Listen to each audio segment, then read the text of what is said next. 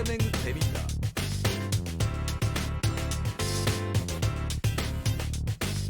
回した回った手当たり次第に転がした。くっ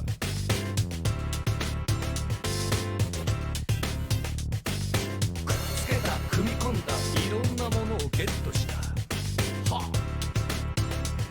カモン。避けてみた逃げてみた勢い余って飛んでみた。よっヒラ押してみた引いてみた力の限り投げてみた。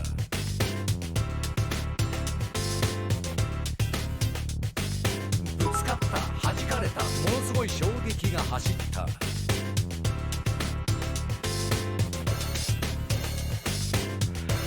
ールは果てしなく遠かった。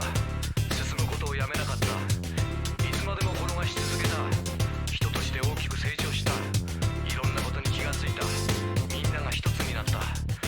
笑顔が街にあふれくだらない悪意が影を潜めた。チゲだファンキーだみんな黙って俺についてこい。イエチゲだファンキーだみんな必死で俺についてこい。カモンチゲだファンキーだみんな黙って俺についてこい。イエチゲだファンキーだみんな必死で俺についてこい。カモンチゲだファンキーだみんな黙って俺についてこい。イエチゲだファンキーだみんな必死で俺についてこい。カモンチゲだファンキーだみんな黙って俺についてこい。イエチゲだファンキーだみんな必死で俺についてこい。カモン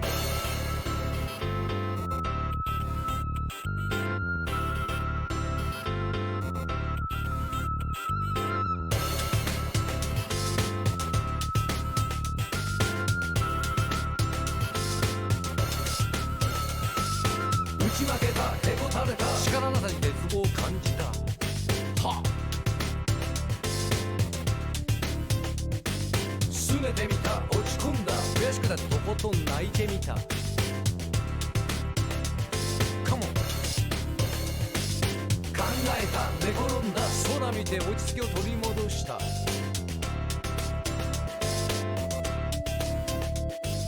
眺めてた目に入れた空にかぶ月が眩しかった。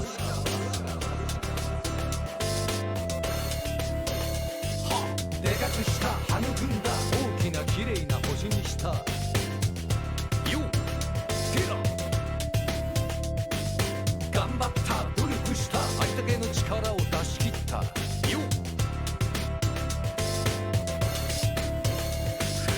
危機感を感じ立ち上がる。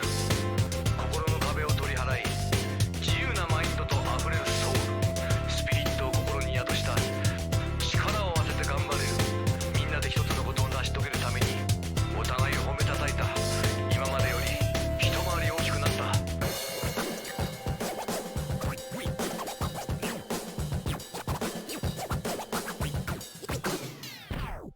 ネガティブな話題を口にするな。辛くても進むことをやめるんじゃない。ピースなバイブレーションでアートを描きこのアースに負けないオブジェを作れ。チゲだファンキーだみんな黙って俺についてこい。イエチゲだファンキーだみんな必死で俺についてこい。カモンチゲだファンキーだみんな黙って俺についてこい。イエチゲだファンキーだみんな必死で俺についてこい。カモンチゲだファンキーだみんな黙って俺についてこい。イエチゲだファンキーだみんな必死で俺についてこい。カモンチゲだファンキーだみんな黙って俺についてこい。イエチゲだファンキーだみんな必死で俺についてこい。カモン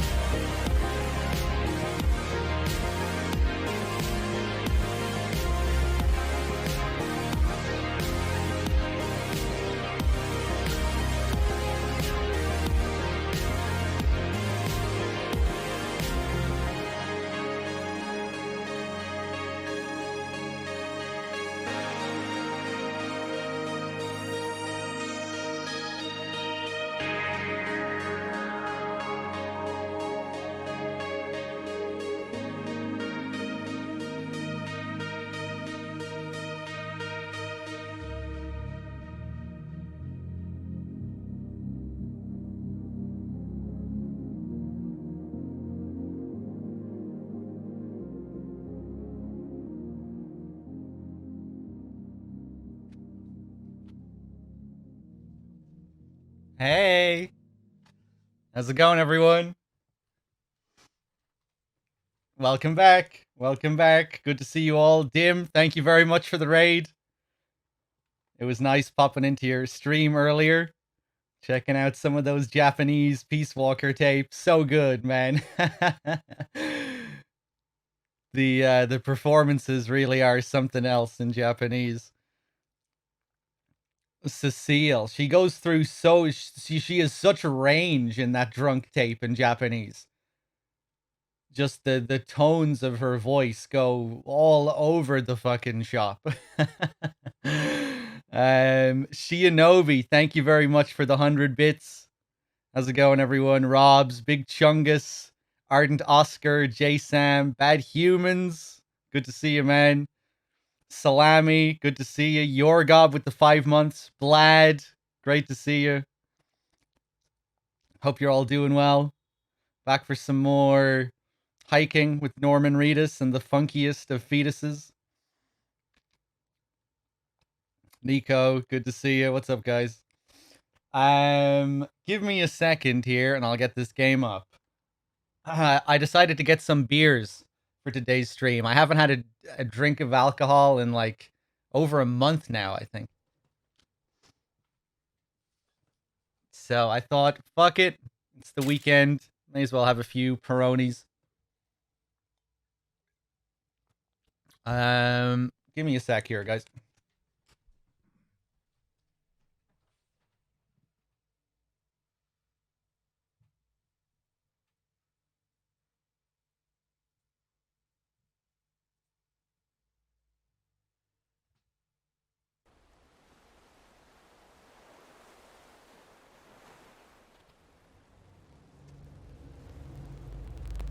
Oh boy.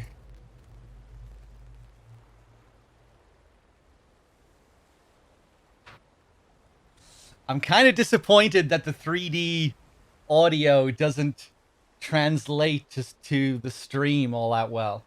I wonder if I had a different kind of capture card or something, would it be better? I think I might have to switch over to the 3D audio during a few little segments, just so just to see what it's like. There are a few areas, you know, like the wind farm and shit like that, where the sound is really good. It sounds good anyway, normally, but I would like to test out the 3D. What's up, guys? Hey, what's up, Ricky? How's it going, everyone? I'll probably do a Bloodborne run sometime soon, Drunk Pack. Maybe sometime next month. We had a few cans of Bridges Energy yesterday. Okay.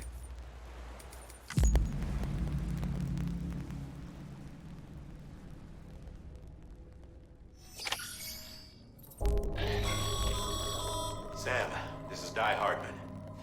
You were out like a log. Must have been beat. Private rooms come with all the basic amenities. Shower, toilet, etc. Drop in when you need to rest. Inspect your gear, review info, or whatever else. If you have any questions, feel free to ask our staff. But before you do, why not check things out for yourself? See how Bridges operates these days. Casual MJ, thank you very much for the year. Audio is bugging out.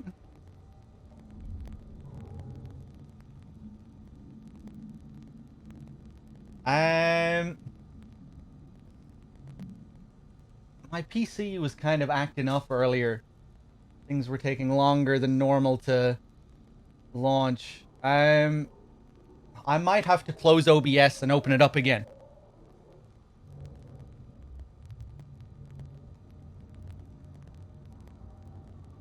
I'm not sure what issue this could be. Guys, I'm going to turn off the stream and come back. I'm going to just close everything.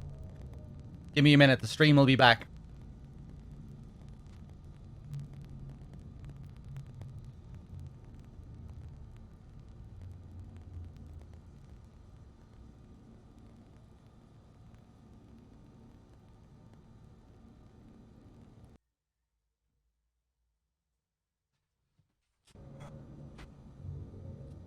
Actually, let's just try that first.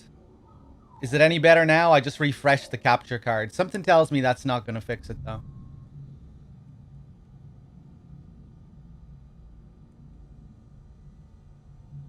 It's fixed? Yeah, it's good. Okay, I just needed to refresh the card then. All right, nice one. Nice one. Let me scroll up here again.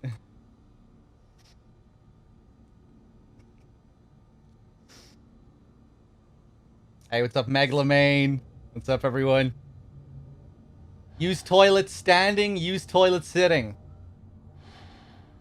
I'm not really sure what my goal is right now. I guess to use the bathroom, check on BB, just interact with everything. Sam, this is Deadman. I calibrated your BB based on physiological data we collected from you earlier. It's still just a best guess, though. After you take it out for a spin, we can check if you're in sync and tweak the BB sensitivity as needed. Van, thank you for the 19 months. Nothing like watching Dog on a road trip. Are you going for more job interviews, Van? I know you were in New York. You're traveling all around, handing in CVs. I hope it goes well. Soothe BB. Tired, huh?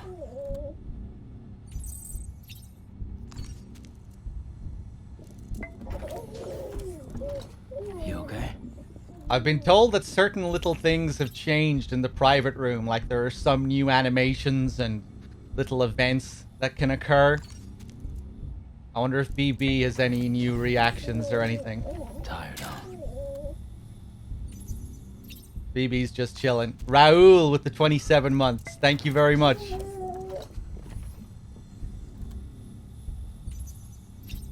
Shelby with the 3 months as well. Thank you.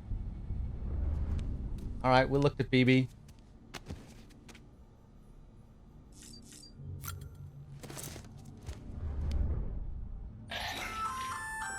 Hey there. Believe we've met. I oversee delivery operations as well as maintenance and repairs. Nice to have you on board. I'm Mama, in case I didn't mention it before. Those there are strands. Not just used for packing, by the way, but for identification too. Take a closer look and you'll see. See the red there? That's your blood. Lovely.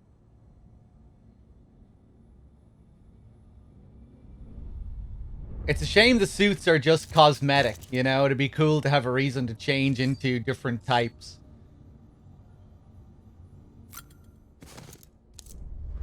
At least I think they're just cosmetic. This case will remove any chiral matter still clinging to your suit. Speaking of suits, blue is for delivery personnel, red for medical, orange for corpse disposal, and black for security.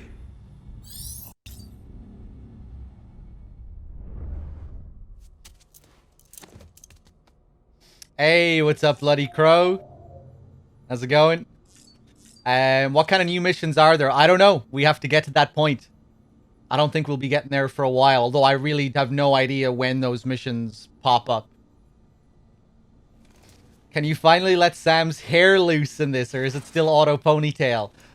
I'd imagine it's still auto ponytail, but maybe you have a choice. I don't know.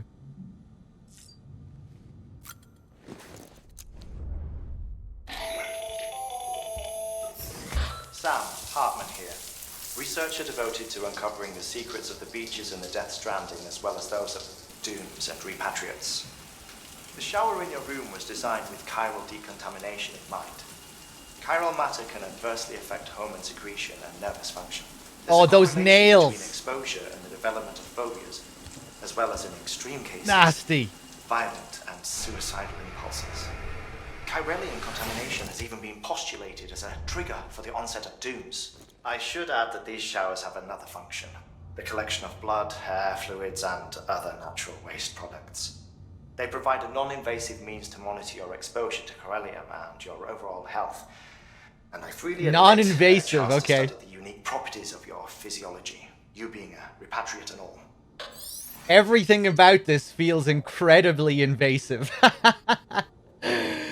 Very little about the private room feels private. Okay, but if you tell me it's not invasive, okay, right, okay. I mean, I guess I guess I can trust you. Fair enough. Nothing shady about Bridges as an organization at all. Not in the slightest. Hey, what's up, JMP? Dave, thank you very much for the raid. Yeah, we picked off both of his nails. Oh, God. Oh, no. I wonder how long it takes for them to grow back. Will they grow back if you just re-enter the area? Or does it take a bit longer? Do you have to do a couple of missions? Nasty. Cheers, Dave. Yeah, the fucking timer fucked up again today. I'll definitely make sure to sort it out for the next stream, I promise. Shouldn't be that big of a deal anyway. I think if you have BTTV, you should see the timer under the stream anyway. I think most people have BTTV. Maybe you don't even need BTTV to see the timer under the stream anymore, actually. I don't know. Maybe that's a Twitch feature. I can't remember.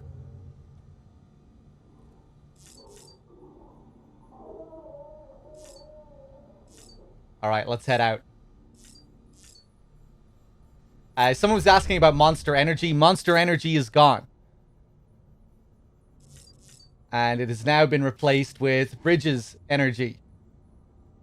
Cryptobiosis. Something and artificial flavor.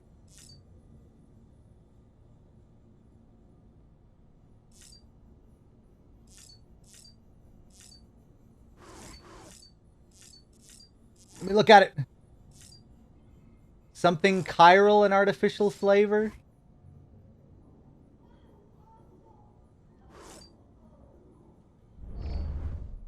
All right.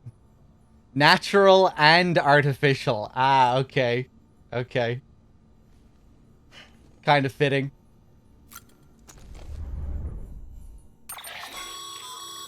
With that terminal there, you can browse the Bridges database, which has info on a range of subjects. You don't have clearance for everything, but there's still plenty you might find informative. I never got why Norman Reedus breaks the fourth wall here so much. It's interesting, we were talking about this yesterday. The Kojima Productions team did an AMA on Reddit a while back. And Johnny Sasaki himself answered a lot of questions from fans. Hideki Sasaki, who's still working for Kojima at the new Kojima Productions. Johnny is named after him. And he said that it was actually one of the very first ideas Kojima had for Death Stranding. Or something along those lines. Maybe not one of the first ideas, but he said that it was an idea that Kojima had from the very start of development. That when you were in the private room with Sam, that he would break character. And it would be Norman doing Norman things. That's what it's supposed to be. Like all of the weird little gestures and things that he does. Those are all like things Kojima saw Norman do during development, and he captured them. So kind of interesting that it was one of the first things one of the first ideas he had, or one of the initial ideas he had, Norman breaking character. And I think he's supposed to do it during a few scenes as well, you know, like when he scratches the record during the Hartman scene. That feels kind of out of character. But yeah, interesting. He obviously wanted the real Norman to be very much a part of Sam in a way as well.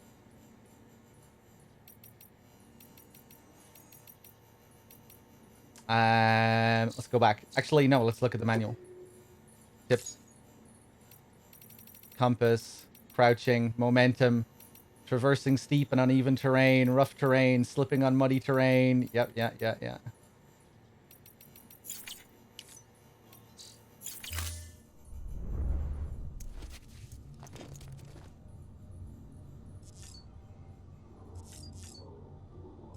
Okay, I think we can head out.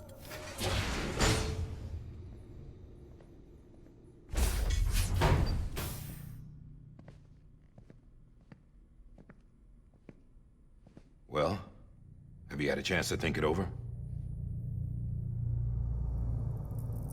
Chock full of chiralium, but safe for you Dooms guys to wear. That's all you'll need to go forth and reconnect the world. To make us whole again. I'm a porter. I don't care about connecting anything. Or making knots.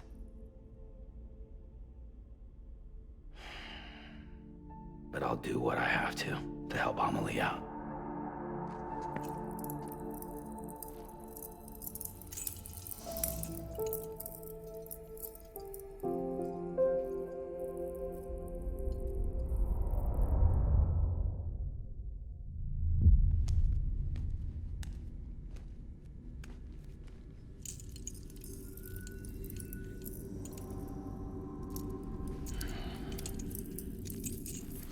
Listen up, Sam.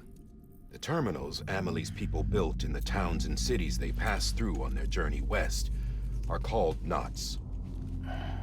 The infrastructure's there, but the Cairo network is offline. Right now, it's only capable of transmitting voice communications. Sometimes wired, sometimes wireless, and a small amount of data. So, unless the necessary data stored on site, our chirograms won't show up. Amelie and the other Bridges members you've seen around the place are grams generated with local data. In case you didn't know. Anyway, all you've got to do is find the knot, connect your Cupid, and bring Cairo communications online. Once you connect it to the terminal, you'll be able to initiate zero-time massive data transmission with the UCA network. And just like that, you'll reconnect us not only to each other, but to our past.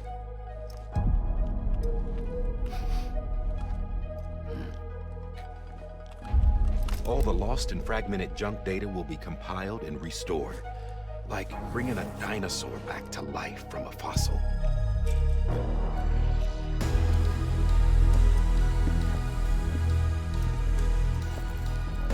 $4.6 billion years of history on Earth. All the wisdom and knowledge we lost since the Death Stranding will be ours again. And that, my friend, is how we'll beat this thing. Once you establish Cairo communications, generating grams won't be an issue. You'll also be able to use Cairo printers. Won't be long before we're able to send all kinds of things through the wire. Except anything original. Or that's got a soul. Nothing real. Just copies. True. Which is why we'll still need porters like you. Before and after we're made whole, we'll need men in the middle. No rest for the wicked, huh?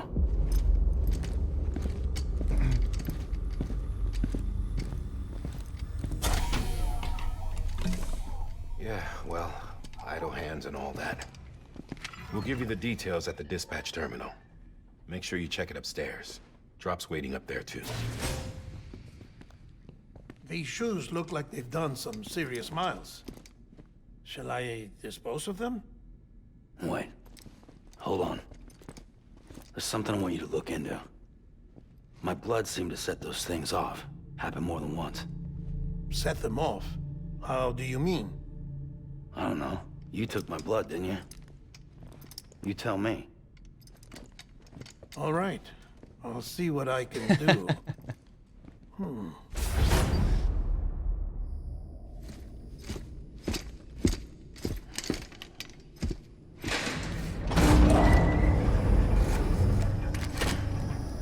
Time to say hello to Mads.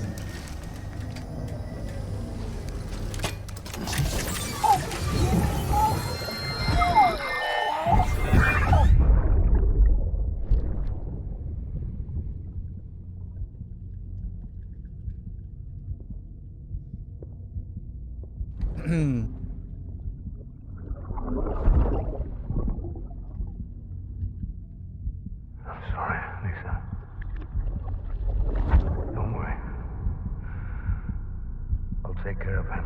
I promise you.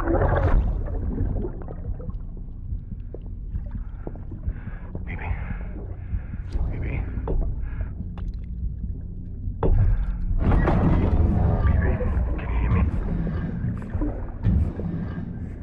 Can you hear me? Steady.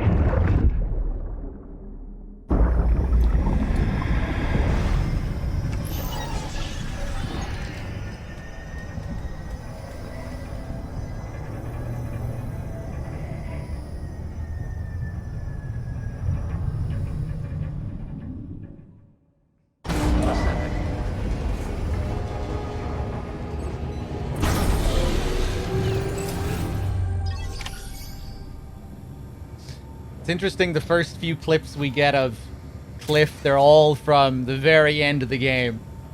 All from those very final scenes before he gets fucked up. And then later on, we go further back in time, where the scenes are more casual, you know, where he's just coming to visit. But all the first ones are when shit's really going down. Easy to forget on a first playthrough as well. Cars, thank you very much for the 40 months. Much appreciated. Let me open up my Streamlabs here as well. I forgot. I quite like the delivery of that line when Sam responds to Die Hardman. Accept anything original or that's got a soul. Kind of interesting. Talking about all the data that they're passing through the chiral network. How it isn't real. I guess he'd be referring to all the items that you fabricate.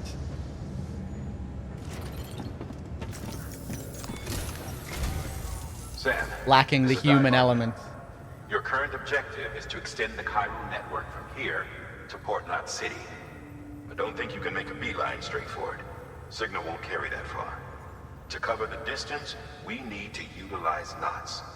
Think of it like tying ropes together to make a longer rope. The first of these knots is a Bridges Way station. Go ahead and take a look at the order. Deliver whatever they need, and connect the Cupid.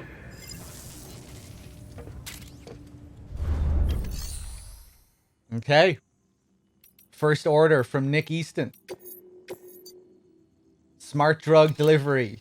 Way station west of Capital Knot City to my boy, George Baton. The cutest man. The last void out in Central Knot City brought deliveries to a standstill. Until now. Your cargo for this run is a batch of smart drugs. Oxytocin, to be precise. Oxytocin is effective at reducing stress. So much so that some folks call it a love or happy hormone. Once you've completed the job, connect the way station to the network using the Cupid. All right. Sam, order summaries may contain information critical to your success. Make sure to review them before getting underway. George Baton is a cuddly bear. Wait till you see the emails we get from him. All he wants is a few likes. That's all he wants. That's all he lives for.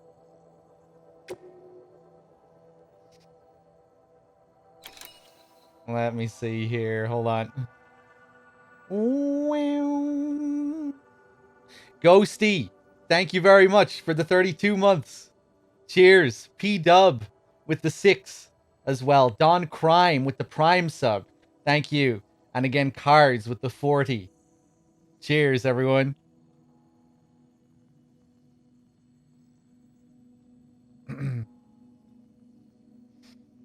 I did not transfer my old save. I'm playing on a completely fresh account. Completely fresh account, new game.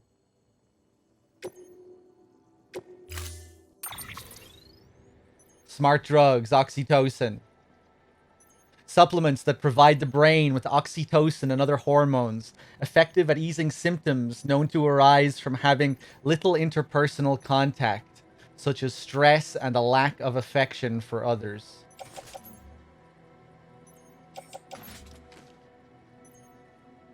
Let's do it. Sam, now we've supplied you with some rope and a ladder for this run. They should help with the steeper inclines, and the ladder will also make a halfway decent bridge if you need to cross a river. Right now, I figure you're thinking about how you want to handle this order. Well, I could bring a ladder with me.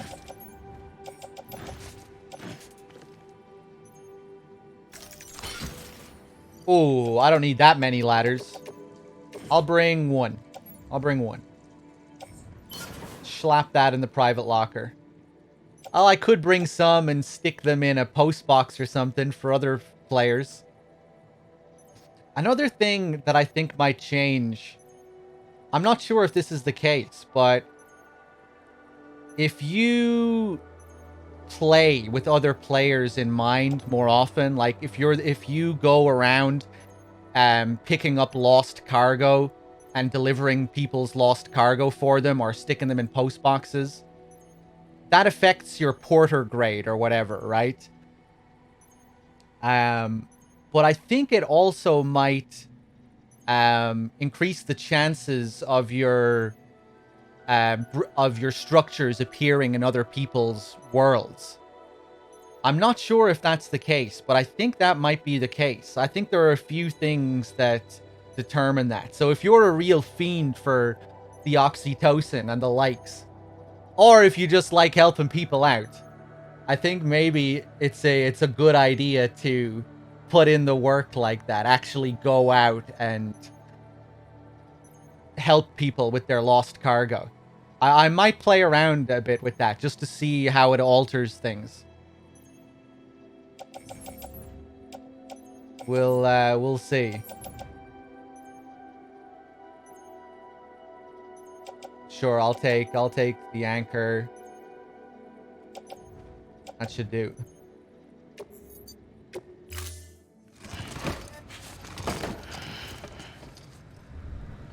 Order assigned. Hey Ash, how's it going?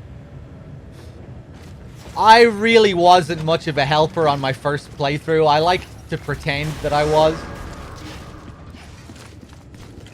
Beginning scan. Have a pleasant journey.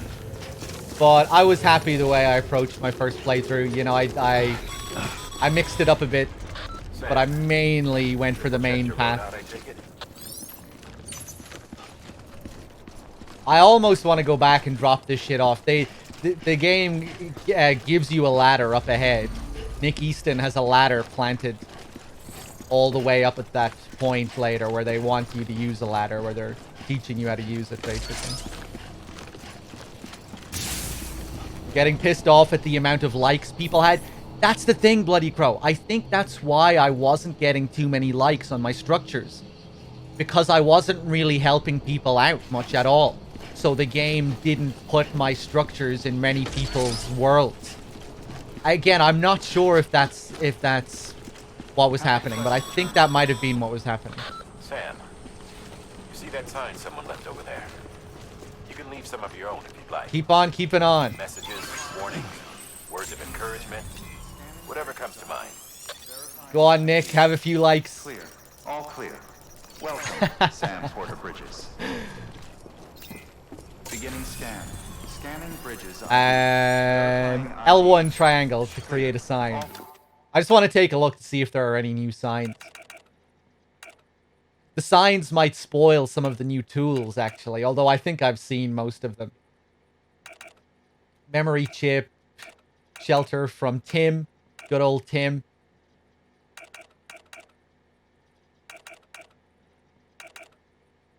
Good work, BB.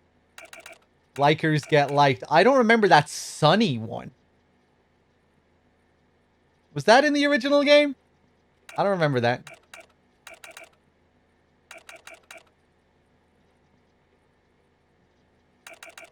Safe travels. That's a nice one. Question mark. I don't remember the question mark either. I like the safe travels. That's nice.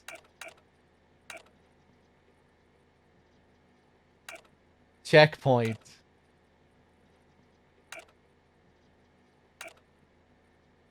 Rope, postbox, valve, Jump ramp, yeah, some of the stuff for the new things.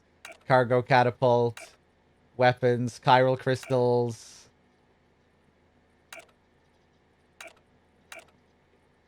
Alright, cool. Welcome. Oh, Sam chiral Bridges. bridge I saw there as well. Apparently a chiral bridge is like a really long bridge, just an extra long bridge, but it can be destroyed if it rains. If rain touches it, it will evaporate. Sam, even the best porters have been known to lose their cargo. But you're better than the best. You've got what it takes to finish what they started. If you come across any abandoned shipments, consider taking them to their intended destination. It's easier than you might think. Alright. See, all our packages are tagged with Bridges IDs for easy tracking. And your Oja deck is equipped with a scanner which might detect set IDs. Which is a roundabout way of saying that that thing on your shoulder can help you locate mislaid shipments. I really like the haptics when you're in water. You can feel the cascade.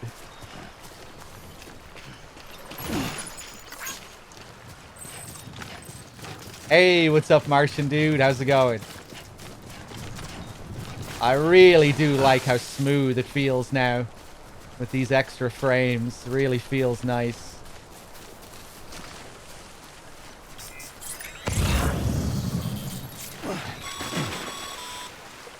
How do I just stand up again? Tap circle. Every Right. parcel is a promise made to a person in need. And they're counting on you to deliver. I get the message.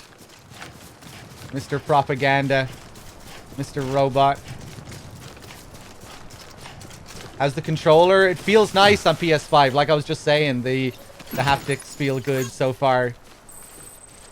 As you would kind of expect with this sort of game, with a lot of trigger usage. A lot of different feelings when it comes to movement and how it simulates your center of gravity, moving from side to side. Yeah, I thought it felt especially nice when you're in water.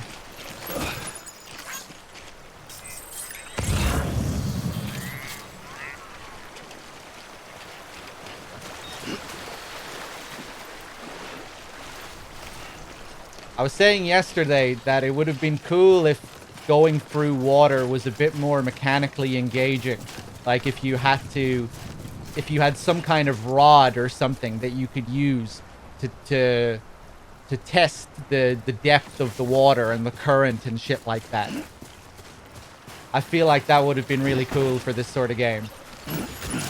Where you had to physically interact with the water, and maybe they could have used vibration. You know, if it starts to vibrate more, you'll know that it's a bit more dangerous or something like that. A rod is a stick. Yeah, okay, right, fair enough. No sticks allowed.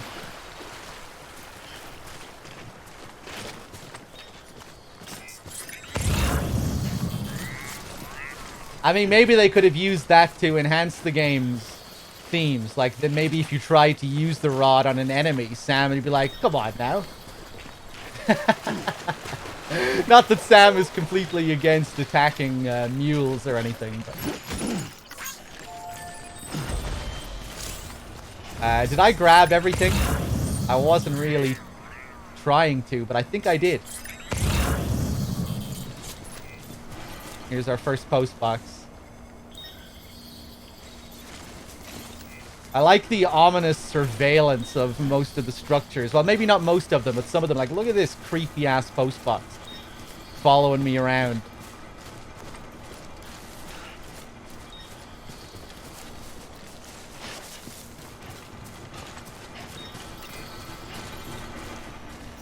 All right, Nick, I'll give your post box a bit of a like. Today's a good day. Yeah, kind of HAL vibes.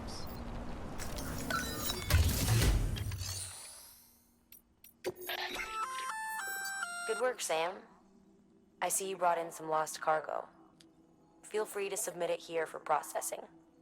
If you come across any more while out on a run and don't think you can carry it to its destination, you can always put it in storage. It'll be safe and secure until another porter comes along to finish the job. Even if it has to pass through a dozen more hands before it arrives, you can rest easy knowing you did your part. Okay. Deliver lost cargo.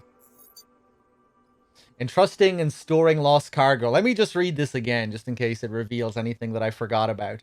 If lost cargo is taken to a facility other than its intended destination, the following options can be selected.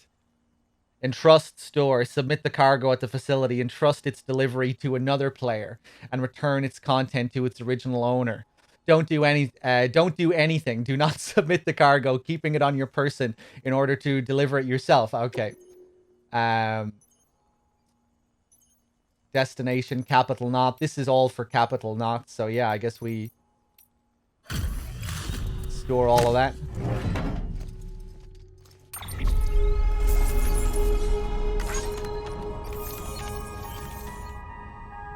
Cargo has been entrusted to another player. Yeah, see, look, we have all these different sort of pseudo builds that we can create. And I think if I focus on bridge link, that will mean there'll be more of a chance my structures will appear in other people's worlds, I think. Because like the bridge link system definitely applies to that. You know, if we go into our bridge links menu and link up with other players, that definitely affects how our structures appear in other people's worlds and the frequency at which they'll appear. So maybe if we focus on bridge links, we can become the god of likes. Maybe we can get all the likes.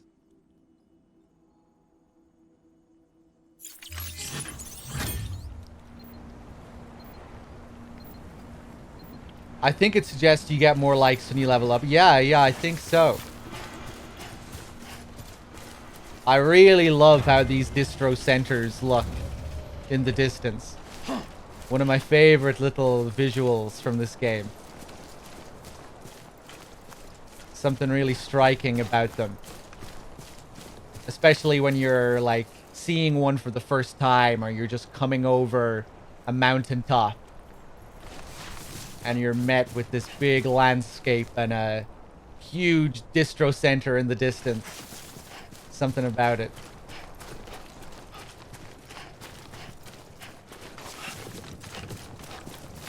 Alright, we're a bit more free now. Is that another post box? I don't remember there being two here. Okay. Yeah, fair enough.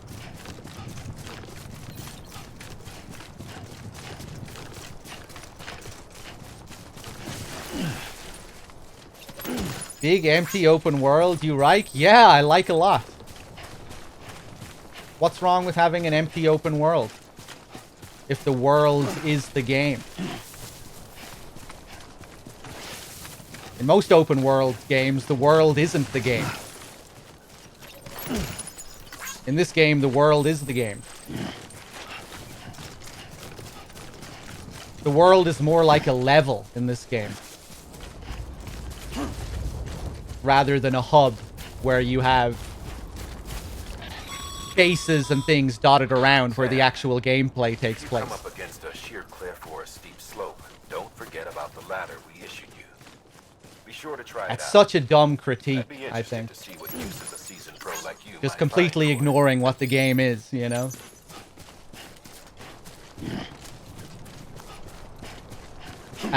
Let's bring this back to the post box.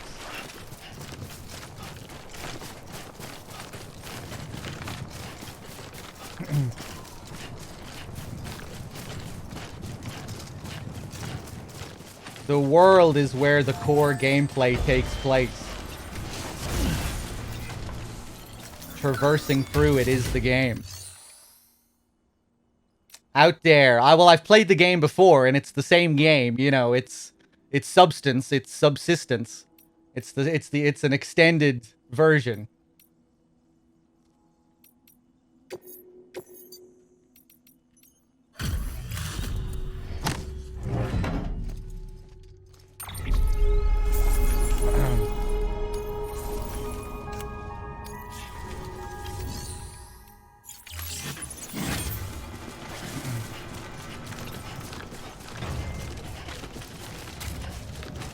Snake with the 13 months. Cheers. Yeah, I really hate the idea that all open world games have to be like the same sort of thing. They all have to be a big hub with towns and fast travel. With areas dotted around where the core gameplay takes place. Like, that isn't what this game is trying to be at all. The destinations in this game are like checkpoints. Sam, remember And it's the journey that is the game. damages cargo containers. Don't stay out in the rain any longer than you have to. And that's not to say you can't criticize what the game is trying to be. I just feel like some people don't even really try to comprehend what the game is trying to do. You know, like saying, oh, a big empty open world, lol. Like, that's so dumb.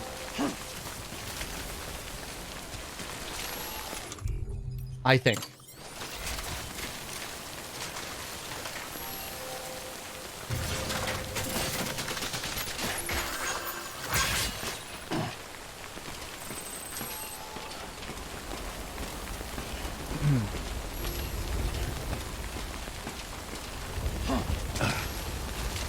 Yeah, someone mentioned Shadow of the Colossus. Again, Shadow of the Colossus wasn't...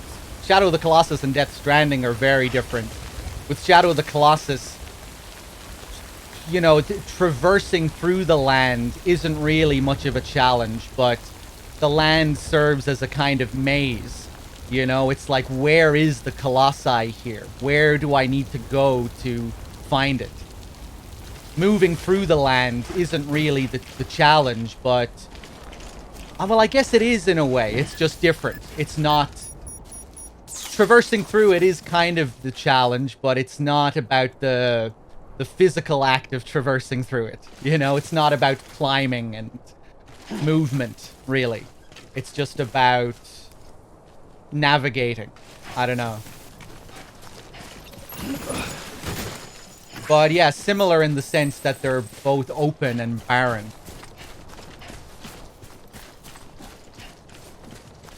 But with Shadow of the Colossus, again, the core gameplay is when you get to the Colossi. You know, there is gameplay at the destination. In this game, there's no gameplay at the destination. The destination is the checkpoint. The destination is the end of the mission.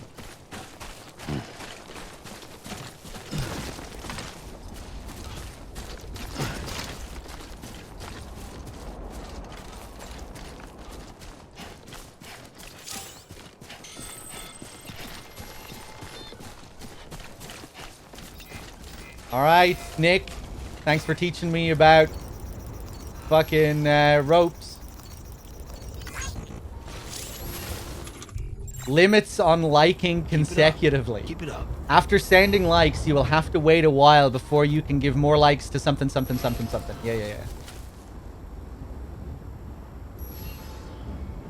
So why is George Baton named after a stick? George Baton really isn't all that aggressive. But obviously his name is supposed to tie in with the rope and stick motif. And, you know, everyone in the game is kind of named after their job, right? Their surname is their profession. Like, the guy up at the wind farm is called something Wind.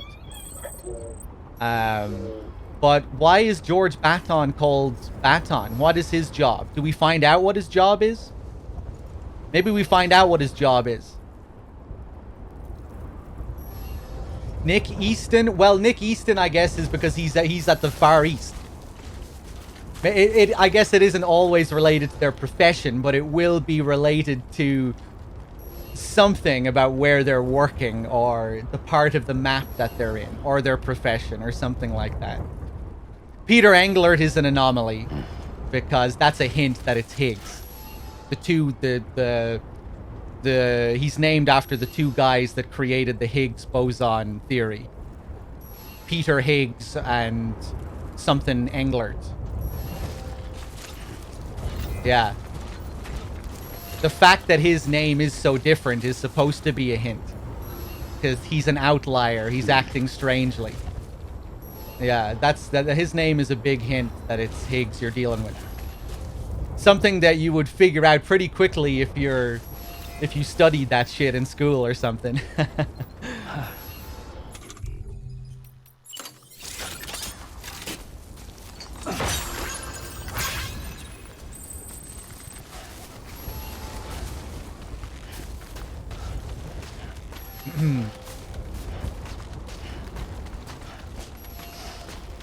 This whole game is because Kojima went on a vacation in Greenland or Iceland. Iceland, yeah. And what's interesting is he made that visit before he left Kojima Productions. And from what I remember, he left a few hints that Silent Hills would be taking inspiration from that trip. And I think in the PT demo, you can even see some photographs of landscapes that look very much like things that you find in this game. Some of the streams and rivers. There's one picture in particular, I think, that really looks like that first location you go through when you're going up to the incinerator.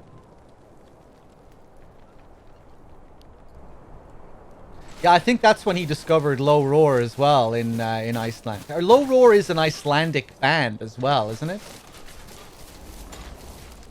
I remember reading that he that Low Roar were in a bit of trouble, you know, that they were on the verge of breaking up or something. Because they weren't a popular band at all. And I think this game did an awful lot for them to boost their popularity. You know, they're a relatively unknown indie band. American Icelandic.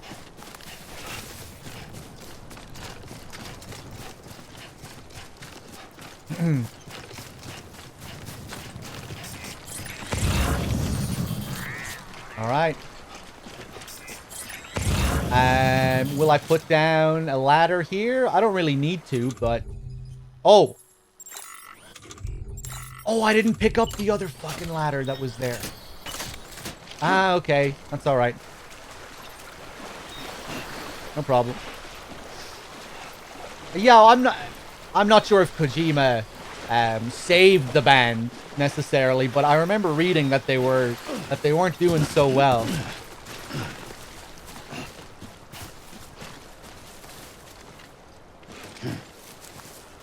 Kojima definitely picks the music, Juicy. Not sure if you're being serious, but... even when it comes to the trailers and everything, he edits like 99% of the trailers that go out, and he usually picks music that he's very fond of. I think he even said recently before on Twitter when he was talking about the final director's cut trailer, he was talking about when he makes trailers, he likes to introduce people to other bands and stuff that they might not have heard of when making trailers.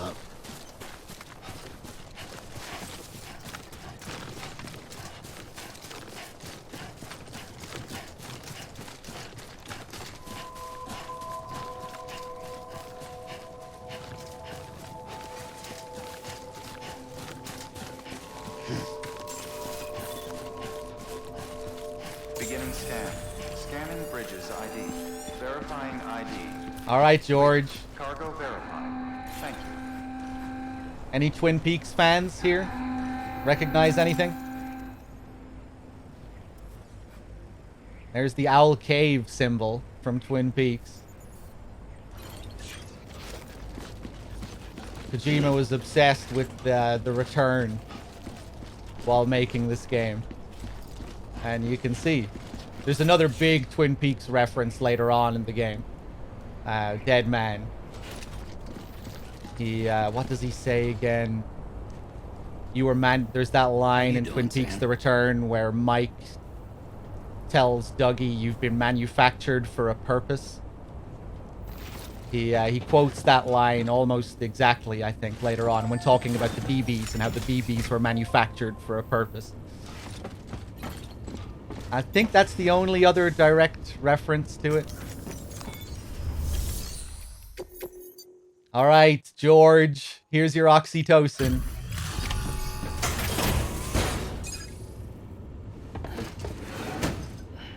Delivering cargo. Thank you. We've all been feeling the loss of Central Knot City. No one seemed to know what it meant for the organization, or the UCA, or us. The oxytocin will take the edge off, and that'll be a big help. Won't be long before we're back on track. You may have a look.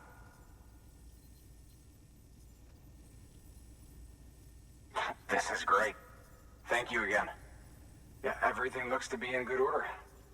And soon our way station will be too, I hope.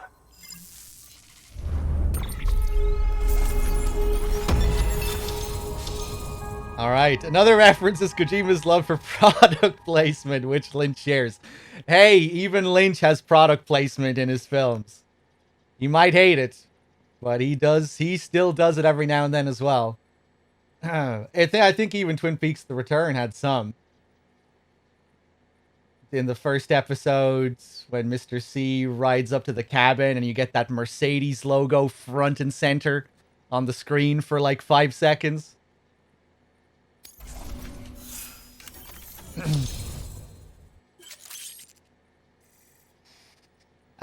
People think of you as a porter who can be relied upon for basic orders, but with time and effort, you may one day be recognized as a true legend. But we're already a legend, apparently. We're already very well known in this world. But I guess we're not a true legend. We're just a legend. It's one of the very first things they say to you when you make your very first delivery at the start of the game. Not like the legend to come in late or something like that. Playing on kept you waiting, huh? You're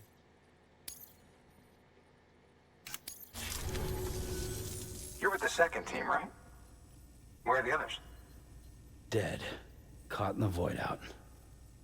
No way. That one blast got them all? And what, they just sent you out on your own? I mean, if it was just a delivery, that'd be one thing. Porters come through from time to time, but... The second team was meant to bring the Cupid. They were gonna connect us up. 3 years we've been waiting for help. 3 years! And they sent us one guy. Shit. Tell me you brought more than the Oxy, at least. I've got the Cupid. You... Really?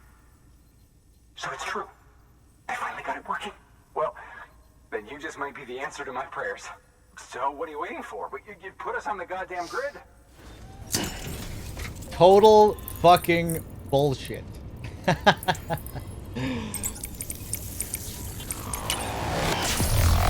Equations! Some serious mathematics going down.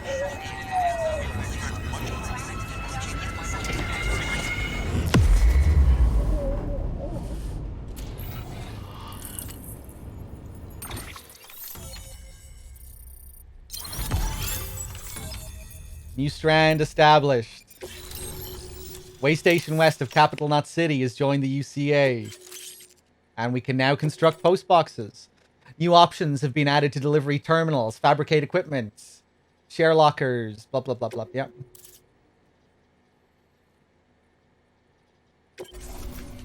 This area is now connected to the chiral network, enabling you to see and access other players' structures. Connection to Capital Knot City confirmed. It's really happening. Just like Amelie promised. We can finally do what we came here to do. Hey, you're headed west, right? Gonna be a lot of people happy to see you. Guess you'll keep on till you hit the coast, huh? Which means you'll get to see Amelie in person. Oh, that's something. That is really something. Me, I've never met her.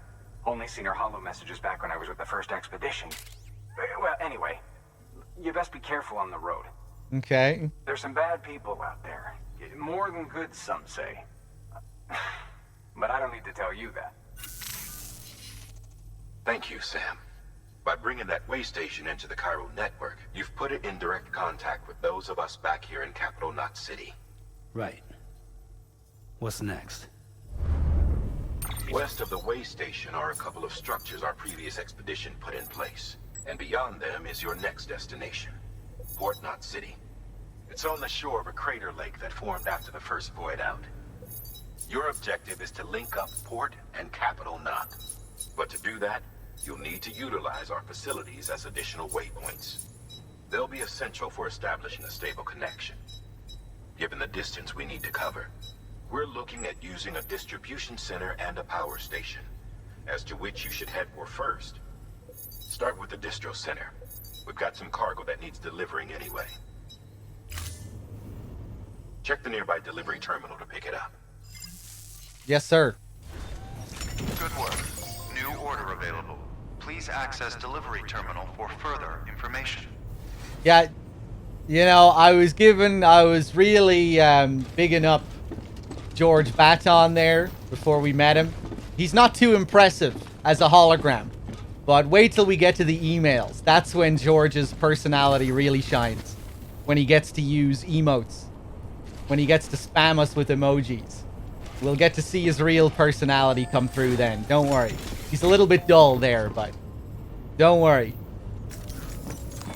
We'll get to see the real George soon enough. Your hard work's paying off, Sam. Thanks to the increase in network capacity, HQ is now in a position to provide you with additional materials and support. Should prove useful. Fabricating equipment. Weapons and equipment can be fabricated using materials provided by the facilities. The amount of materials available at a given facility will differ depending on the facility type. Right. Distro centers have lots of good shit. These places don't have much shit. From what I remember.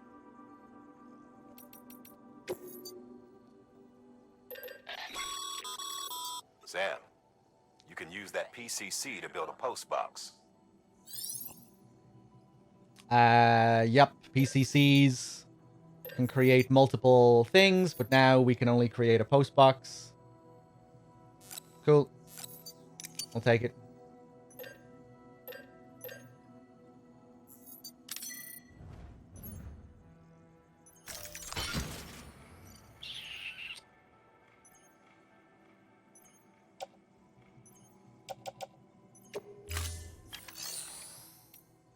Wasn't there another thing that I could take on? Construction? Yeah. Post box. Build a post box at the designated construction site.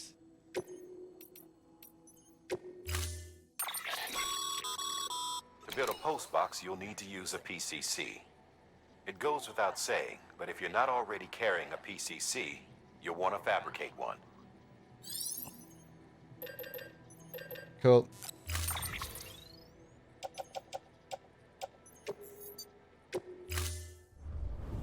Order assigned.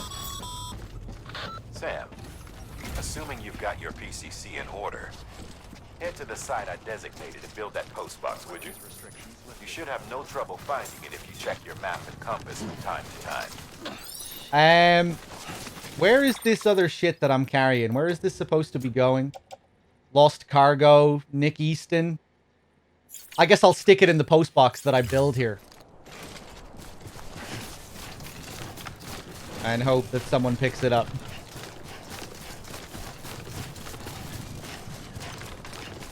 The second chapter is definitely a lot less interesting on repeat playthroughs. Because you know how all this shit works. You know, it's just a slow burn teaching you mechanics.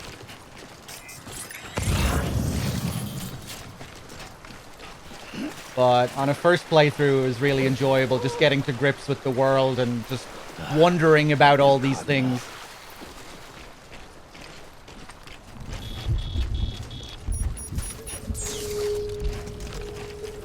I still like just trekking through, though. Taking in the world.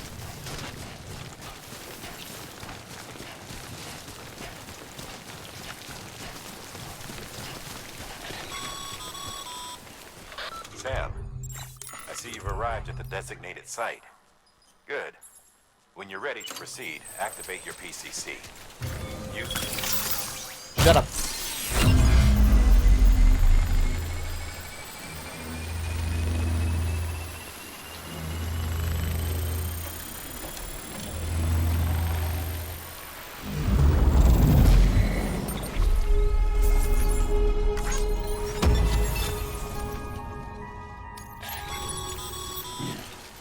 Good work, Sam. Make delivery. Lost cargo. Yeah, stick all that shit in there. Actually, wait, no, I need the plant samples. No, I don't need the plant samples. Okay.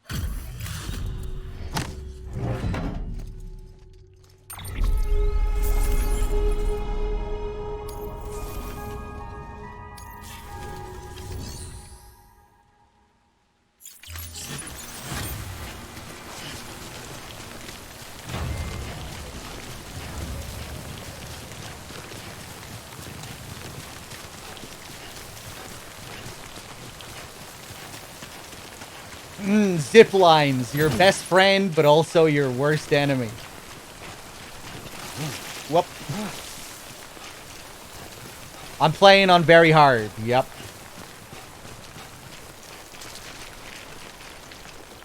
So I'm keen to see how it changes combat encounters, bosses. From what I hear, enemies aren't as much of a pushover, and bosses are quite a bit more aggressive. So I'm really intrigued to see how it affects that. I don't think it's going to affect movement all that much. But I think it'll affect combat encounters quite a bit.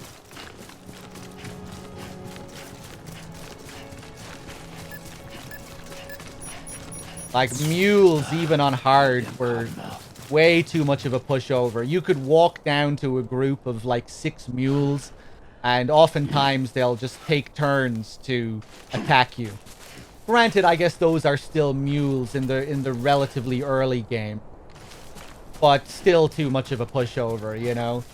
And the parry counter thing being just way too easy to abuse. Just let them come up to you one by one and just take them down.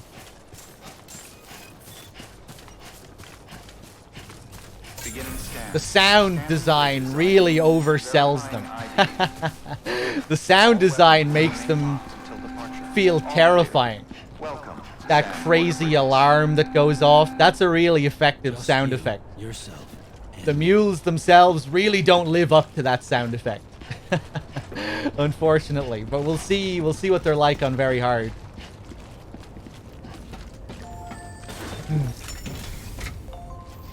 One really cool thing about the mules is how they play by the same rules as you, in a way. Like, you'll see them slip and stumble. They can walk over ladders that you have left down. I think that's really cool. Like, if they want to come at you from across a stream and you have a ladder set up, they'll walk across that ladder. That's cool.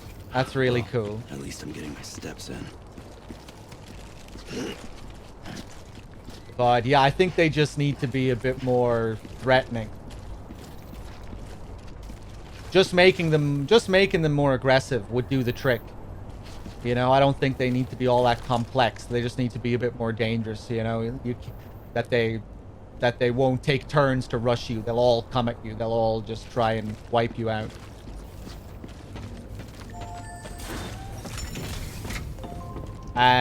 Didn't I already take what I needed to take from you? No, I didn't. Okay. Benjamin Hancock. Okay, what does the name Hancock mean? Is this relevant at all? Surely it has to be in some way. Go look up the go look up the definitions and etymology of Hancock.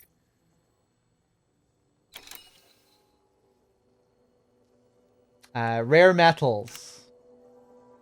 Cool. You'll be delivering supplies for a Cairo printer. The distro center you're going to has one. First expedition set it up. On its own, it's no different from your run-of-the-mill 3D printer. Connected, though, it can utilize Cairo network data to reproduce all kinds of things. And you can imagine how handy that might be. Now, I know I don't need to tell you, but steer clear of any BTs you find out there. Avoid out's the last thing we need. Sam, it's Hartman. Void outs occur when the living of our world come into contact with beached things.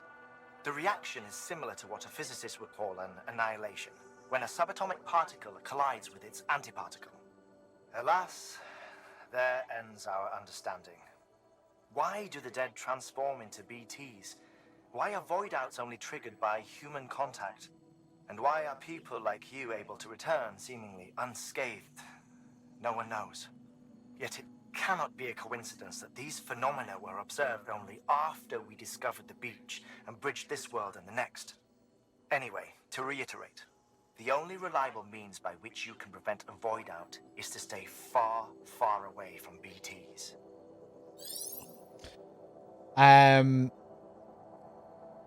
I just looked it up here. Hancock is an English surname. It's derived from a given name, a short form of the name Johann combined with the Hippocaristic suffix cock, which came into fashion in the 13th century from cock, applied to a young lad who strutted proudly like a cock.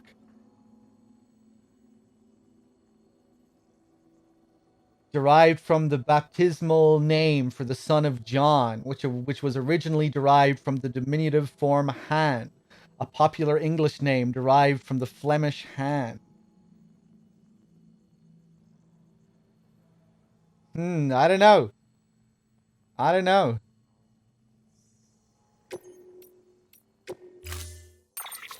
Maybe his emails will give us more to work with later. I'll take another climbing anchor. And I think that should do.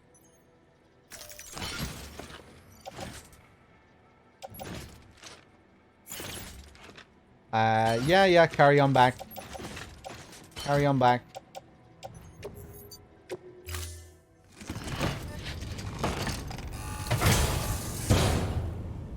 Order assigned. Doesn't Hancock refer to the signature?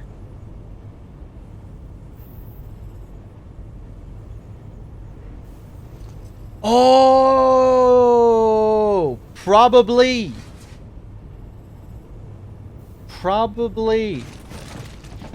Just tying it in with the American mythos. That's probably more likely. Yeah.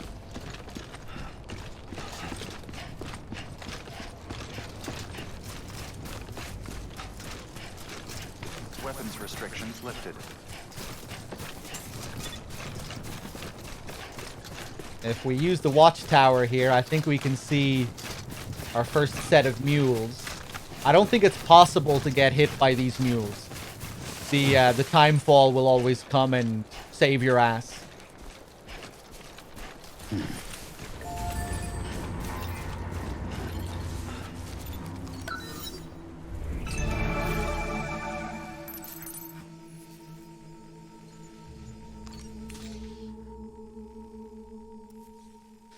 That's another thing I really liked.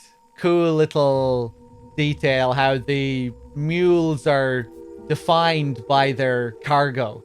You know, you'll only see, we can only track cargo with the Audra deck.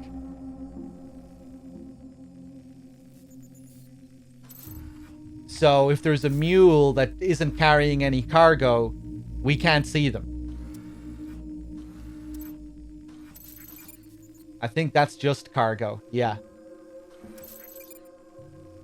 And we can use that to exploit them as well. They can't track us if we're not carrying anything. Although I think there are certain items we can carry that they can't track with their sensors. Just kind of a unique radar system, you know, I don't think I've seen that before.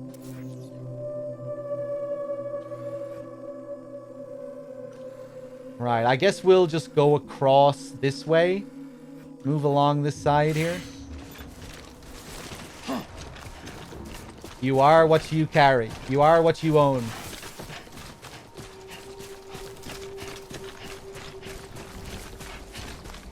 Let me... Oh, yeah. I'm not sure if this is intentional, but he really reminds me of a samurai. When he has this shit, you know, like the old school samurai armor with the big bulky arms and everything. A delivery samurai.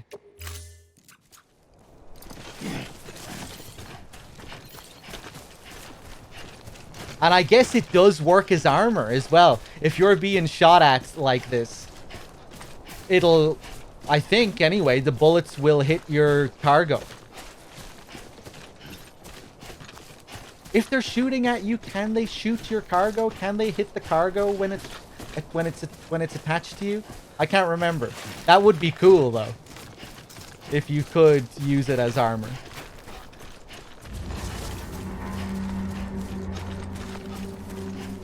Right, I guess I'm just gonna go up across this way. Yeah, we're gonna get scanned here. Let me drink some Monster.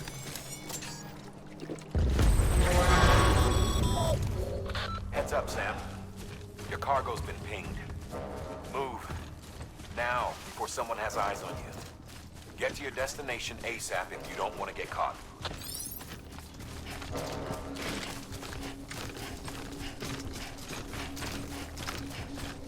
Yeah, I guess that's correct, Vlad. They're not really looking for my... They're just after the cargo.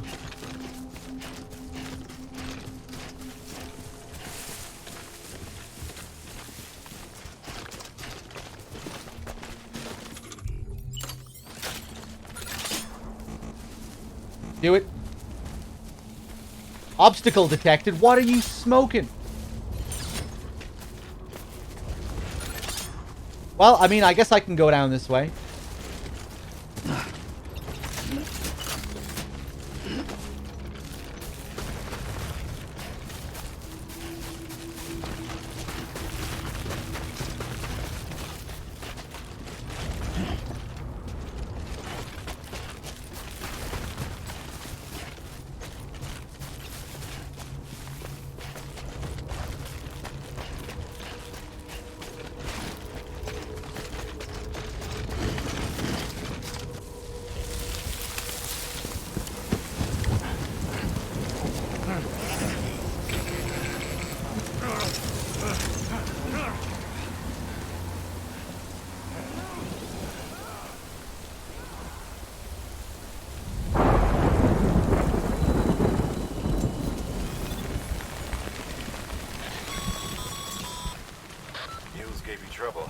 Off they go. Good thing it was raining. Even they know better than to mess with BTs.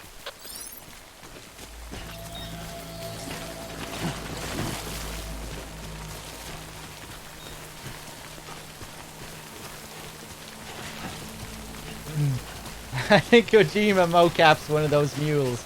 I wouldn't be surprised. He does mocap some BTs.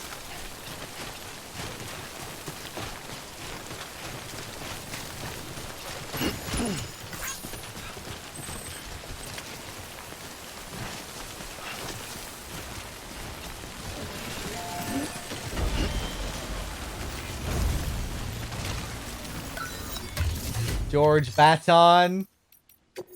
Deliver lost cargo. Way station west. We're going there. We're going there. We can just take this. We're not all that weighed. We're not weighed down all that much. This isn't the MGS5 engine at all. Because that engine is owned by Konami. And this is not a Konami game. This is the Horizon Zero Dawn engine. The Decima engine. I think it was renamed to Decima after Guerrilla's partnership with Kojima Productions.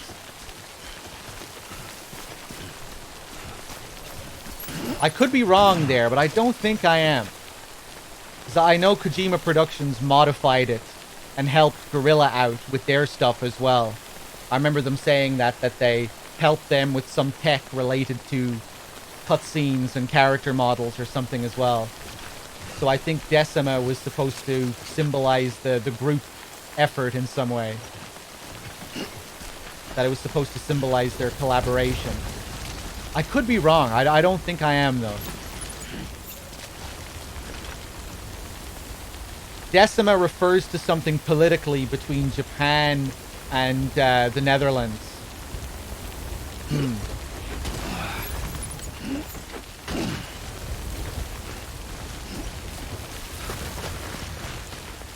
Yeah, like with a lot of Kojima's games, what was going on in his life at the time is reflected by the game.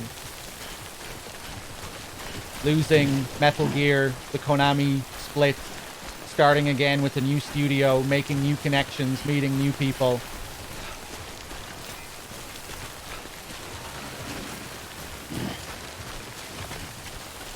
Depressed about the situation, but that depression turning to optimism.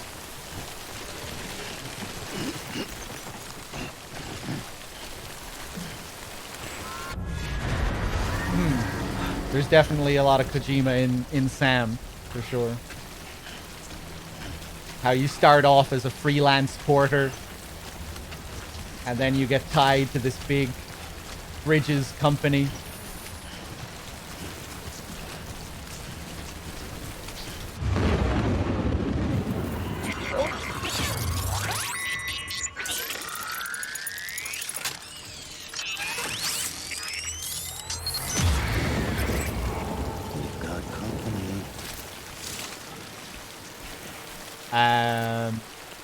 I don't need to drink, I don't think. I mean, fuck it, I guess I will. It might make the difference. It goes down pretty fast, I think, on this difficulty. Unfortunately, I'm not using HDR. I need to get a new capture card if I want to take advantage of it. You know, to stream and use HDR at the same time. At least I'm pretty sure I need to. Sam, it looks like one of your containers has been compromised. No need to panic. So long as you don't drop it, the contents shouldn't sustain any damage. And if the cargo itself is okay, your eval won't be affected. Just take a little extra care from here on out, and you'll be fine. Good luck.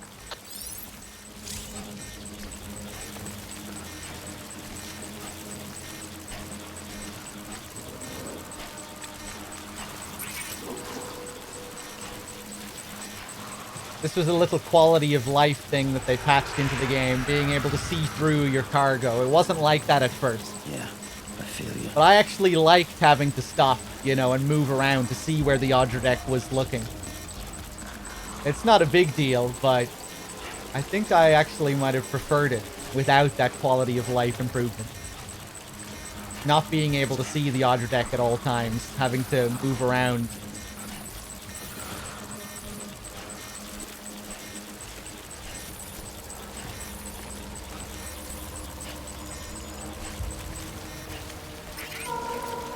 The cargo containers die way faster on very hard, that's for sure.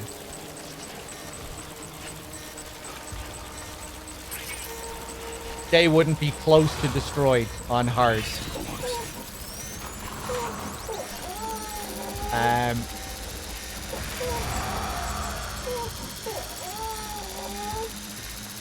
I love how they look.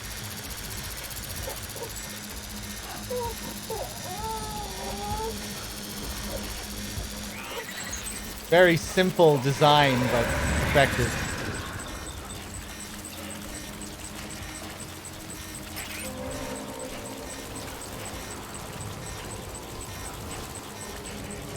Why is the container being damaged? The rain. You belong on the other side. I think there's two types of Timefall rain.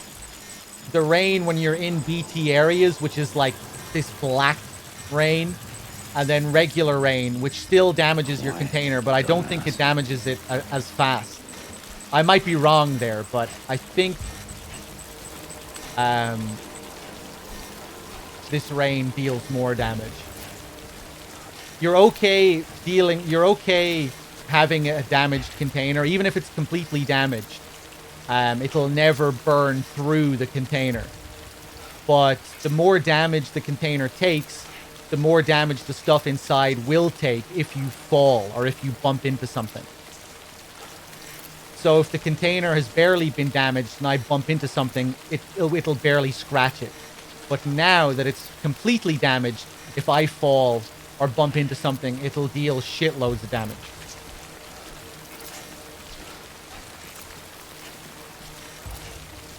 But I'm okay as long as I don't fall.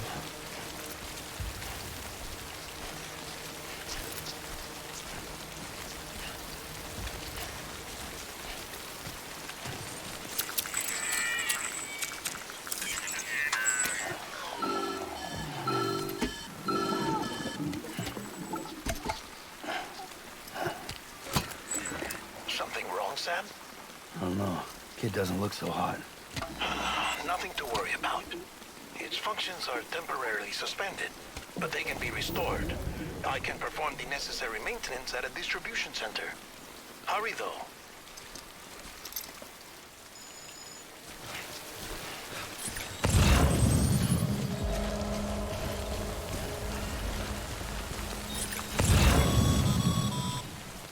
When the strain on your BB exceeds sustainable levels, it triggers the production of harmful compounds, and the body, in essence, begins to attack itself.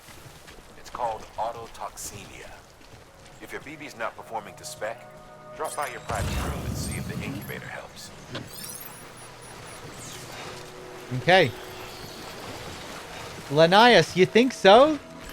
You get some kind of uncanny valley from the suit? I don't get that.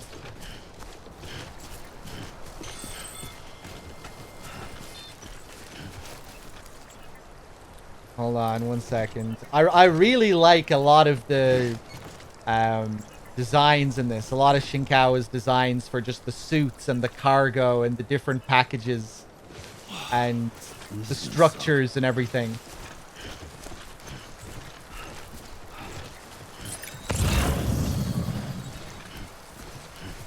I feel like it has a really good balance of like looking what's the word? Like it looks futuristic and alien, but it also looks like utilitarian. That it would be used by these workers. And just with the detail that goes into a lot of it, just all the little straps and buckles and stuff. The sound adds a lot to it as well, you know, when you're like holding R2 to hoist something up or to get your balance, just all the different creases and sound effects you hear.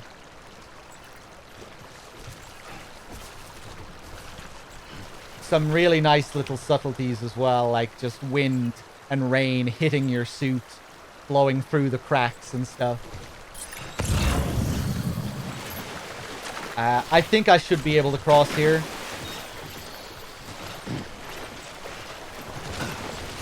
I can...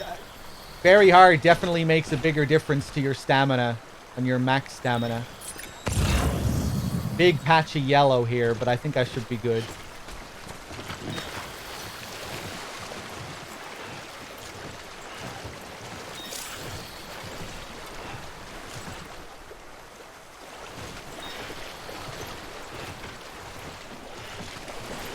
Nice and easy.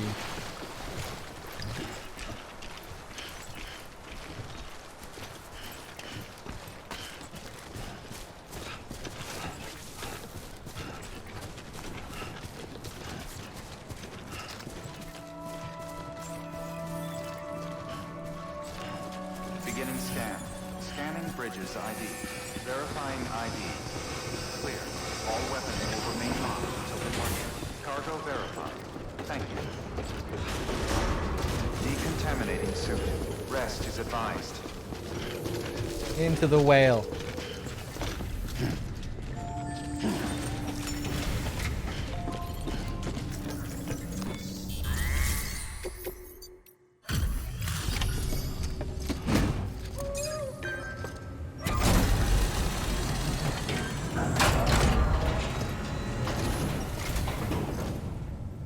Wait station folks told me all about you. Sam Bridges, with the second expedition, right? The guy expanding the chiral network on his lonesome, when he's not out making deliveries. So what'd you bring us? Let's see it. Talk about above and beyond. Thanks. Must have had to pass through BT territory to get here too, didn't you? They weren't joking when they said you were a legend.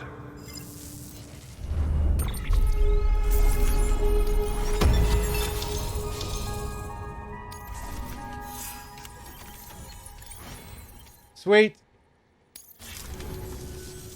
Okay, it's time. Do you mind connecting us to the network?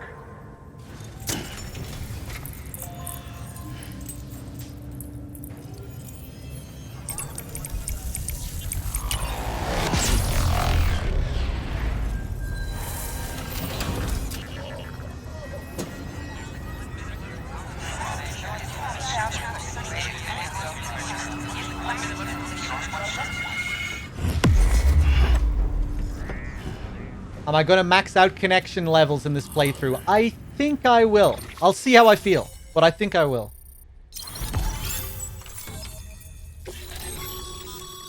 Sam, as always, thanks for bringing more folks into the UCA.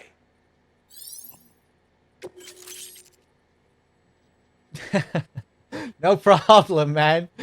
That's what I'm here for. New interview data acquired. Mules and drone syndrome. Bridge babies and Timefall. New features have been added to your cufflinks, mail, and data. And we can now recycle.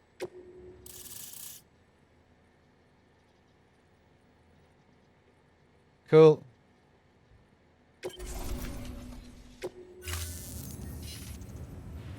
Looks like we're on the chiral network. And with those materials you brought for our chiral printer, we can produce supplies for you here as needed. Think of it as our way of returning the favor. Now head west and keep on doing what you do. Good. The distro center is on the network. Sam, do me a favor. Take your BB to a private room and connect it to the incubator.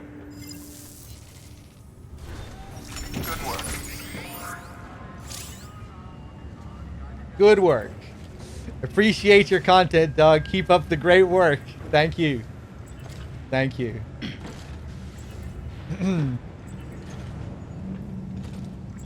There's kind of a gray line in this game sometimes when it comes to the gratitude that you get. You know, we have Die Hardman here. Kind of sounds sincere when he's thanking us. But, you know, he's the Bridges spokesperson wearing a mask who's just feeding us the same line throughout the majority of the game. These robotic voices, your work is greatly appreciated. You know, it's hard to really take anything from an AI. Let's store some of this stuff. But I think from most of the people that you deliver to and their emails they send to you, I interpret most of that as being very genuine. Or as genuine as they can be, you know.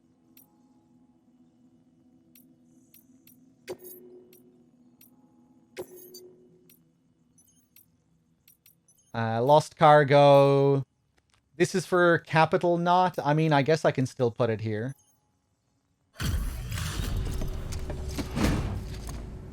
Good work. Now back to work.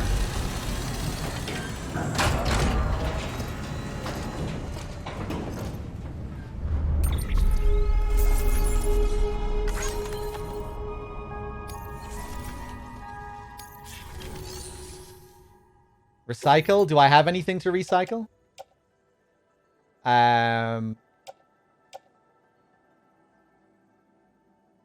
Used.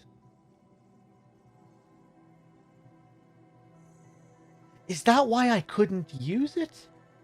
What do you mean used?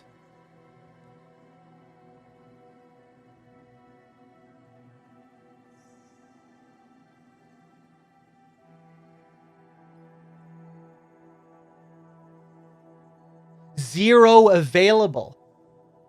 Oh, what? I just have the container, but I don't have the anchor?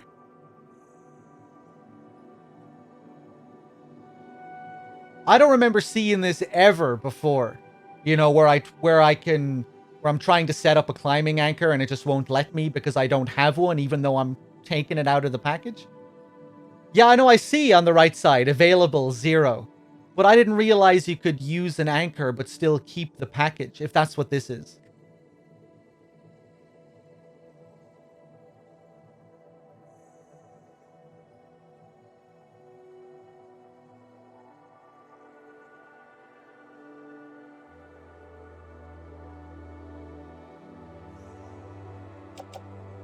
That was because of the terrain. Yeah, I have another one up here that's fine.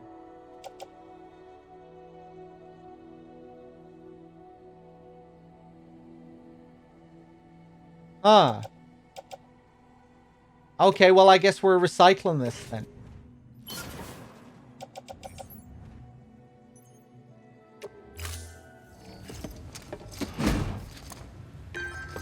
Your work is greatly appreciated.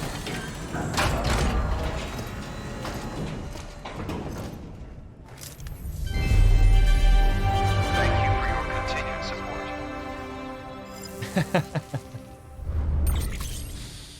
I think I used to say that a lot, actually, when people subscribed. Or when people resubbed. Cheers for the continued support. I think I used to say that.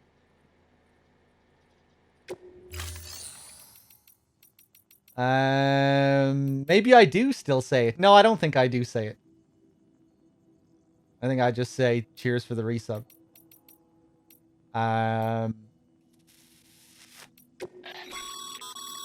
Your private locker can be used to store cargo and the like. You know, let's share.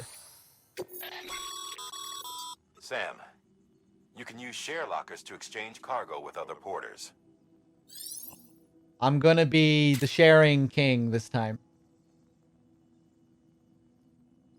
Can be used to donate weapons, materials. If you offer up something particularly useful to those traveling through the area you're in, you may be able to earn some extra likes. You can also choose to claim items donated by other players. Share lockers are also where you'll be able to reclaim any cargo you've lost or entrusted to other players.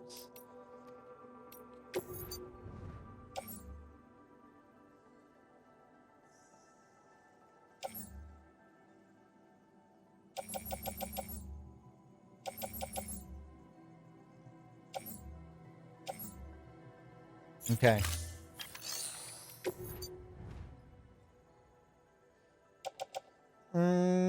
Yeah, I guess I'll just stick all these metals and resins in.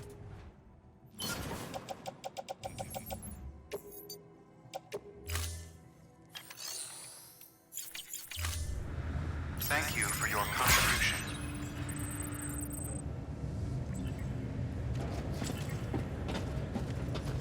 Do likes work for something here, or is it just like real life? It's just like real life. It's just for the oxytocin rush.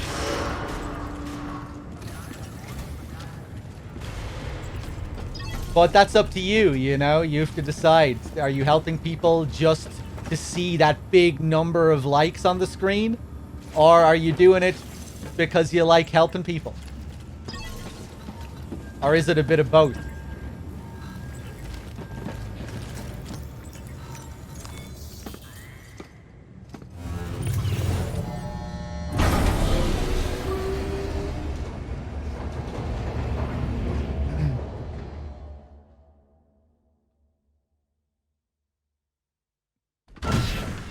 Dead man, you there? Little help. Okay, Sam. Remove the pod and connect it to that incubator.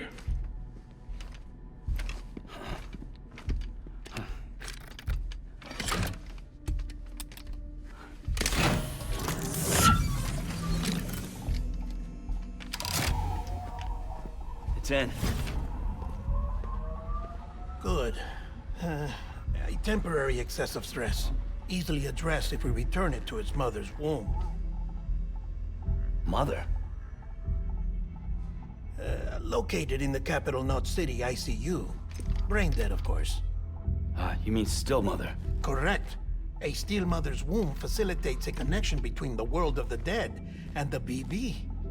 And you, in turn, connect yourself to a BB, granting you the ability to sense BTs. These pods were designed to simulate the conditions inside a still mother's womb. BBs need to believe they're in one at all times to function properly. However, we can only maintain this deception for so long, which is why we must periodically update the environmental data by synchronizing it with a still mother via the chiral network. There. Well, that's not disturbing The at all. update is in progress. Right now, the pod is synchronizing with the Steel Mother in Capital Knot City and reconfiguring its settings based on the latest data. Returning your BB to the womb in this manner will temporarily reduce its stress levels. That being where it technically belongs, of course. Kid looks happy. I'll try adjusting the oxytocin dosage. Autotoxemia should set in much slower from now on.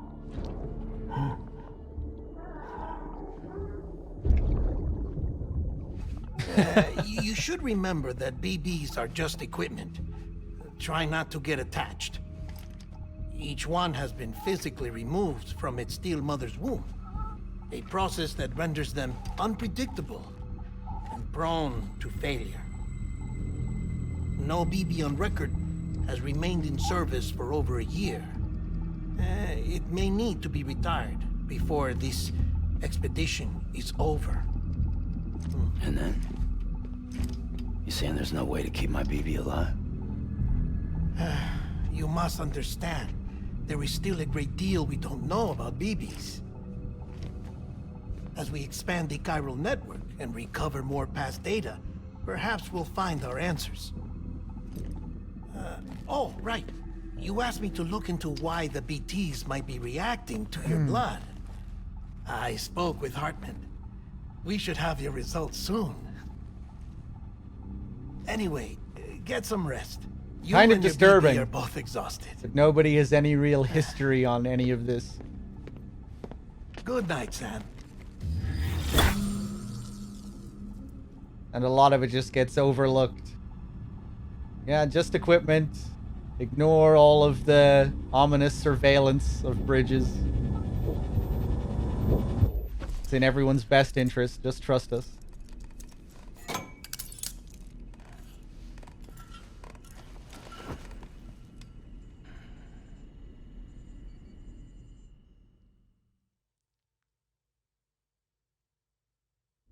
London Bridge is falling down, falling down, falling down.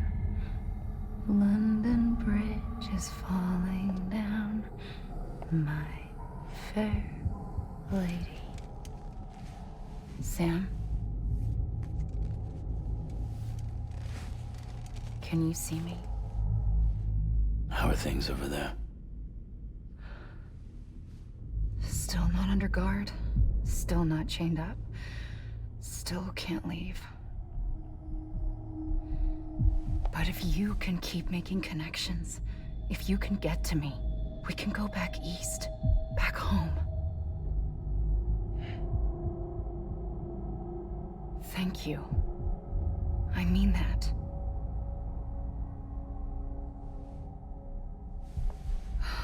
It's bad. There are fewer and fewer people in the cities these days. No one's having children anymore. But humans aren't made for living alone. They're supposed to come together, to help one another. And if we as a people can't do that, if we can't reconnect, then, well, it's like Bridget said, extinction. Come on. Rebuilding America isn't gonna get rid of the BTs. As long as they're still around, there's no escaping it. But at least we'll have hope.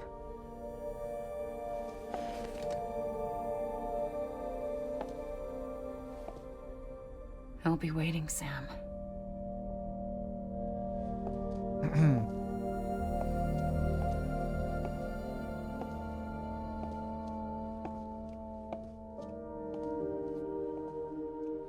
Waiting for you. Come and find me.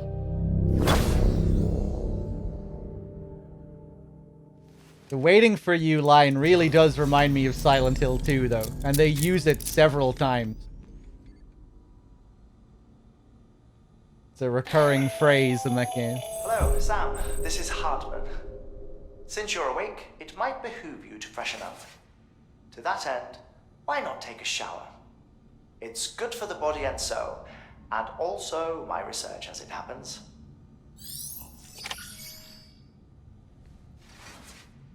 Okay.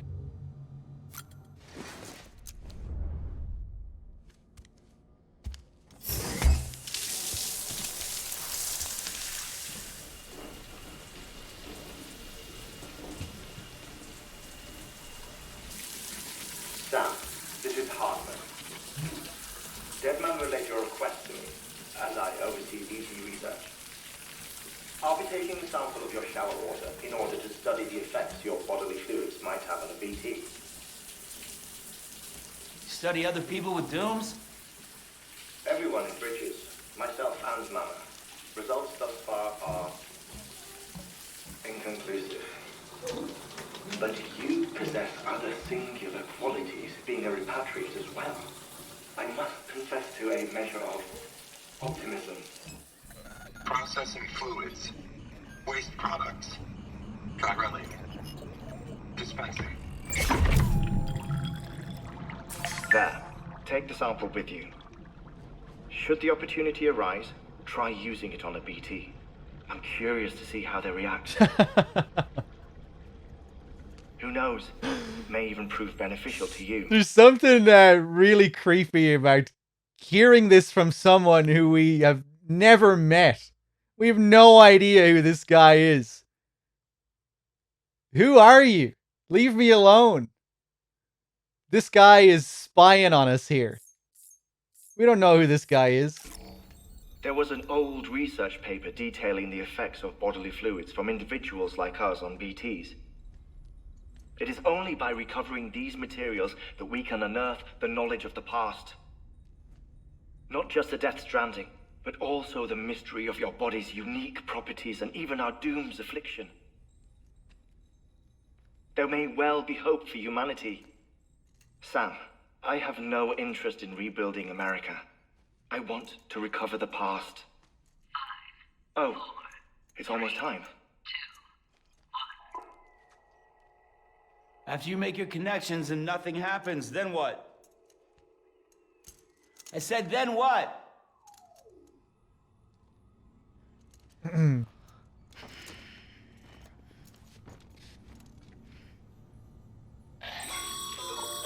Sam, sorry to bother you while you're taking a break, but I figured you'd want to hear this. Hell, maybe it'll help you rest easier. We received a number of messages addressed to you. I've not taken a look myself, but I gather they're mostly from your clients. You should see if they contain any useful information. Mail can be accessed via your cufflinks, as well as the terminal in your private room. There's something else I'd like to share with you. With the Cairo network, we now have the power to reclaim our past. Data once thought lost forever from every corner of America can be pieced back together from fragmented records. Our archives are still a work in progress, of course. But as we expand the network and integrate more way stations and cities, we'll be able to recover more and more information, such as the previous expedition's logs and reports. Everything they sent back was lost when Central Knot City was destroyed. Now we've managed to restore some already, in fact. You can access them from a private room terminal or your cufflinks by selecting Archives. Might make for interesting reading. All right. Let me see here. Someone asked if I played this before. Yeah, of course. I played this when it first came out. It's my first time going through the director's cut. Mandalore, thank you for the 4. Zamakor, thank you for the 15. Snake with the 13 and the 11 in a row. Cheers, guys.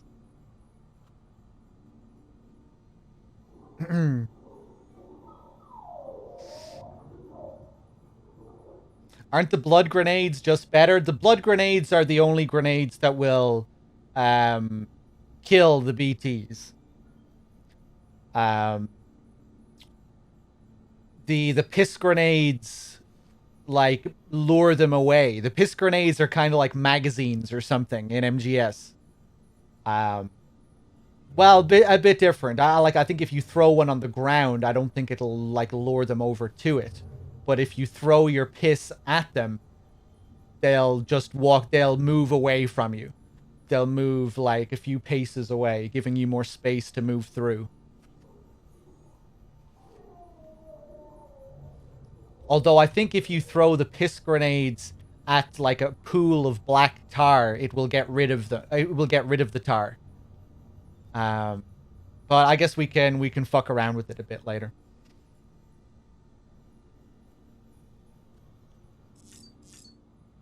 Let's check on BB.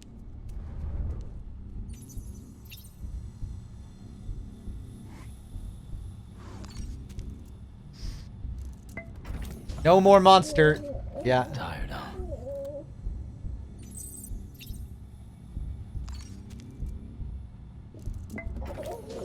We have official Bridges energy now. That check bounced. What happens if you piss on Mads? I don't know. I'm not sure if you can.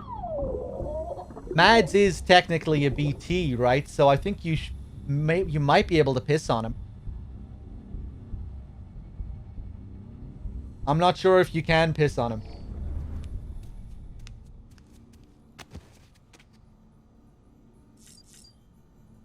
I really like the awkwardness of Deadman in that scene when he's like phasing through the windows there, just kind of creeping around.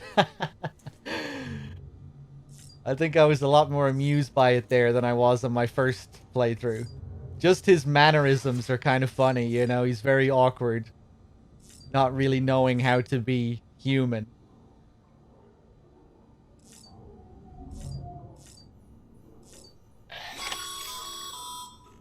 Sam, we've received a distress call from the distro center staff.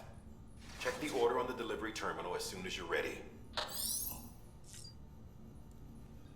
Let's take a look at the terminal here. So we have our first few bits of mail and data. Benjamin Hancock. Whoa! 12 likes. Sorry, Sam. Bad news. Thanks for delivering those rare metals, Sam. Everyone at the distro center really appreciates you coming through for us. I'm afraid I've got some bad news for you, though. That bike you saw outside, I didn't actually see it. Its battery is dead. You'll have to give it some juice if you want to use it. Only need to do it once, though. Auto charger should kick in after. Sorry if we got your hopes up. And I've got some more bad news for you, too.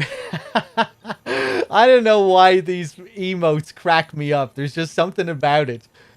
The fucking little crying face, the praying hands. You see, different facilities have to work together, sharing materials so everyone gets what they need.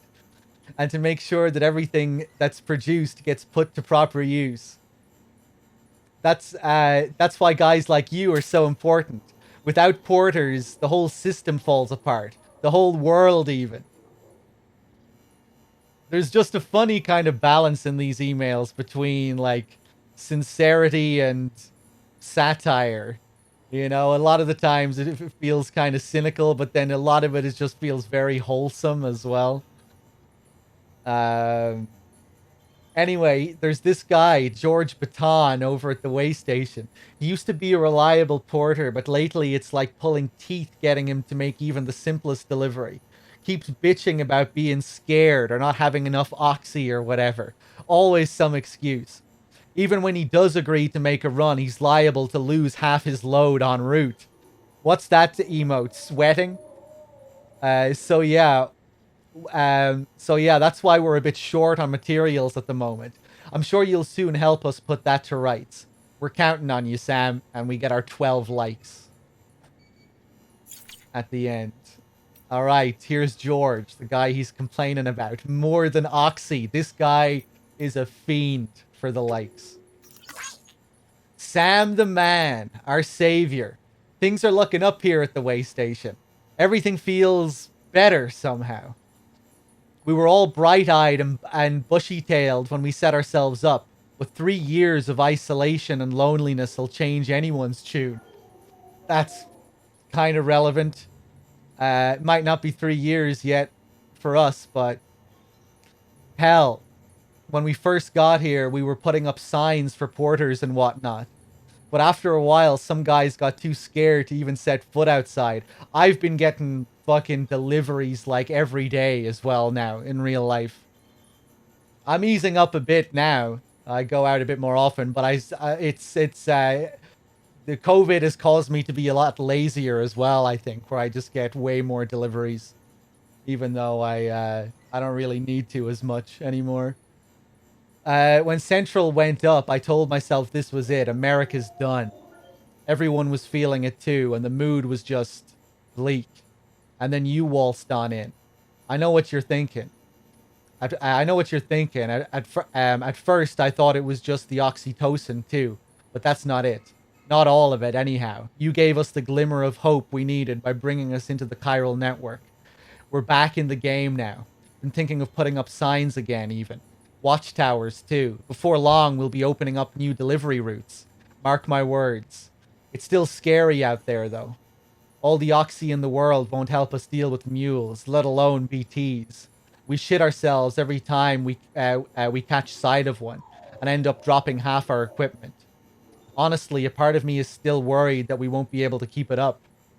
And that's why we need you, Sam. You're not scared of anything, right? So go show us how it's done. The crying face. The crying face and the sweat. All right, George.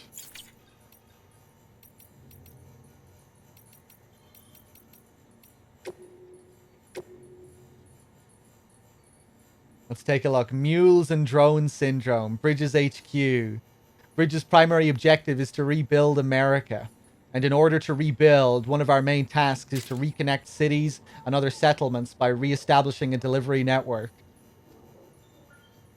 Back before the Death Stranding, the comms and delivery networks were what held society together. The whole thing was automated. AI managed. Deliveries carried out by drone. The belief was that by taking people out of the equation would revolutionize the entire system. But things didn't quite pan out that way. Instead, we started seeing cases of what would eventually be dubbed drone syndrome. It was too much for some folks to accept, leaving everything to machines and nothing for the common man. And indeed, the oxytocin deficiency and hormonal imbalances we confirmed seemed to back up that assessment. Humanity needed to be a part of the process. So laws were put in place, and we stepped back into the picture again. And then what happened? All the people put out of work by machines who got called up again convinced themselves society couldn't survive without them. And that brought on a whole new disorder. Delivery-dependent syndrome, they called it. When the Death Stranding tore us apart, the delivery problem spiraled even further. It wasn't helped by the fact that chiral clouds prevented planes and drones from flying, which meant we had to go back to relying completely on human couriers, whether we liked it or not. Eventually, delivering goods became all some lived for. They were obsessed, addicted, consumed by the desire to deliver. Over time, they turned into mules. They turned into the mules we know and love today. So some lore on the mules. A lot of this stuff reminds me of MGS4 in a way, and the SOP system, where the human element is being phased out in place of, you know, analytics, where everything is done by proxy, by machine, removing the human element even out of war, where everyone's emotions are being regulated and controlled.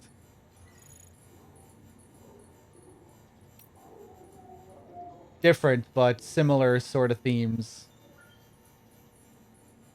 The human element being taken out of life and the effect that that will have. Bridge babies. Bridges HQ, Dead Man. 1 year ago. Look, I'm kind of new here at Bridges, so I don't know if any of this will be useful to you. Still, I'm happy to talk about BBs if that's what you want. They call me Dead Man on account of my familiarity with the dead, get it? We've always been on good terms, you see. Used to have regular little chats back when I worked in the morgue. Anyway, that's also the reason I work on BB maintenance and research. To learn more about those who are no longer with us. But I digress. Fact is, BBs were already being issued to our forces in the field before I joined Bridges. What's more, research into the little guys had already been conducted long, long ago, but no one took the plunge and put what they discovered to practical use. Still, what that did mean is that when Bridges wanted to build our own BBs, most of the work has already been done for us. We just needed to follow the instruction manual, so to speak. Which isn't to say that we have any idea how they work. Not how they can detect BTs or even how they can connect this world to the other side. We still have much to learn about our little friends. But one thing is certain, their continued study will lead us to a greater understanding of the Stranding and of life and death itself. That much I can assure you. Well, I think that's about all I have to tell you today. Hopefully I'll have something new to share next time we chew the fat. See you around, I guess. So, just again, highlighting the mystery of the BBs, how they function, telling us a little bit more about Deadman, his history.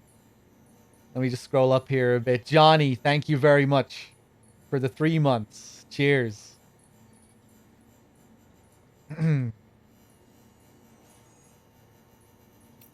And the last one, Timefall.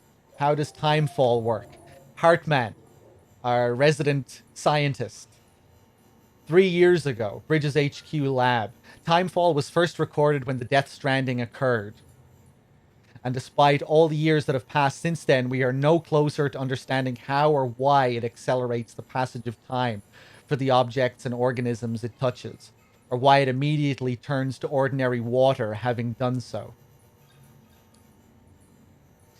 Well, I guess if it's coming from the world of the dead, and it's killing things essentially as soon as it's touching it, there's some sort of logic there. Coming from the world of the dead and instantly draining everything of its life. Some researchers have gone as far as to posit this process as stealing time. As for why timefall is observed only in certain places, all that we know for certain is that it is somehow affected by local chiral concentrations.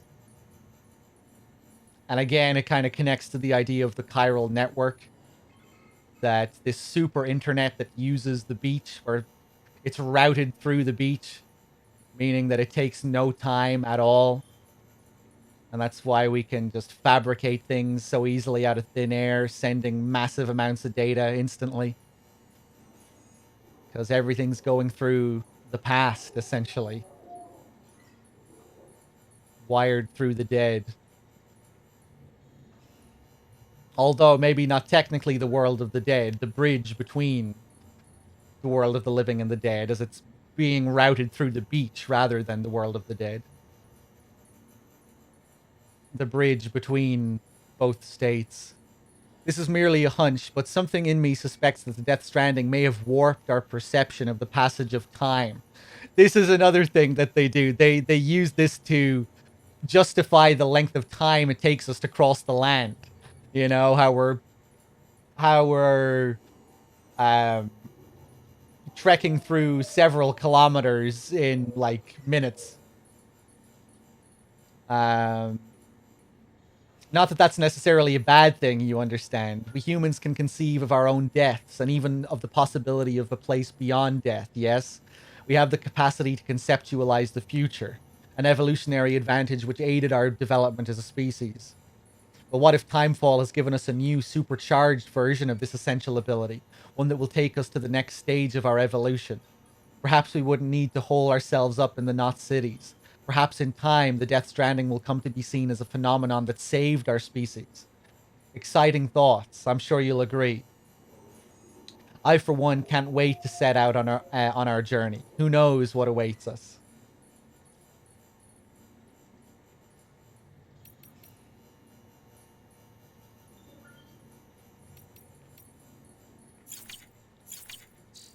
Okay. I think we can head out and do our next mission.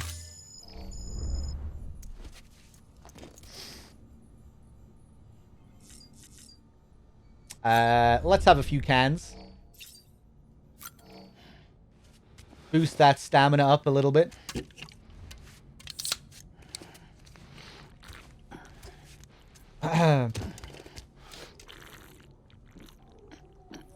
Does the game sometimes explain what happens to the rest of the world? Oh, yeah, yeah.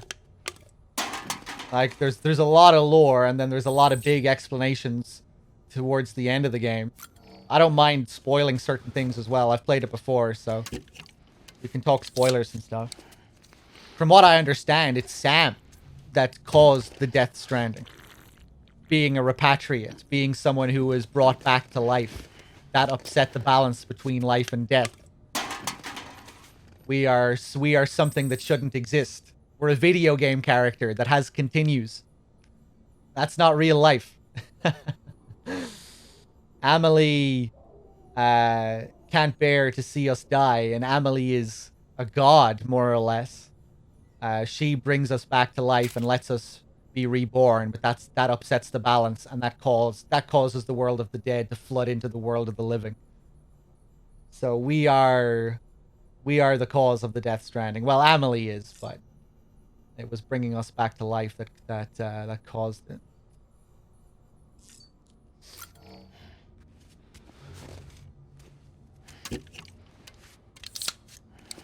I guess that's hinted as well with the cross that you see over his belly button.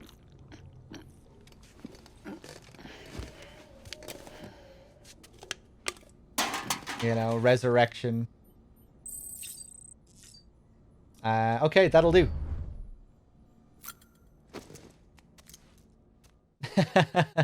Major spoilers, yeah, we're talking spoilers. We played it before. I did say.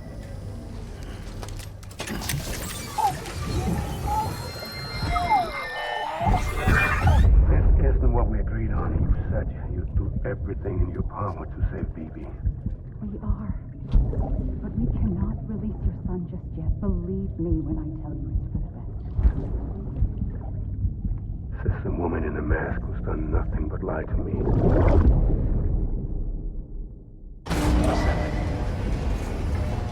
Yeah, spoilers are cool. We were talking big spoilers yesterday as well.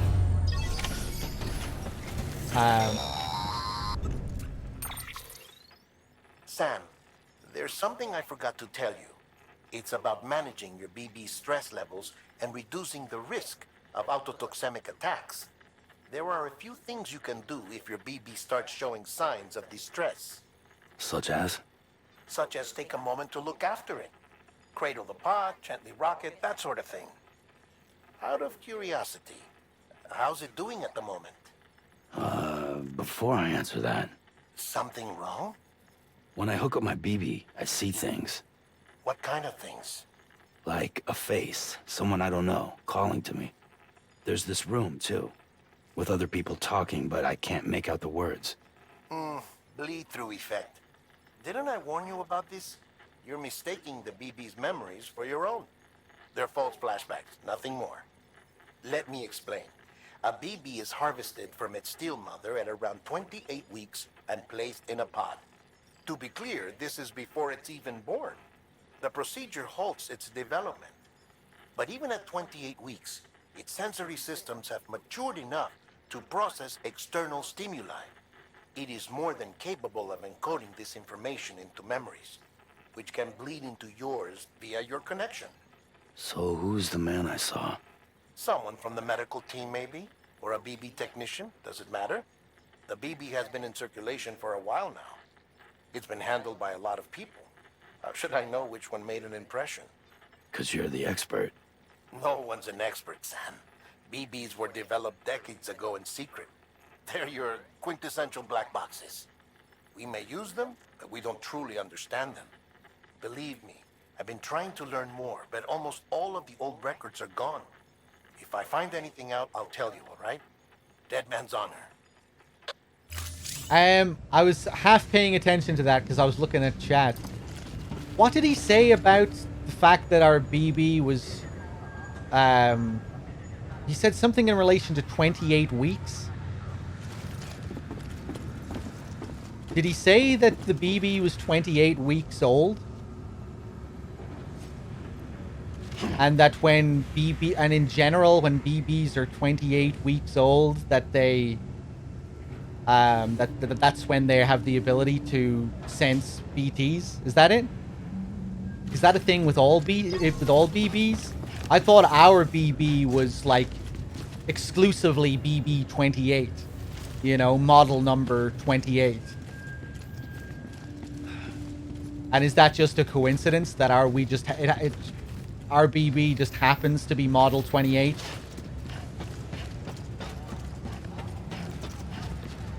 It's interesting because it just ties in with another thing. We find out that, again, spoilers. Sam lost his wife and child while his wife was pregnant, and his wife was 28 weeks pregnant when she died. So it's just interesting. It comes up again and again. And then Sam names this BB, gives this BB the name they were going to give their child. I think some people theorize that maybe this was the child, but I don't think that can be. Unless there are hints that the information we get in some of those interviews aren't, that the information isn't accurate or something.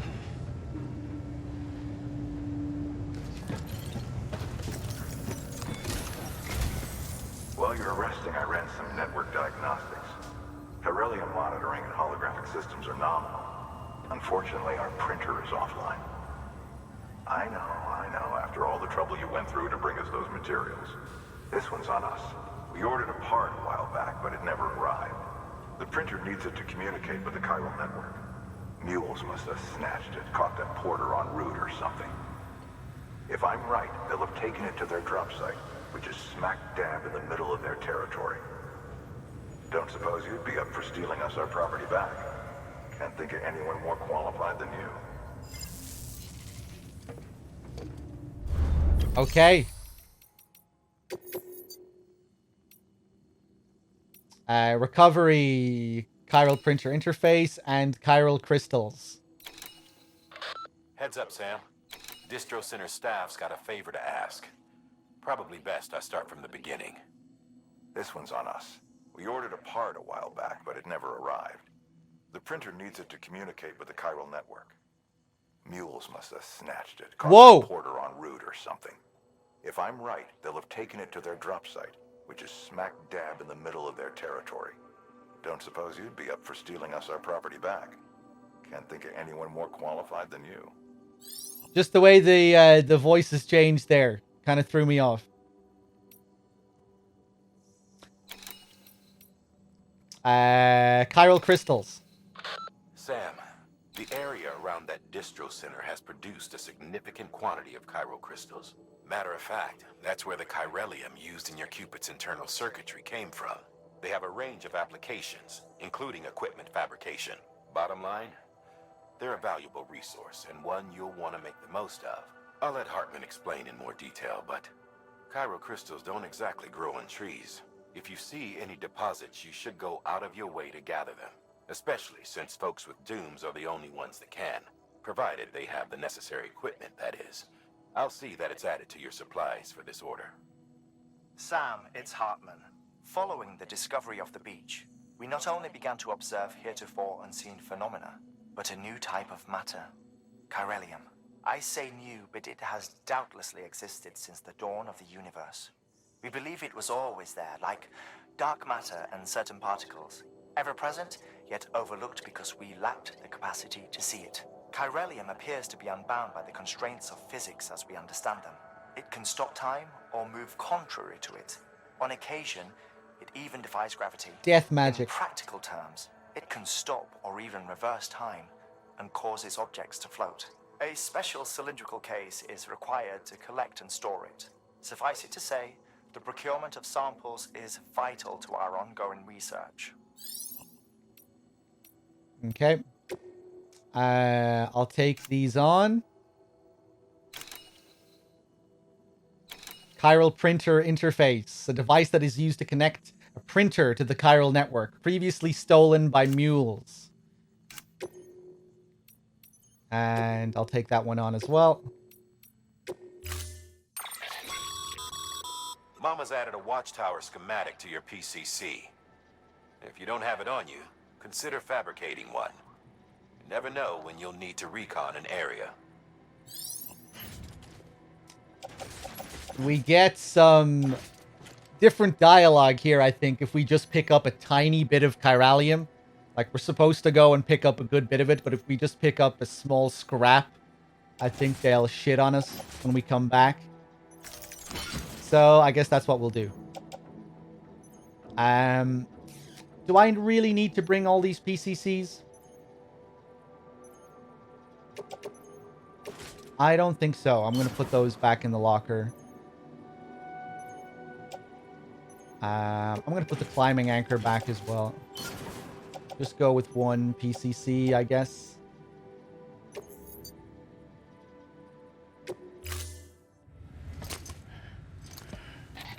That thing you're holding is a crystal collector. Now, as the name suggests, it provides secure storage for any crystals you gather.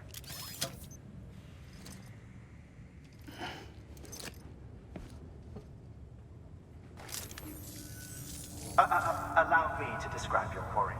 Chiral crystals appear gold to the naked eye and are frequently found in formations resembling human handprints. Surrounding rocks and debris tend to float a few feet above the ground. And they are most commonly found in areas with high precipitation. Got all that?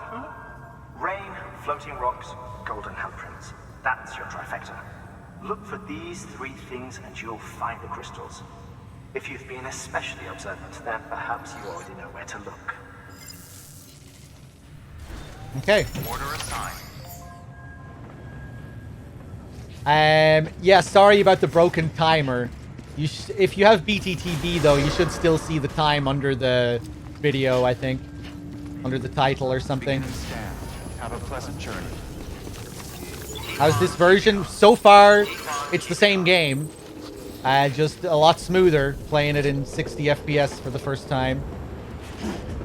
Feels really nice and sleek. I have yet to get any new tools or to get to the new story content. So up until this point, it's been more or less the same.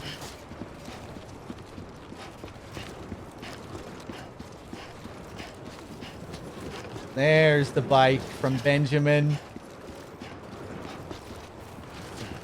Am I gonna go and grab some crystals first, then do the other thing?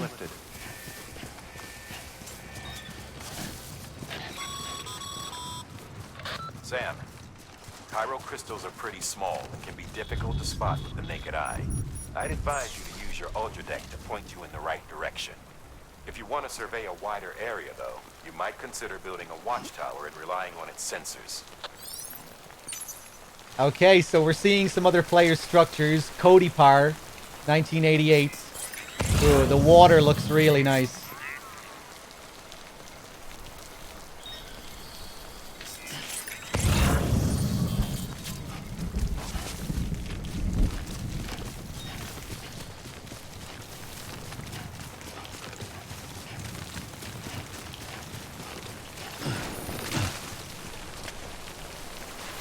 Okay, that's all I'm gonna take. Just to get the extra dialogue. Or the optional dialogue.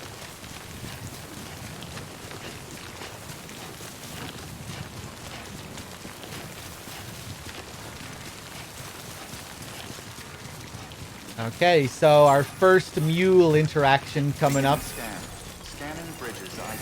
Pretty simple little area. Clear. All weapons will remain locked until departure. All clear. Welcome. Sam, chiral crystal deliveries are a little different from the usual. The process is pretty simple, though. Access the delivery terminal to drop off any chiral crystals you're carrying. Ooh, that sound.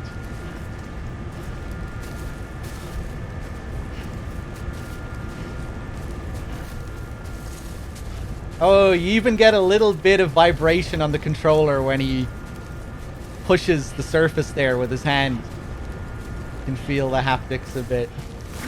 Ooh, go easy!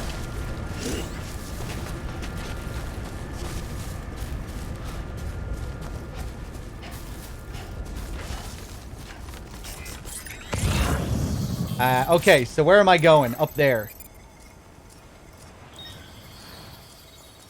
Oh, I don't remember that timer in the original game. I don't think we had a timer in the original. Weapons restrictions lifted. I want to go up this way. Call it a rule or a habit, but most mules almost always bring stolen shipments home with them. Find the post box, steal back the cargo.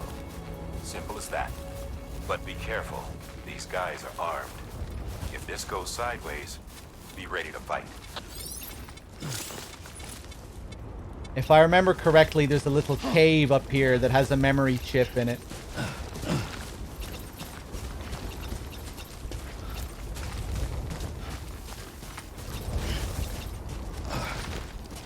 I love sledding on the cart on the carrier. Yeah, yeah.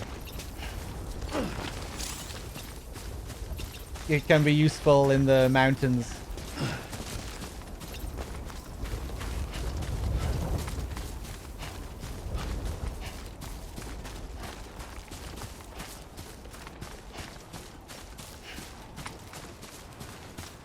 There's Jeff Keighley's house.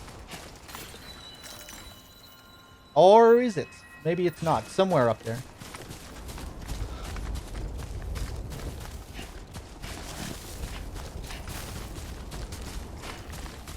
Now, the real slopes engine here.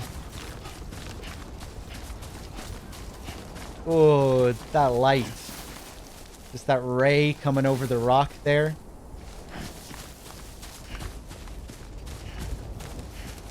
There's the wind farm.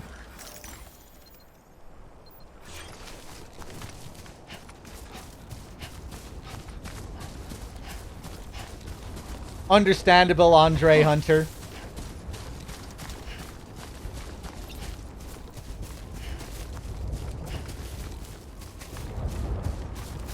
Definitely is one of those sort of experiential games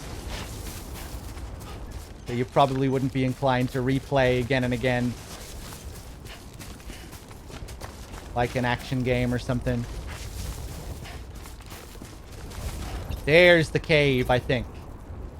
That I remember. Oh man, this looks nice. Gorgeous. The water there as well.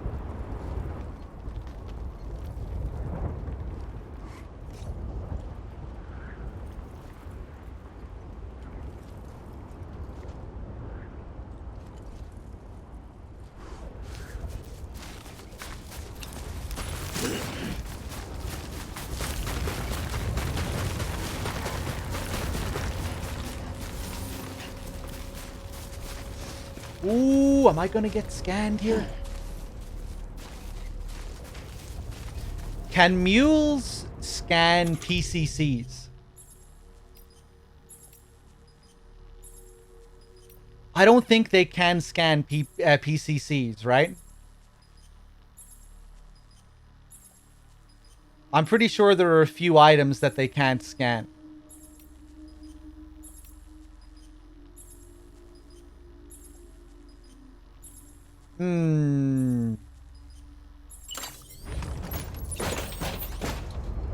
I'm gonna drop my climbing anchor.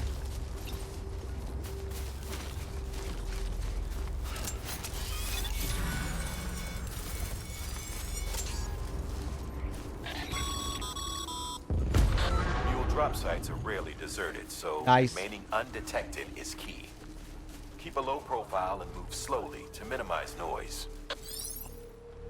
Yeah, I can carry PCCs.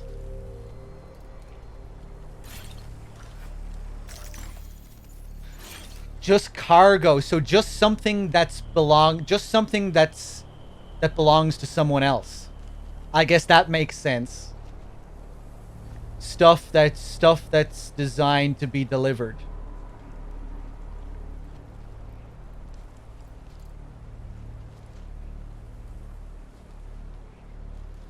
So I can still carry my own tools. Right, I forgot that.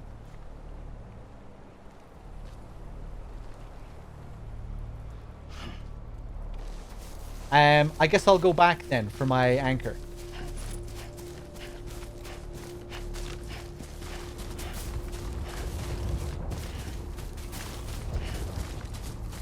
they even drop your tools if they knock you out. Yeah, I don't think I ever really paid attention to that before. On my first playthrough, I thought it was just random. Like, they'll just randomly take whatever you're carrying. But no, they'll only take the cargo and they'll leave whatever tools you were carrying.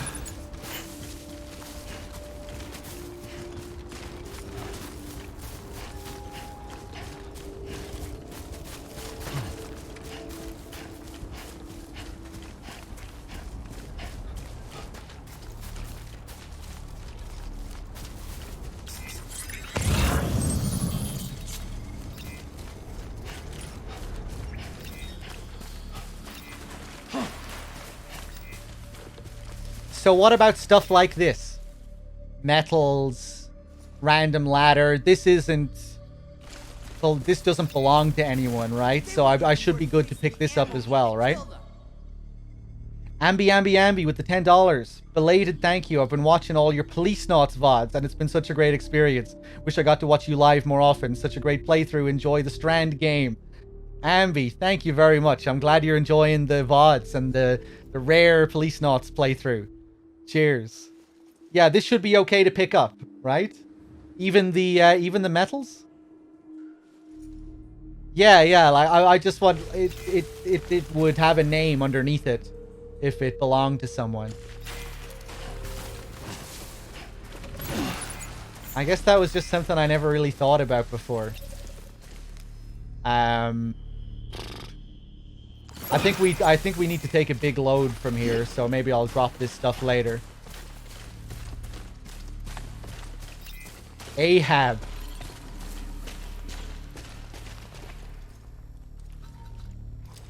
This is someone else's track here.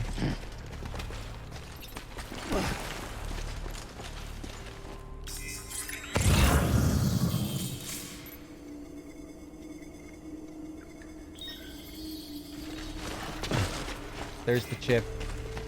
Did anyone record more lines for this? I have no idea.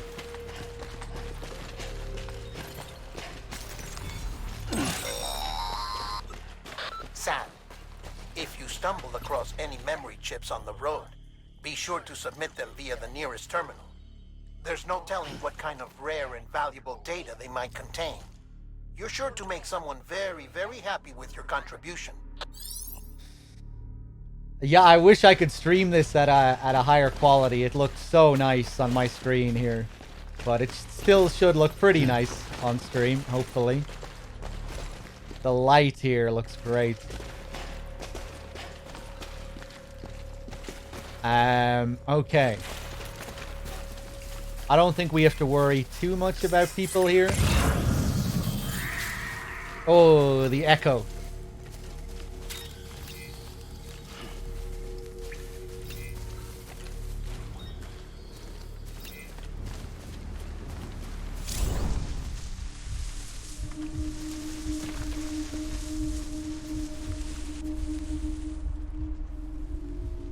Okay, this lad over there, I think we're okay though. He's quite far.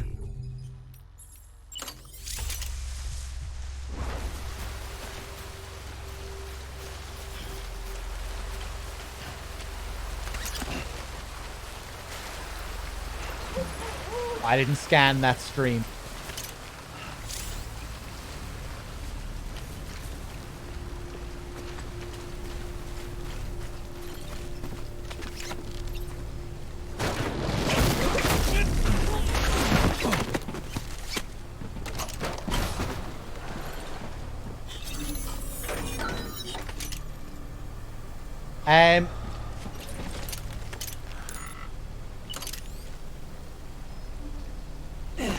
Can I give you a kick?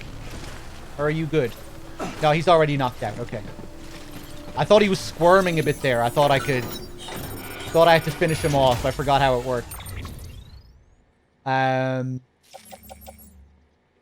what we need. More lost cargo here if we want to take it.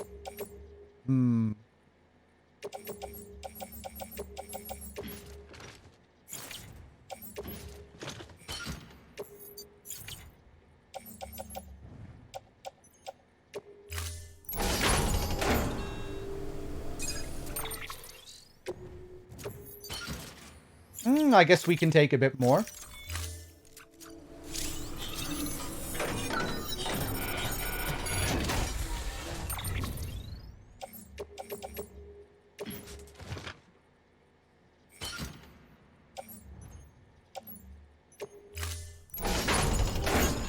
Oh. It's bearable, I think. More metals there. Yeah, I think that'll do.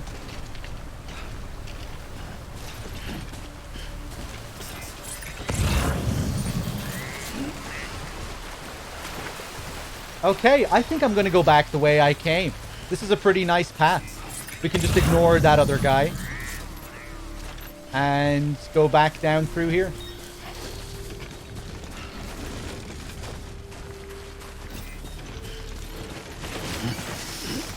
Hey, what's up, San?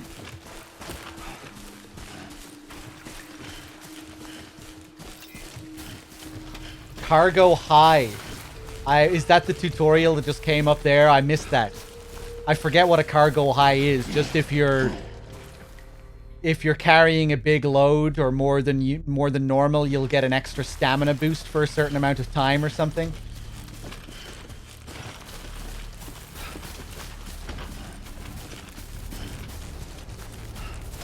Oh, that's the track name. Right, I remember now.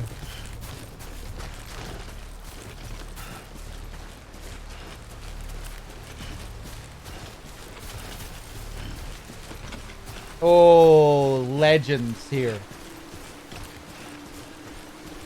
Okay, I really need to start carrying some extra ladders and ropes just to help fools, even though I don't need them. Because we're going for the likes this time. I want to experiment with the bridge links. If we help people out a lot, I want to see if that increases the odds of our stuff appearing in other people's worlds. I think I'm going to take... the ladder looks a little bit riskier to get to, so I'm going to take the rope. Yeah, we're going to help the community this time, I promise. Vixen with the 5-pack. Thank you. Cheers. Not for the likes, though. I'm doing it out of the kindness of my heart. Mules. Damn addicts chasing a cargo high. Shame we gotta deal with their bullshit at all. Back in the day, AI did everything. Deliveries were handled by unmanned vehicles and drones. All we had to do was sit back and let them work. It was revolutionary, damn near singularity. No reason for it not to take off, but it did. People didn't like it when we took the human element out of the service industry. So, after some consideration, we put it back in. Made jobs no one really needed and gave them to folks who couldn't live without them. And from there, it snowballed. Now we got cults of cargo-chasing crazies who get off on hijacking shipments. Jackal's always on the lookout for the next porter. Make sure you're not him. Another cool thing, if you haven't seen this game before, this path here. I think, anyway, unless this is a path that was originally in the world. I don't think it was, though.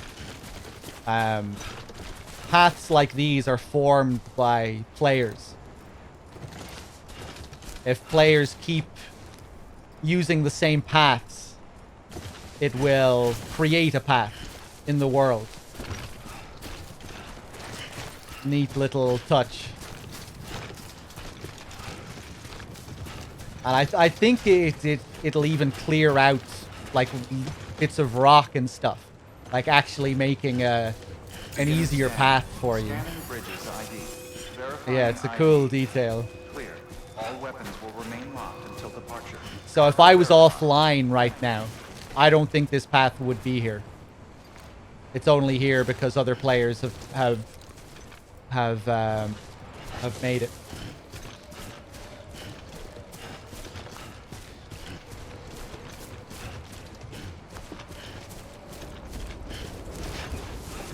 All right.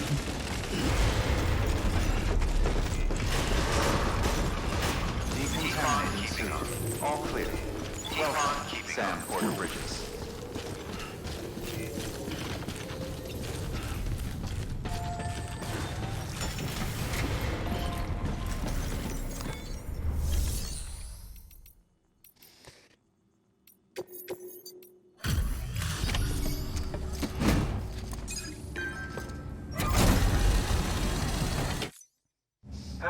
Time to get that chiral printer in working order. Sorry to push you through so much trouble, but trust me, it'll be worth it.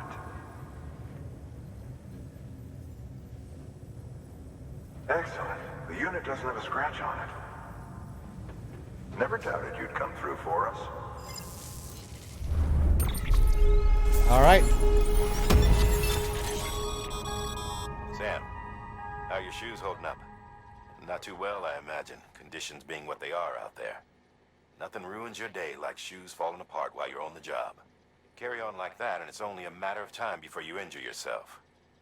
I've arranged for boots to be added to your supplies. Bridges standard issue, so they ought to fit you fine. You should always carry an extra pair. But if you forget or run into trouble, you can fabricate another via a terminal at one of our many facilities.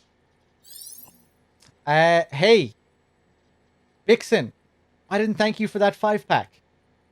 Thank you, and enjoy whoever got the subs. Coney Jesus, Rabbit Grim, Kiro, Gray Fox, Moms.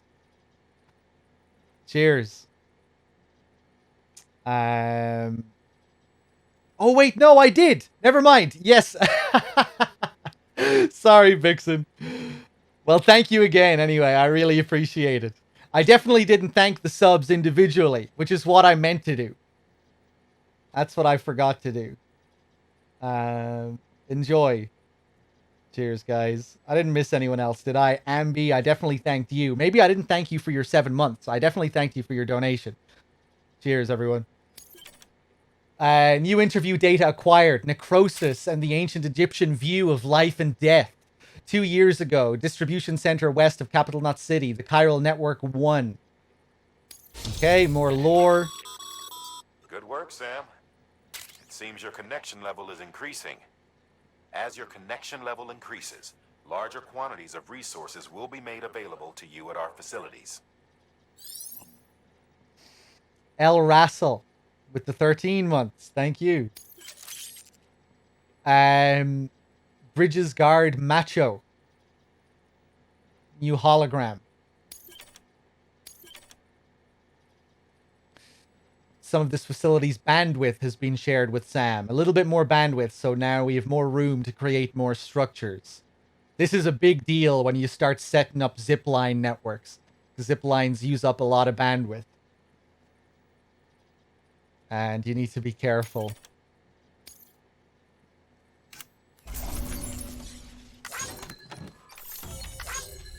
Sweet.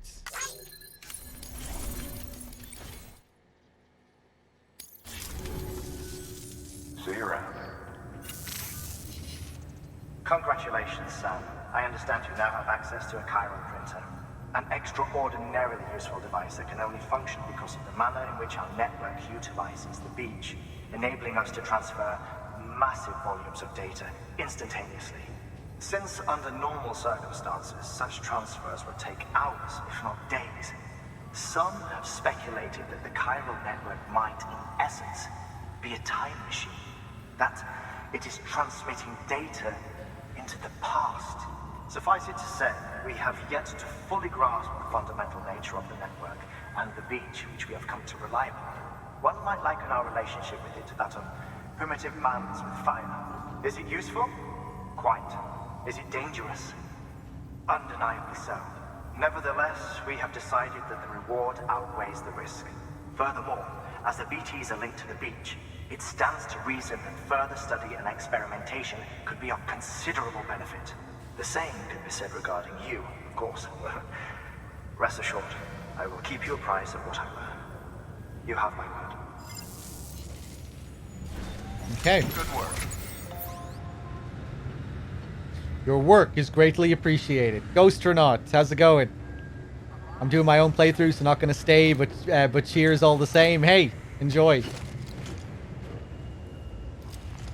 Hold on. Did someone else ask something there as well?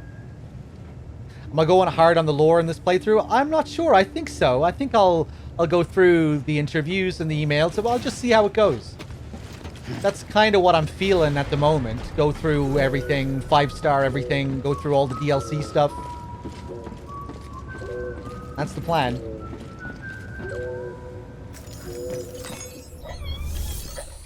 One like from BB. Can I fabricate my shoes? I think I have to take them off first.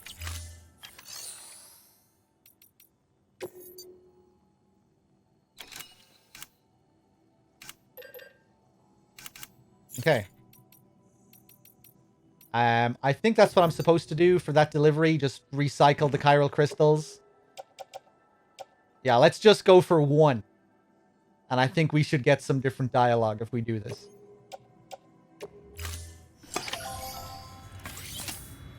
Here, take my scraps.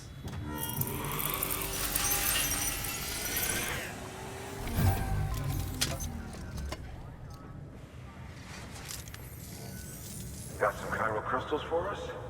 These crystals only form in places with elevated chiralium levels, which makes me wonder if expanding the network had something to do with it. Oh, just 1. Well, that's all right. 1 is more than we had before. Next time, though, try and bring us a few more, huh? We'd be much obliged. Fuck you. Suck my evil balls. Oh. Wow. Benjamin Hancock has provided design data for the following. Container repair spray. Good stuff. New interview data acquired. Chiral symmetry and chiralium. And a bridge. A new option has been added. Claim materials. Excess chiral crystals can be deposited at any facility. They'll be added to the stores held on site. These local stores include materials that you can draw upon to fabricate equipment as needed. I wonder, does he say 2 if you give him 2? How much do you have to give him to get the normal dialogue? Recycling weapons, equipment, or materials at a facility will increase the amount of materials available for use at the facility. Yeah, and you can use those to fabricate. You've been awarded the title of Skilled Handler. You have achieved delivery volume grade 10. You can now carry more cargo. Okay, cool. Oh, before I forget, this is for you.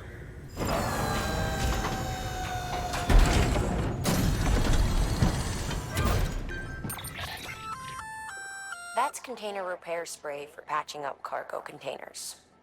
Good for dealing with timefall degradation and all that. Useful stuff if you and your cargo have been through the ringer. We've added it to your supplies list, so it's readily available if and when you need it. Okay. Yeah, I'll take some spray. Climbing anchor, PCCs.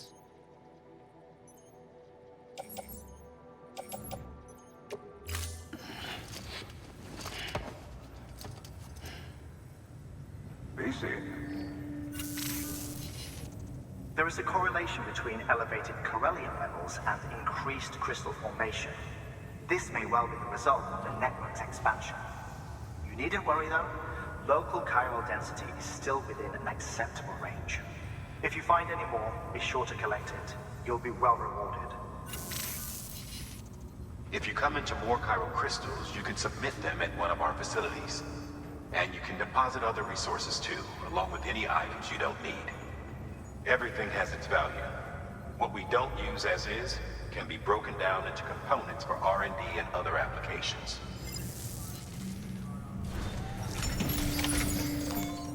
Okay, back to work. Power supply unit delivery, wind farm. I might have to turn on the 3D audio.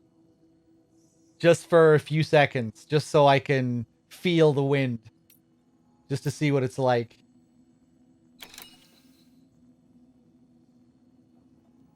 Collection. Discovered in the ruined factory.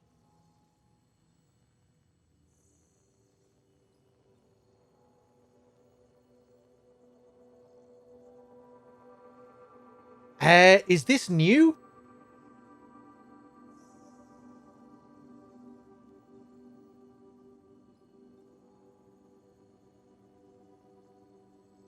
Maser gun recommended.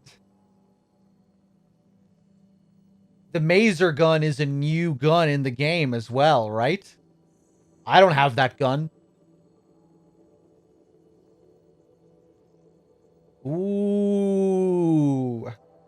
Ooh, okay. Well, we could maybe go and check it out.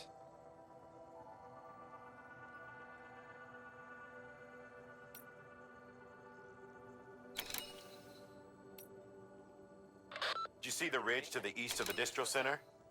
Well, up top is an old decommissioned factory. I think that's what I was looking at. We thought. Until we spotted mules making themselves at home among the ruins. I thought it was Jeff Keighley's house. To know what they're up to. But getting inside won't be easy. Fortunately, a few days ago, we observed them taking cargo out of the facility and prepping it for transport. If we can secure that cargo for analysis, we might gain some insight into their plans. And that's where you come in. The cargo is situated near the factory entrance. All you have to do is grab it and bring it back to the distro center. As always, stealth would be our preferred approach. But you'd best be ready to fight if they catch you. Make sure you're well prepared before you head out. Okay, don't say anything. I'm keen to see if that cardboard box cutscene is going to be in the game.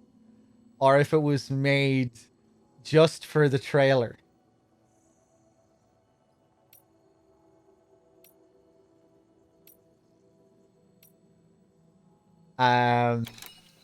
Let's create this bridge first. Hey, Sam, mind doing me a favor?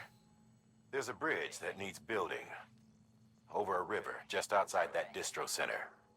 It's too deep to ford, and we'd like a long-term solution. The foundation's already been laid, and everything required to finish the job should be in storage. All you need to do is carry the remaining materials to the construction area and use them to complete the bridge. If it turns out there isn't enough there for our needs after all, you'll have to come up with the rest on your own. I know you've got a lot on your plate right now, but remember, this bridge will make your life easier too.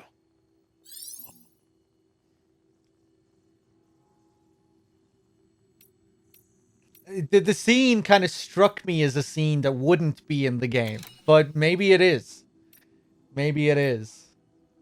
You know, like it almost reminded me of the MGS4 teaser with, you know, Snake running away from all the guards and all that. Not really like that, but I don't know, it just had that kind of feel to it.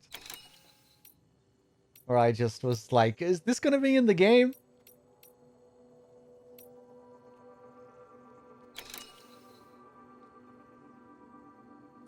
Okay.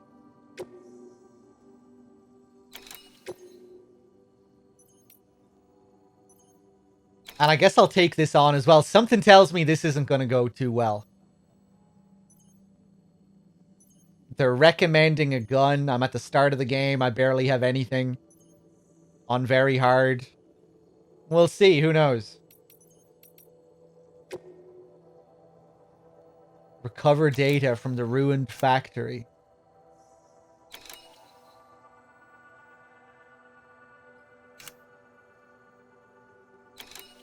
Discs containing data relating to the ruined factory.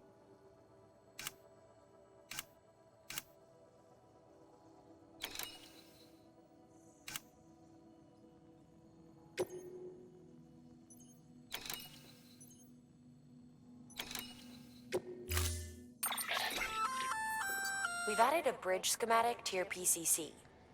The first step is laying the foundation, after which you'll have to supply additional materials to finish the job. Plenty of rivers and canyons could do with a good bridge, you know. Take a stroll across one you built yourself, and I guarantee you'll be glad you made the effort. Give it a try. Okay, 800 metals.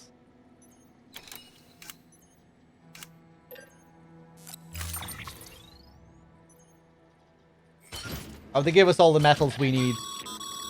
We're Oh! issuing you a maser gun. This close-range, non-lethal weapon incapacitates hostiles with a powerful electrical burst. Bear in mind that it requires battery power to function. You should visit the firing range to familiarize yourself with it. Use the terminal to head to the range whenever you like. Okay, so we get the maser gun, and we get the firing range. Okay, interesting.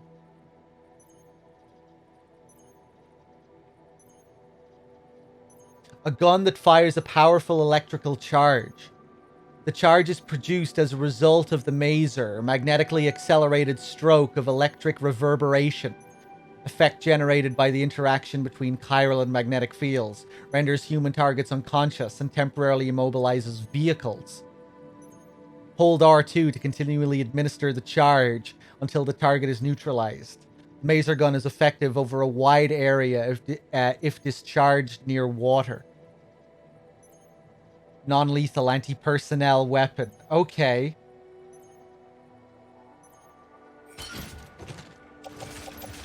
I guess I'll take the latter.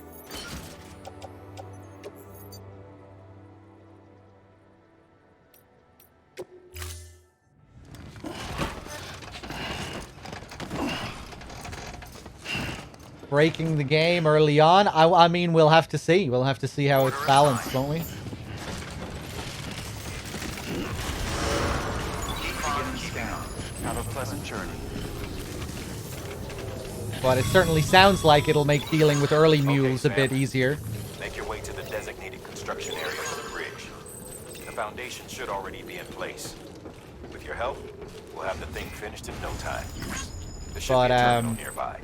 Access it to submit additional materials. Yeah, it'll be interesting to see how it's balanced with the new content versus the base content. I figured that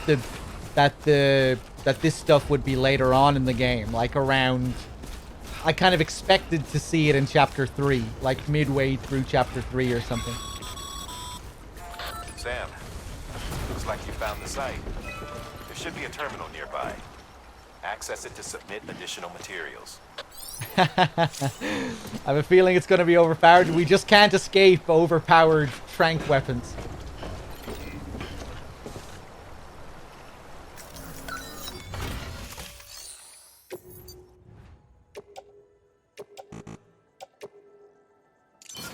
There we go. Build it.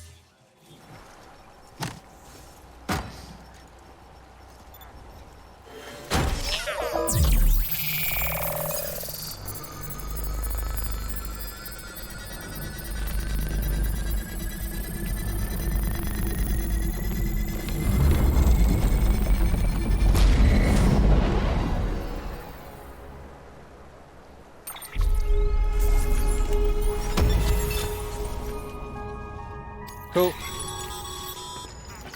Bravo, Sam.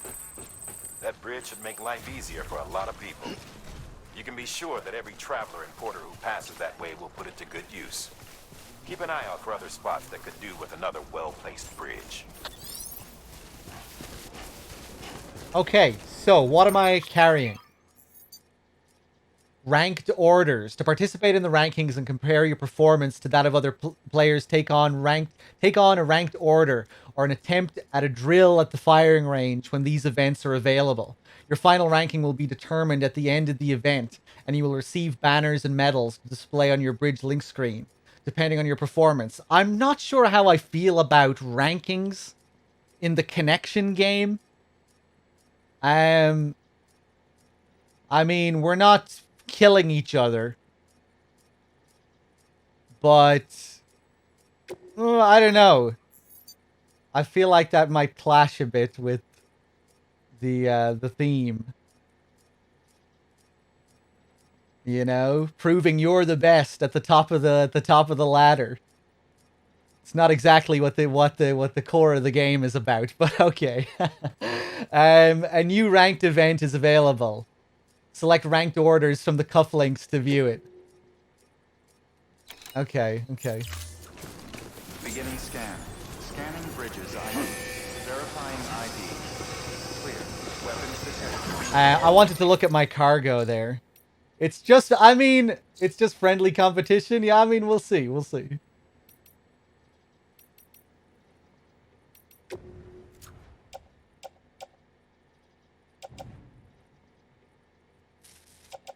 Maser gun, container spray. Maybe I'll put the container spray back. And the PCC back. I'd like to go in there without much. Weapons will be locked until departure. All clear. Welcome. Decontamination soon. All clear. Welcome. Sam Porter. Keep on keeping on.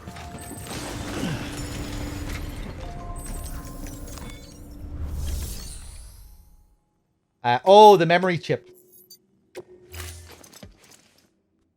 Some of these are actually quite amusing.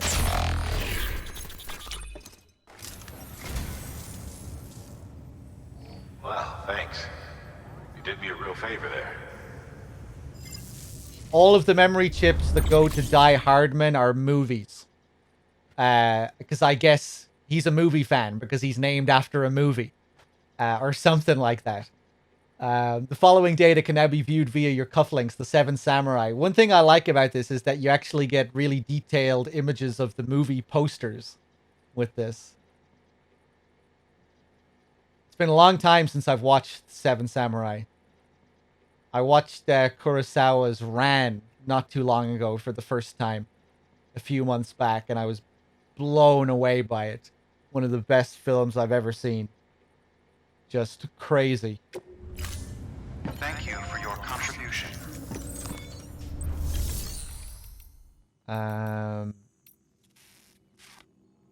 Let's see. What was I going to do? Put some stuff back. Private locker. Ran is incredible.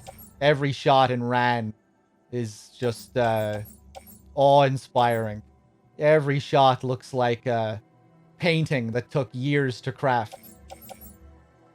Which might not be much of a surprise because he painted the storyboards for that film over the course of many years, I think. And it really feels like it. Like you watch that film and just the colors, every shot, every scene almost just looks so meticulous. And just with some amazing performances. I'm a sucker for the Mad King trope as well. It's based on what is it? King Lear. It's like a Japanese interpretation of King Lear. And the guy who plays the king is just so good. The makeup as he changes over the course of the film as well. He becomes this like zombie-like creature by the end of it. The scene with the burning castle. That shot of him when he's walking out of the castle as it's on fire, then walking down the side, like down to this beach with the wind blowing. Just,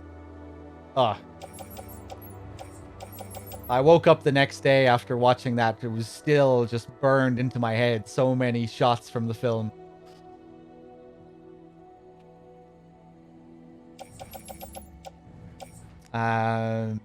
Okay, what the fuck am I doing here? Carried on back. I can put that back. I guess I'll bring a ladder. I don't really know. Container spray. I'll put that back.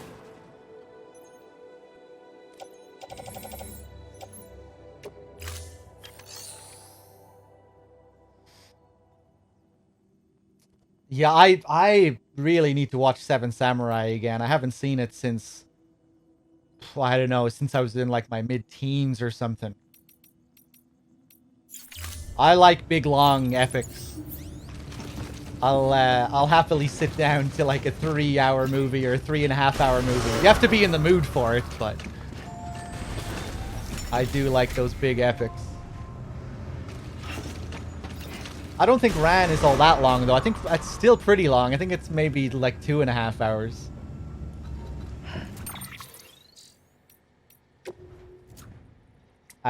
Okay, I guess we'll go and see what the deal is at this ruined factory. Keep on scan. Have a pleasant journey. Keep on keeping on. Keep on keeping on. Hidden Fortress. I haven't seen that. I haven't seen a lot of his films.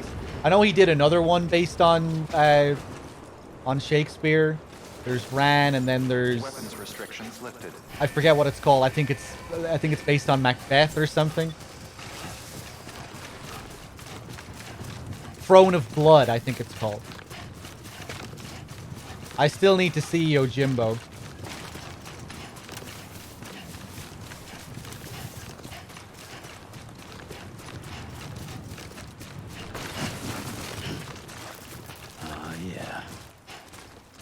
Yeah. Can we look at the thing here? Data. Memory chips. Here it is. 7 Samurai. A classic work from Akira Kurosawa, who became, alongside Godzilla's Ishiro Honda, one of Japan's most globally acclaimed directors. The movie developed a huge cult following worldwide, and its story was retold in the Hollywood classic, The Magnificent Seven, right? I don't think I've seen The Magnificent Seven.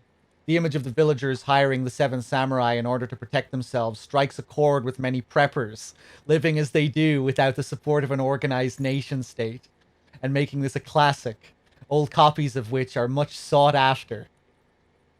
It's pretty funny how meta some of these get later on. Like, it'll refer to things... Like, there's one where they talk about cryptobiots and how fans of Death Stranding have theorized about the cryptobiots in the base game before anyone has played the game. The game is talking about people who have played the game. There are weird details in some of these.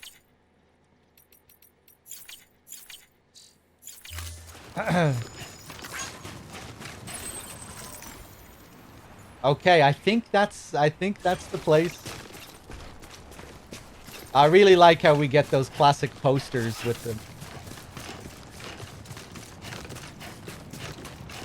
I have played Disco Elysium. I love Disco Elysium. What a vibe that game has. Maybe the most melancholic game ever.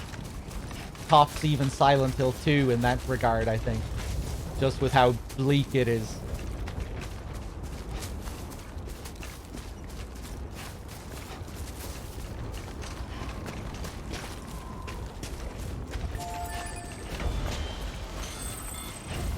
Yeah, I'll be keen to see what they do next.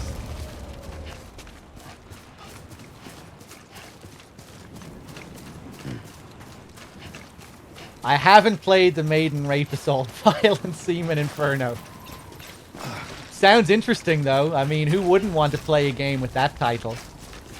You have to be at least a little bit intrigued. I'd be scared of playing it, but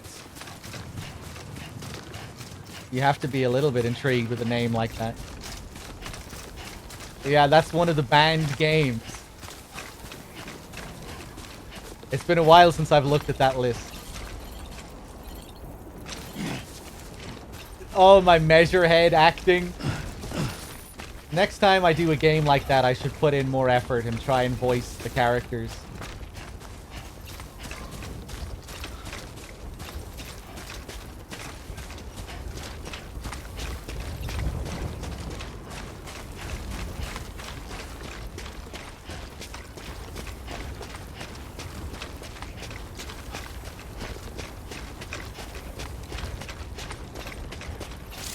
Sandalweed, most useless item in the game.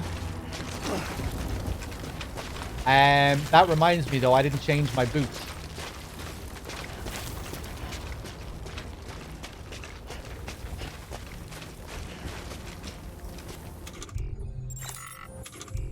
Can I change from here? I don't think so. Change footwear. Nice.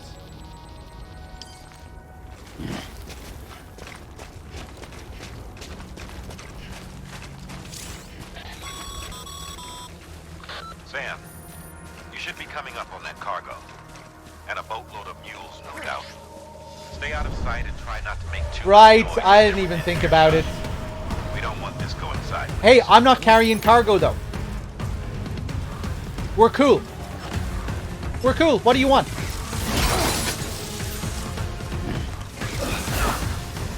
Okay.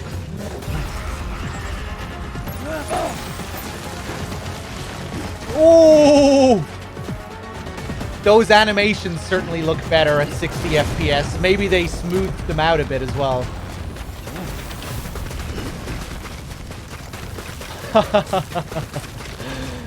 Oh, that momentum. You bitch. Stole my fucking ladder. I didn't think these were the rules. I didn't think they could take shit that wasn't cargo to be delivered. It seems like this is a little bit different up here. I don't think I got there was anything there to scan me either. At least he didn't take the maser gun.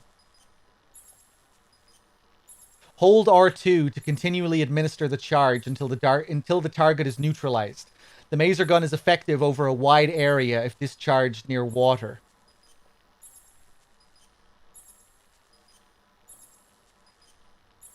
Okay.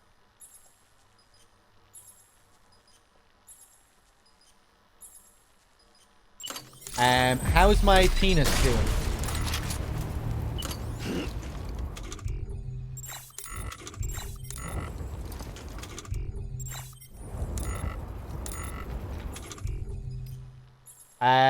Almost a full tank.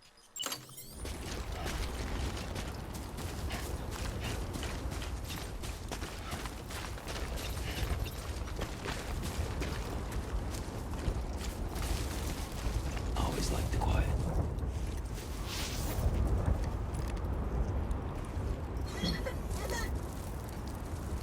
Oh, I'm getting a big vibration on the right trigger, but only on the right trigger. Oh.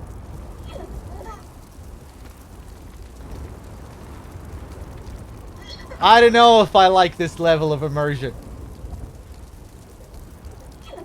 And now it's not... Yeah, it fades off. It fades out. It's not as intense when he's dribbling at the end.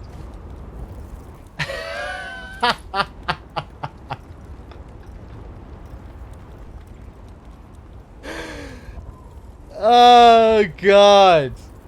Only on the right hand. Makes sense. Wasn't holding his dick with two hands. Did I feel him shake it? I'm not sure. I'm not sure. The vibration started to fade at the end for the dribbles. I'm not sure if it had one last shake at the end. 1 milliliter again already.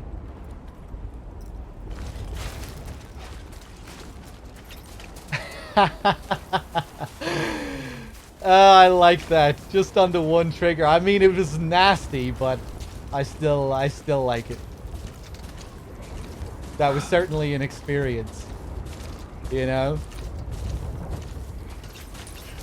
I feel like that's about as far as you can go in simulating someone taking a piss. Well, actually, no. No, it's not.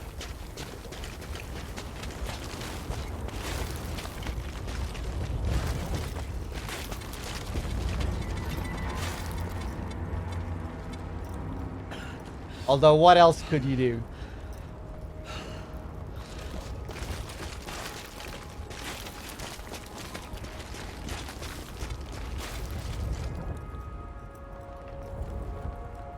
Some new music playing up here.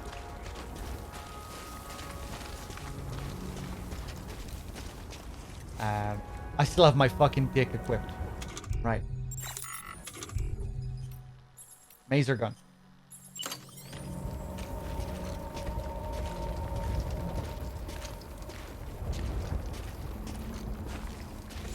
That got me into a lot of trouble on my first playthrough.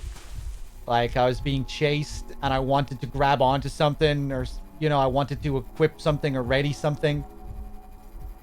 Or hold on to my gear.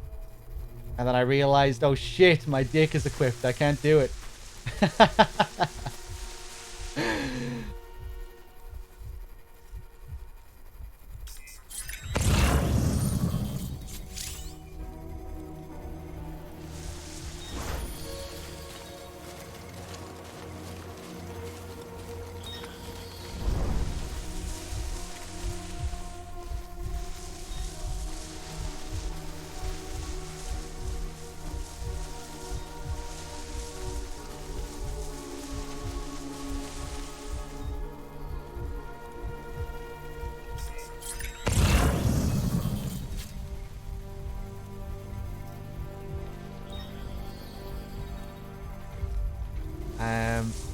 How far are you going down? I'm not sure if I want to waste my thing on him.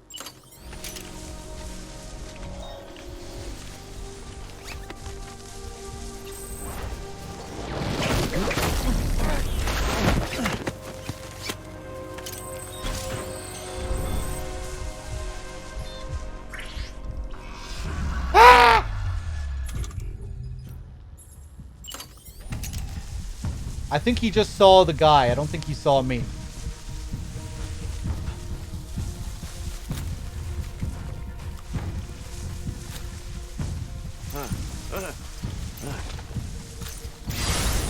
Oh!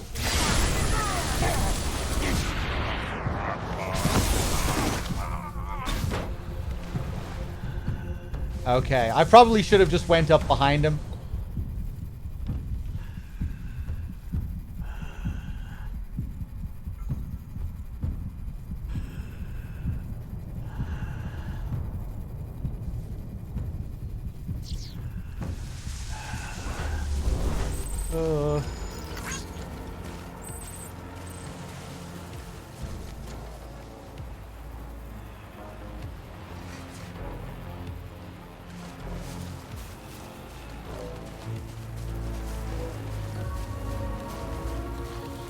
Okay, that guy's going down there somewhere.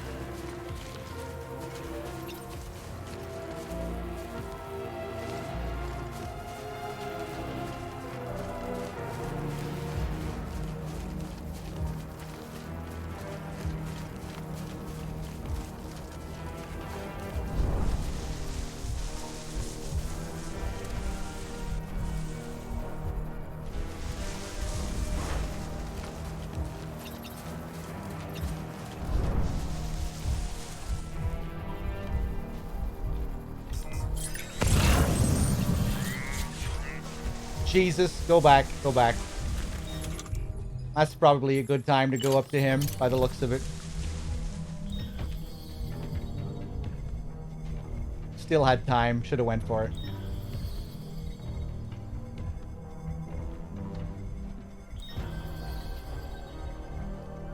Is he gonna stay there? No.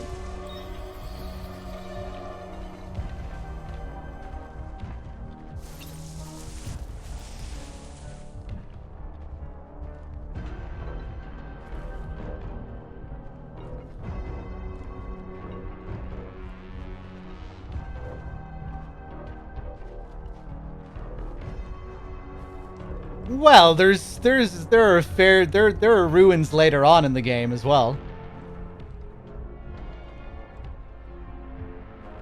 There's a whole motorway section with loads of cars around it.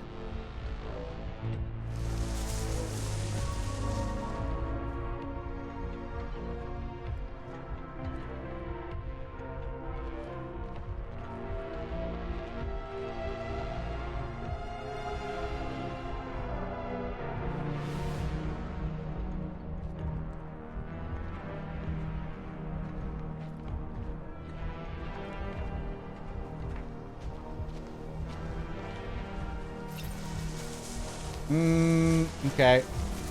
He's probably gonna see me, but...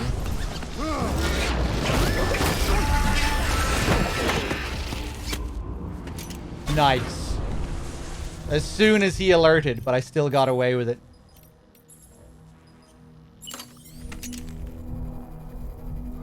At the same time, though, I'm kind of glad that there isn't a lot of that very typical post-apocalyptic stuff. It's quite unusual for a post-apocalyptic sci-fi game, I think, this sort of setting. Not what you're usually used to seeing with lots of, you know, destroyed cities and everything.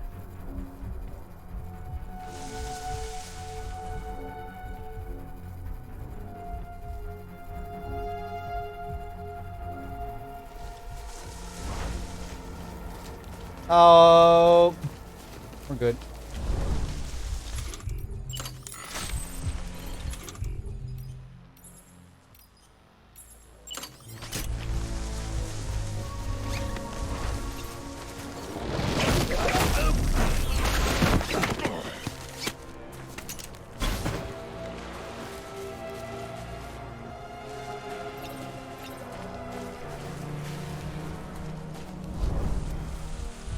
Okay.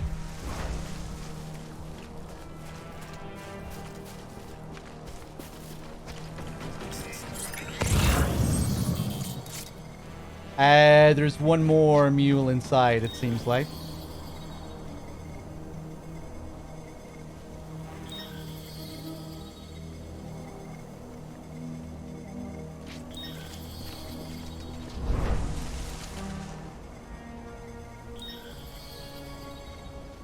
I guess he still has an interest in doing stealth. I don't know. Something tells me the stealth elements probably originally came just due to the design. You know, that it was just a natural outcome of what he wanted to do.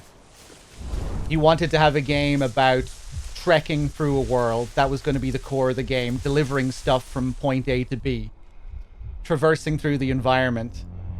But then, well, we want some threats as well. We want some... We want some threats to appear as you go through the world. What kind of gameplay would suit that? And I guess stealth would work better than all-out action. But, yeah, I don't know. Maybe he just has an interest in stealth still.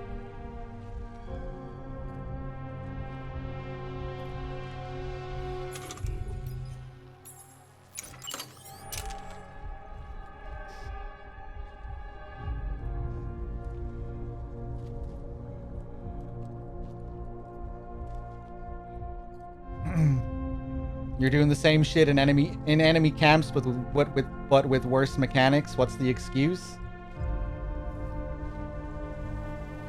Well, it's not a stealth-focused game. I feel like that's a pretty decent excuse, you know? if the whole game revolved around stealth. That's not to say that there isn't room to criticize the stealth or the mule sequences, but to say that it's not up to par with MGS or something, it's not the focus of the game.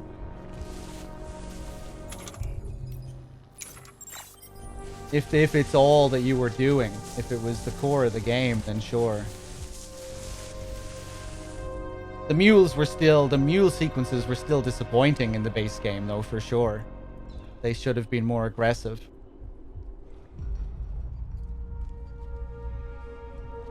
I doubt that they looked at it and decided to make it worse on purpose. I don't think that's how they would look at it. It was like,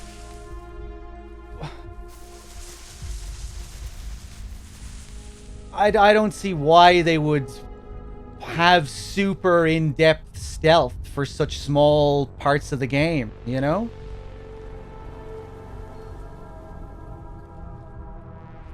I'd say it was just, what kind of stealth do we want to service the game?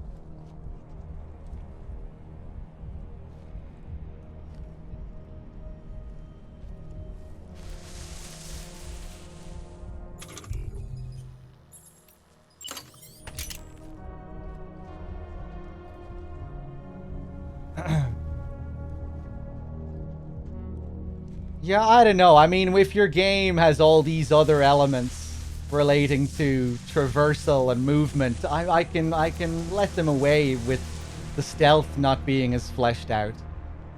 But I mean, fair enough. If you feel like every stealth mechanic has to be up to par with MGS.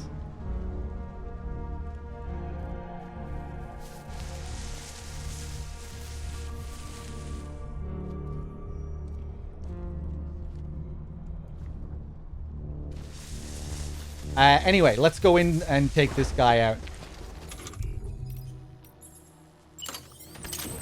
I've been enjoying it, Linda. We haven't been doing anything new, really. This is the first time we're getting to some new content, so I'm not really sure how I feel about the new stuff yet, or how they're going to balance the new weapons.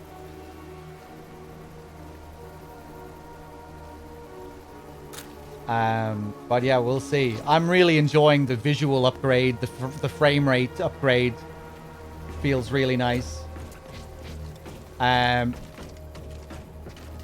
You don't have the range. Oh, is this just a freebie? I think this is just a freebie.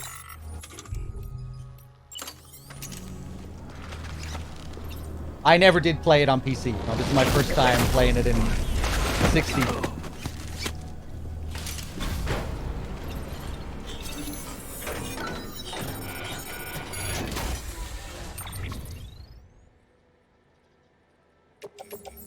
Okay, pretty straightforward then, I guess, for the first task. This is all we need. We can't get inside yet. Okay. Will I take some metals?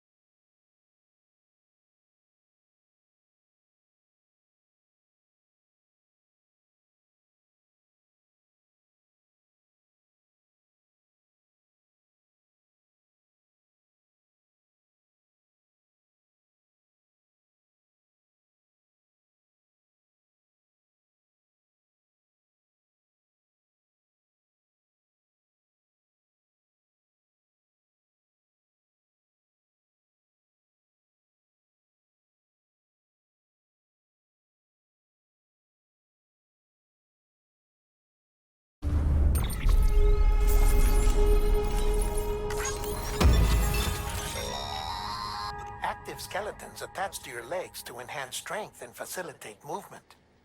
This particular model will allow you to carry heavier loads and help maintain your balance. When boosted, you'll be able to move somewhat faster, at the expense of power, of course. While this basic type does not excel in any particular category, it is resilient, and its battery consumption is comparatively low. Much better than relying on your legs alone, in short. See for yourself. Okay, is this a new type of skeleton? Is this easy mode? Is this easy mode skeleton?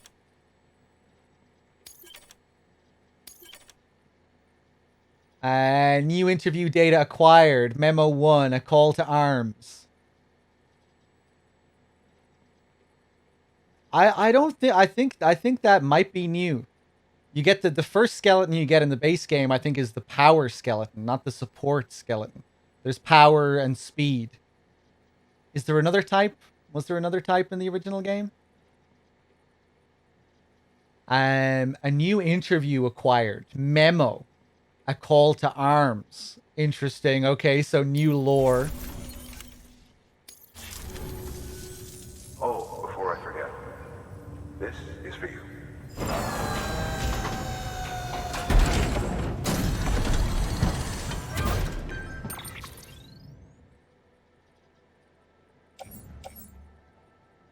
An active skeleton that provides support for porters out in the field when equipped. The wearer's cargo carrying capacity will be greatly increased while the skeleton is equipped and battery is available.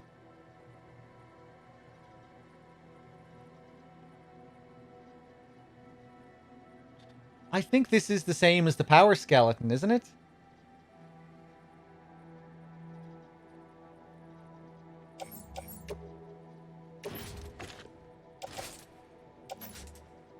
No. What was different about the power skeleton?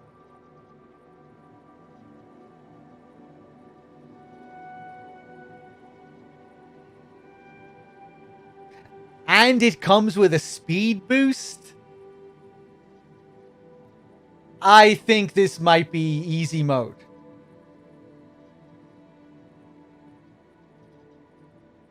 I mean, I'll test it out. I'll play with it to see how I feel about it.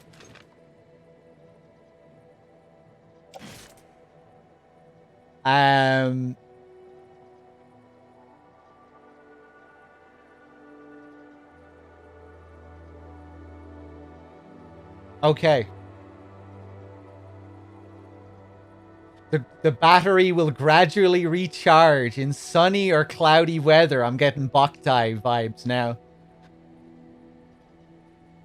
L3 for a speed boost, but be aware the boosting will drain battery at an accelerated rate.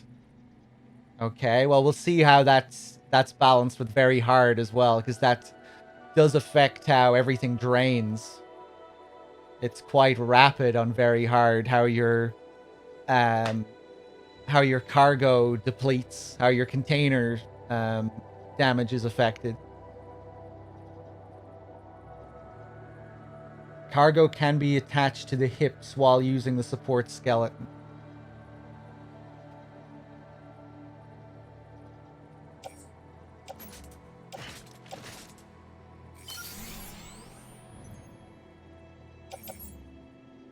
Okay. Let's take a look at this. See you around. This shooting range. Good work. New order available. Please access delivery terminal for further information.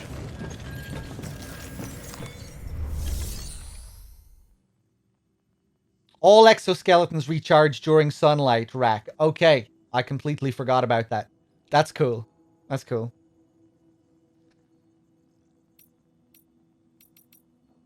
Not as cool as Boktai, though. I don't actually have to go outside to recharge them.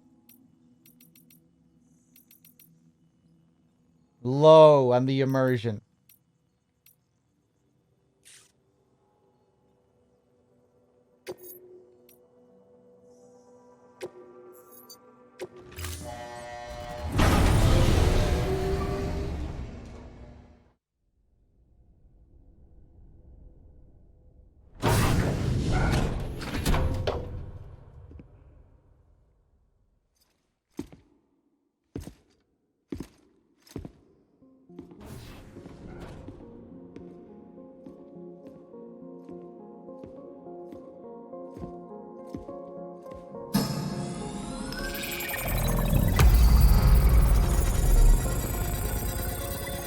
Well, that's fancy looking.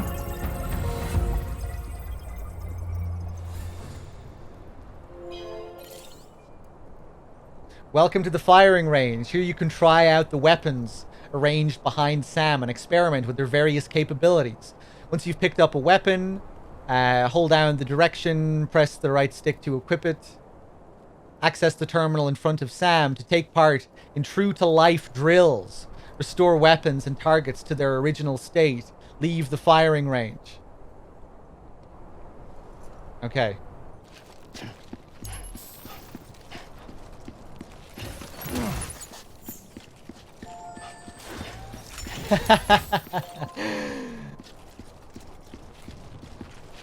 What were your thoughts, DRK? You were baffled that this had something that Phantom Pain didn't have again or something? Closer to what Peace Walker had than TPP?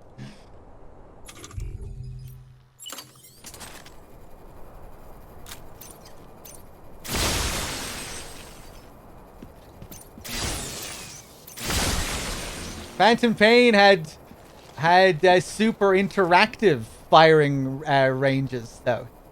You had to maneuver through your own base to do it. That's way better, isn't it? This is just basic-ass firing range shit, you know, that you'd get in any game. Not all that fancy Spider-Man climbing and shit that you had to do in MGS5. That was way better. Alright, I'll stop.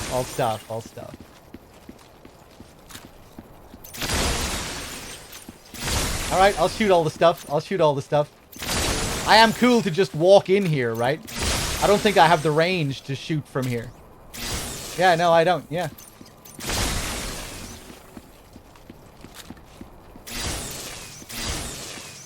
Pop.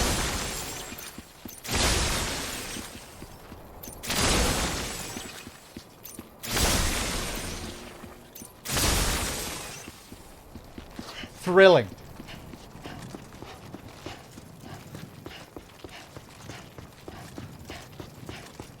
I think that's all I have for now.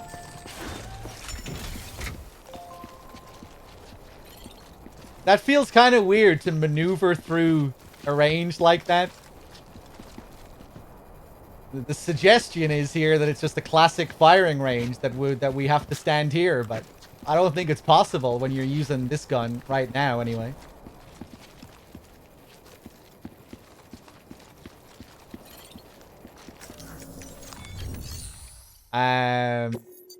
Drills.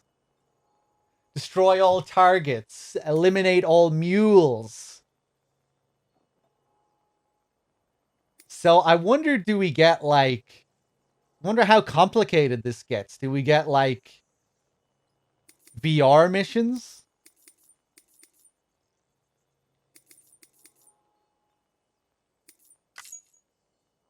Eliminate all mules. Sure, let's go for it.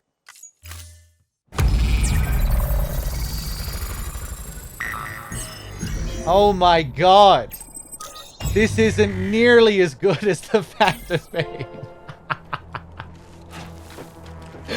Okay.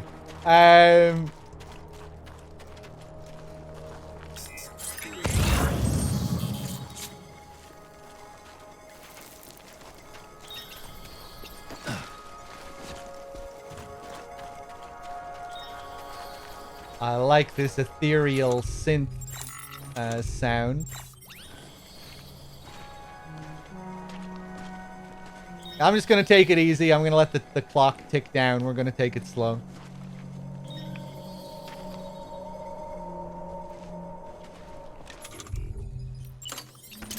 I wonder, do I get extra points for not using my gun?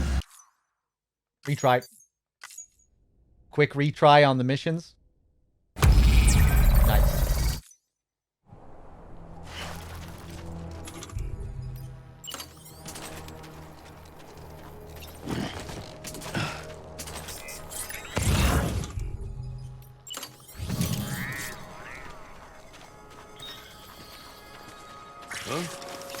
Ah!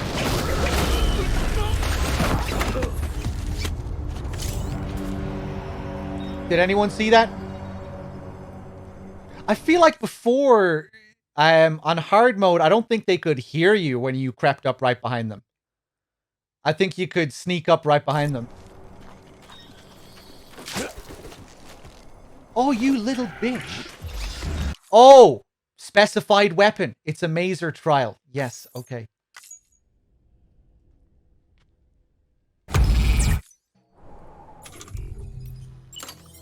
I mean, still worth testing, I guess, just to see what happens.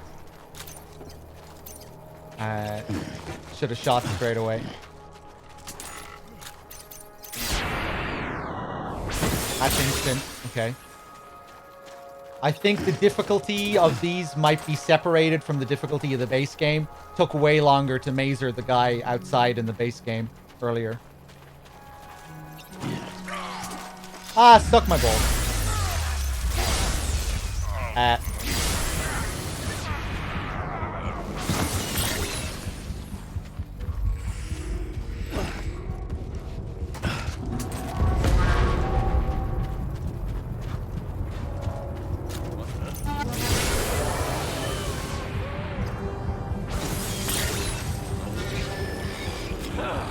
Yeah, I'm gonna take all the alerts. Just let me finish it. And we can get good. We can get good at it at some other time.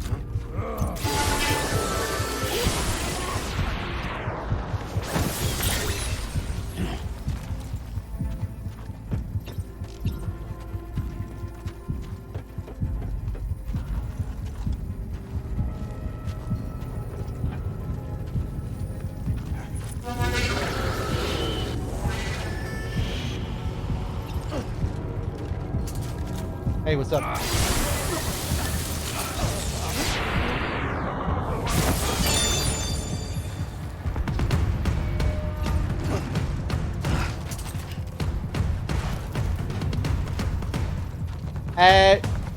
Oh, the goal.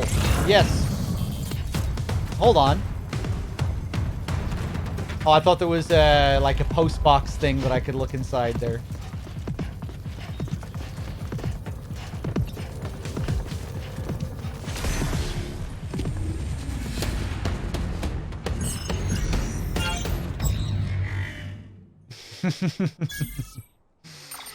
Kind of VR-esque, the fist. Hey, I mean, I'll take it.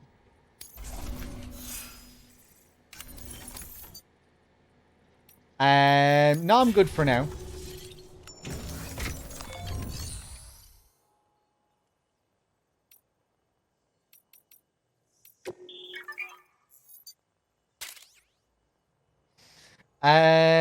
Doubloon with the 49 months. Thank you.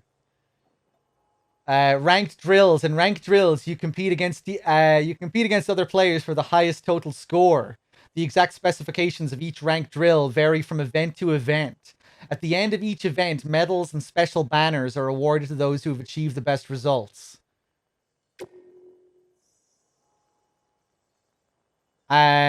Bonuses available: ammo conservation, perfect stealth, failure conditions, timed out, killed, knocked out.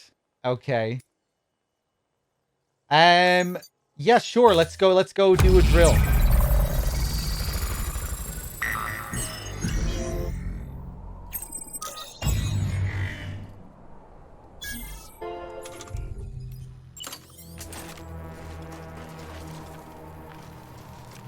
It is the same layout.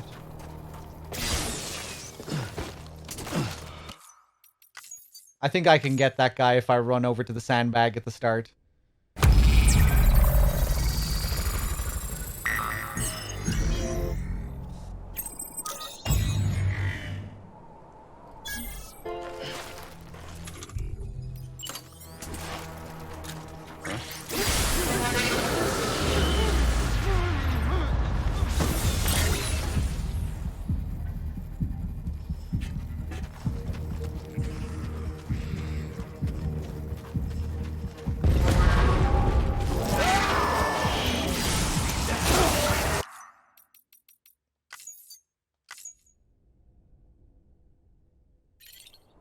Yeah. I think I'm good with that for now. But we might come back to that at some other time.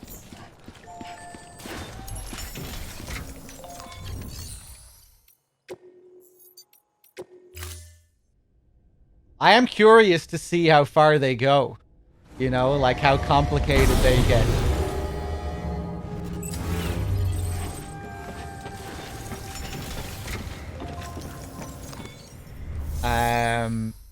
Let's see. Drop all these metals off.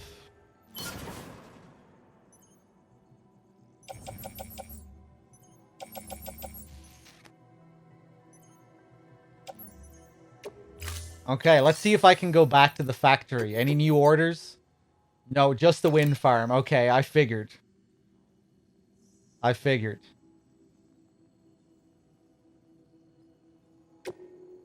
Let's do it. Now, you've done a fine job expanding the chiral network. But to make the most of it, we'll need to generate more power. We'll have to make a few hops before we can link up the closest city, too.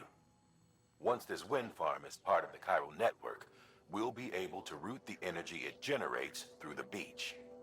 Unlike traditional transmission methods, nothing is lost. We can provide power to distant regions and utilize facilities there as electrical substations. You're to deliver a key component. Should be finished printing. Take it to the wind farm and get us in business.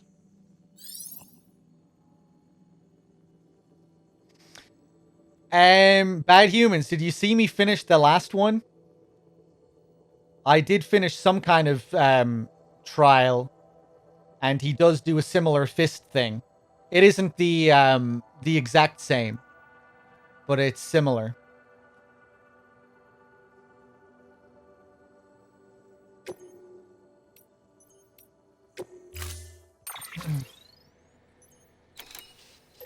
Okay.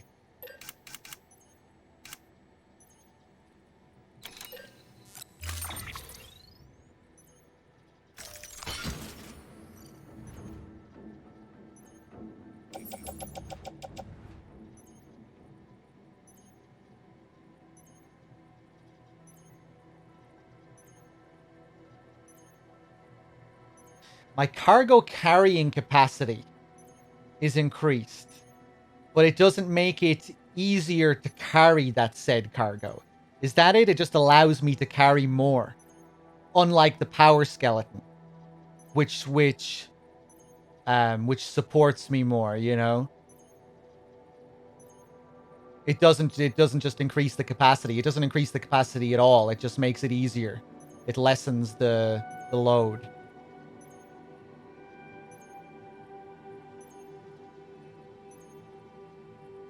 Makes it easier to carry your heavier cargo. I don't think this affects that. Just the capacity. And some kind of speed boost. Which is tied to a battery. Okay, weird. I guess we'll see how it goes.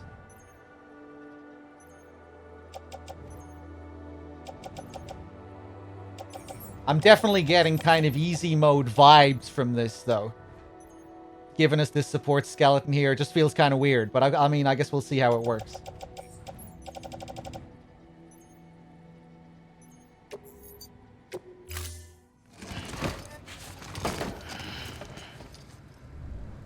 Order assigned.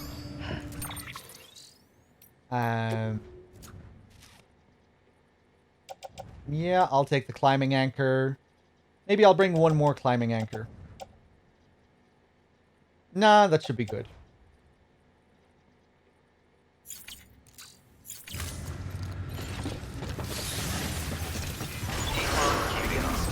Wait, no. Look at this thing!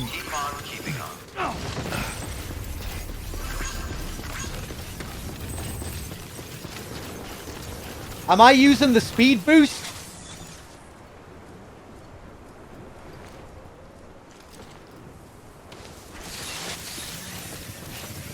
Is that me using the speed boost? Weapons restrictions lifted. Hold on. How does the speed boost work again?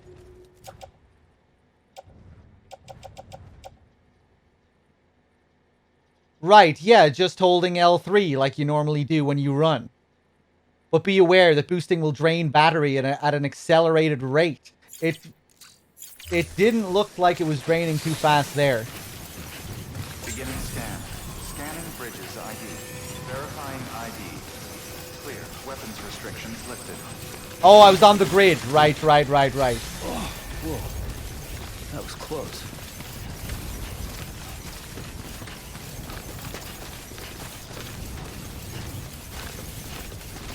Yeah. I don't think I like this.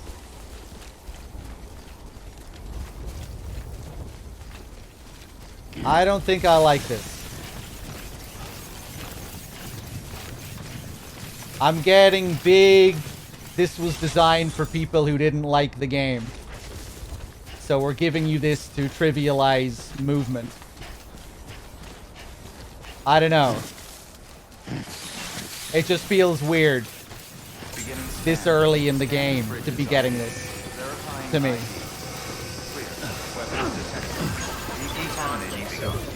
Well, like it already completely eliminates any need to balance. Weapons restrictions lifted. Well, actually, no. I'm not carrying all that much. I thought I was carrying heavier stuff. Maybe it isn't that bad. It is giving me a big speed boost, though. Welcome, Sam Porter Bridges.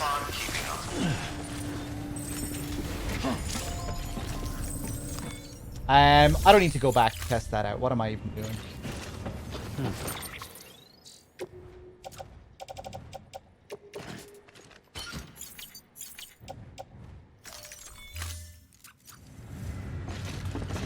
Yeah, right now it seems like it's the speed boost more than anything.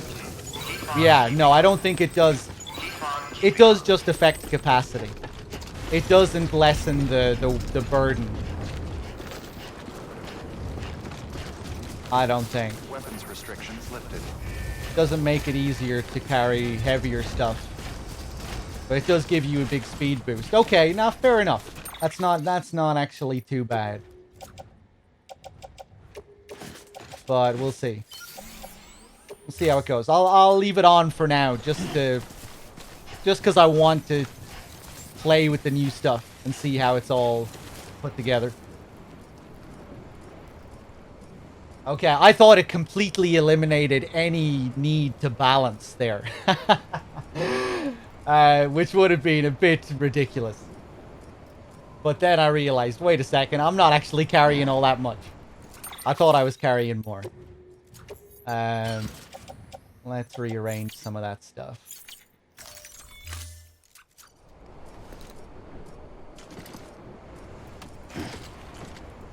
Yeah, I'm okay with new tools making certain things easier in this game. Like the post-game. Anything to make optional deliveries be more than ziplining all over the place, you know? Anything to add variety to ziplining and to maybe speed up that process. Like, I think that would be a positive. Welcome, Sam Porter Bridges. Even if it speeds up the process and makes things quote-unquote easier, I feel like it would still have to be better than spending hours ziplining all over the place.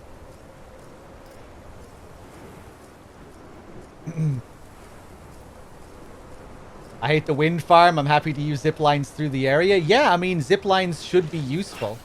I just don't think they should be so dominant.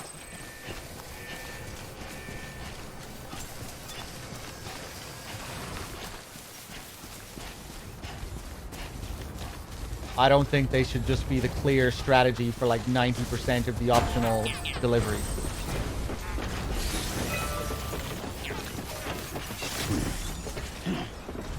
Maybe it's a bit less than 90. Yeah. Whew, not a moment too soon.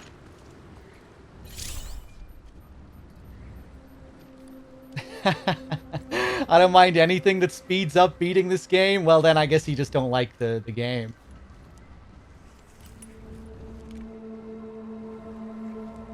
But if you have mechanics that just completely erase the core mechanics for the majority of the game, that's not very good, even if you do prefer that. That's just more on you not really liking the game. If you don't like the traversal and hiking through the landscapes, then yeah, that's the game. Most of it anyway. Guys, I'm gonna take a quick break just to take a piss, and when I get back we'll keep going. We'll head up to the wind farm and then we'll see what's what after that. Guys, thanks for being here, and I'll be right back.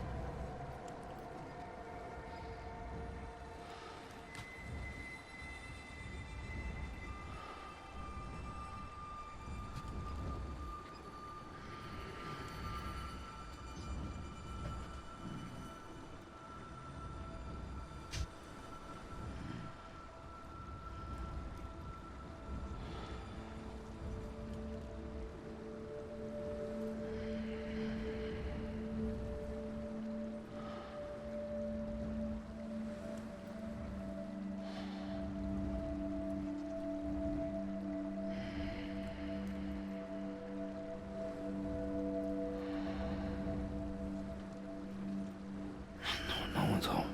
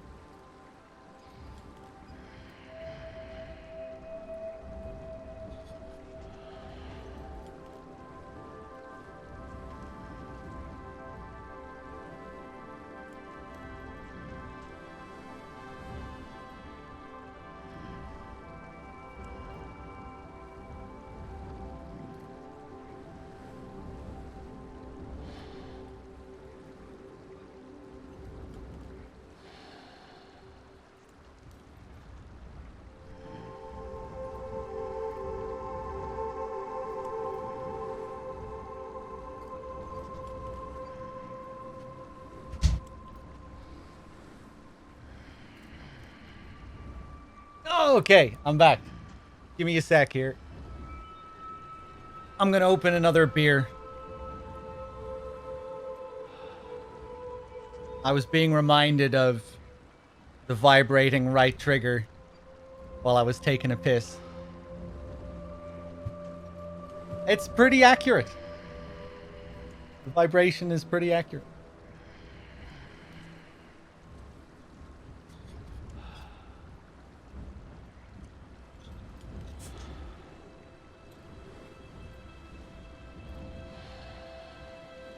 I'm actually left-handed, though. I'm kind of, what's the term? Ambidextrous?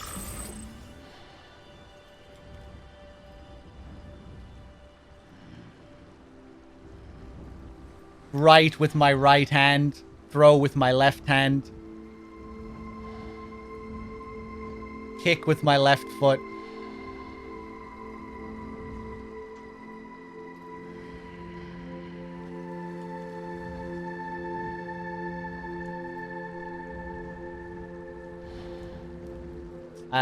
Hold on a second.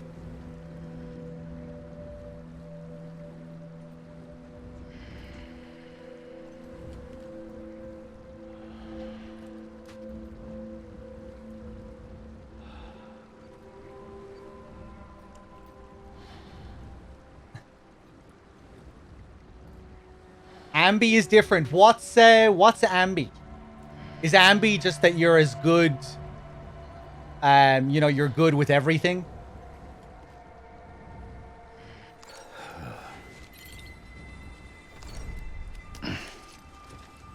Good on both sides equally, okay.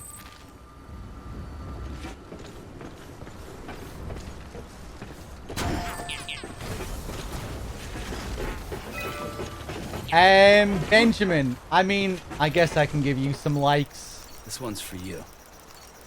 Thanks for the help.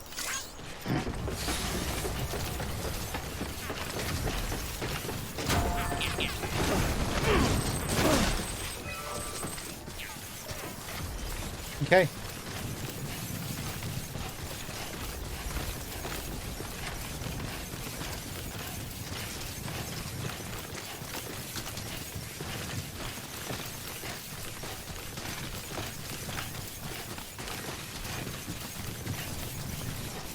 Yeah, they give you a good bit of juice on this thing.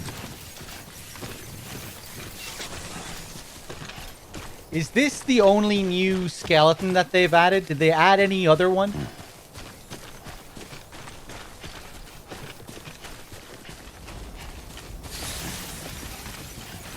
Gives you a bit more cargo capacity and a speed boost. I reckon the power skeleton will still be more useful than this when you unlock that later, where you usually do, assuming you unlock that in the same place. The super jump thing isn't a skeleton, it's a stabilizer. There are stabilizers in the base game.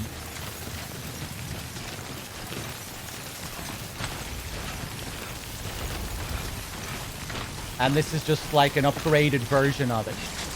I was a little worried when I saw that. You know, like how early are we going to be getting this thing that's basically like a jetpack. Well, not really a jetpack, but you know, allows you to jump off big cliffs and land at the bottom unscathed. But in the base game, you don't unlock the stabilizer until Mountain Knot City. So if you have to wait that long, I don't think that would be all that bad. Right. Probably pretty fun to use up in the mountains as well. You know, you slog your way up to a big mountain peak, and then you fly off when you get to the top. I can picture that being pretty cathartic.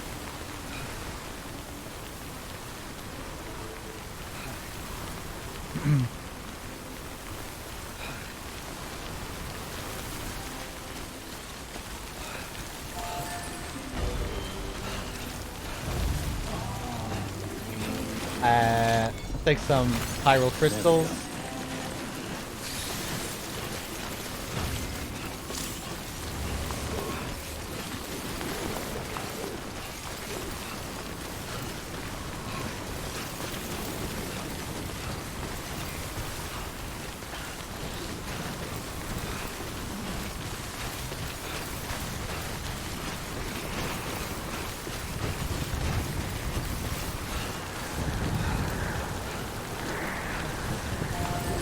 Oh, cool, some of the unique sounds you can hear here.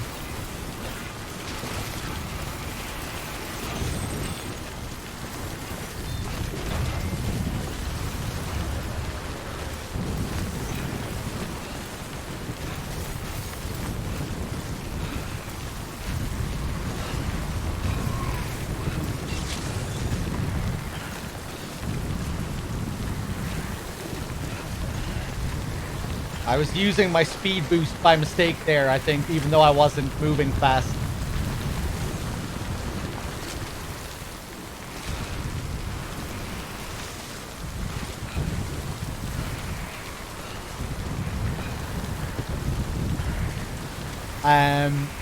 I think I'll place an anchor up here and use this on the way back.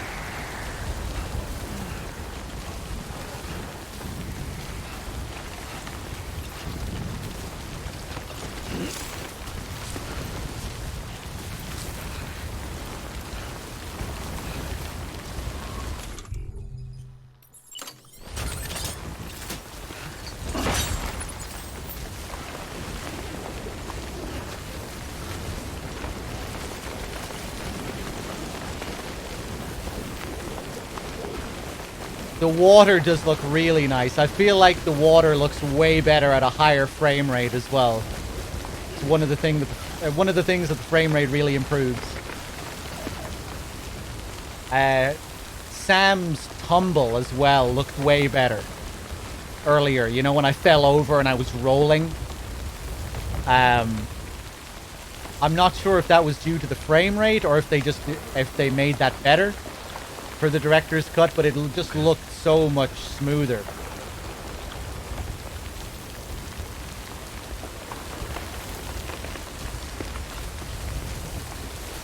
Where it was quite janky looking in the original game.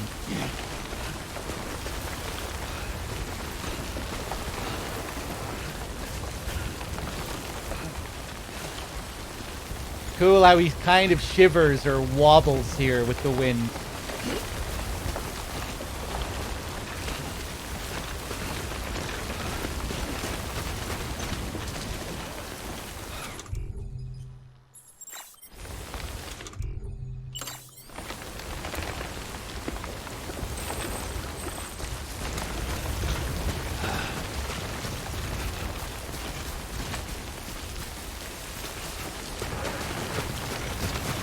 Go easy.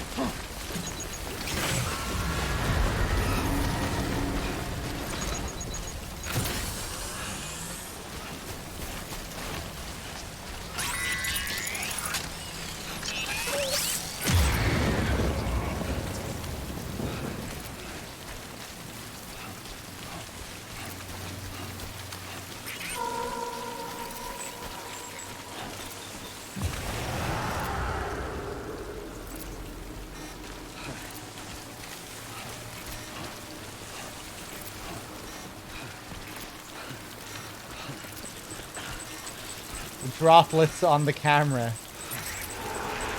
I've always kind of seen that as a very typical Kojima thing.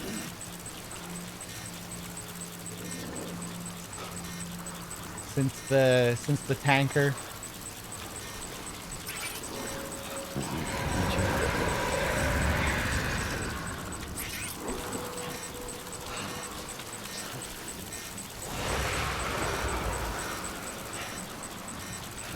There's the baby.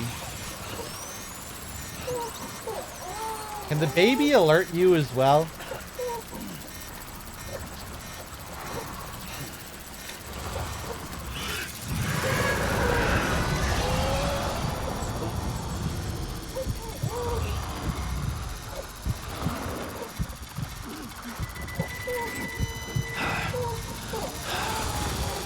Oh, you're very close.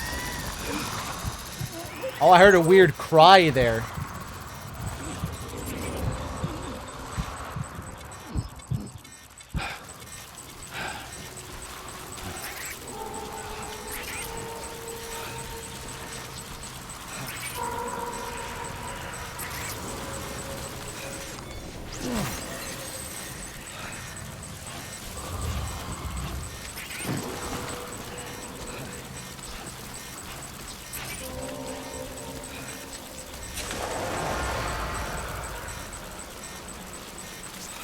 I think BTs look the same.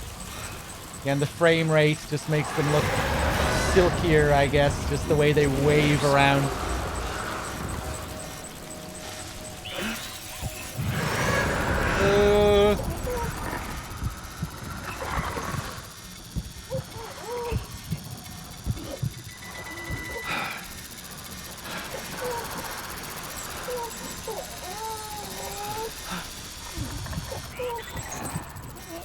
The BTs kind of remind me of Shinkawa's concept art.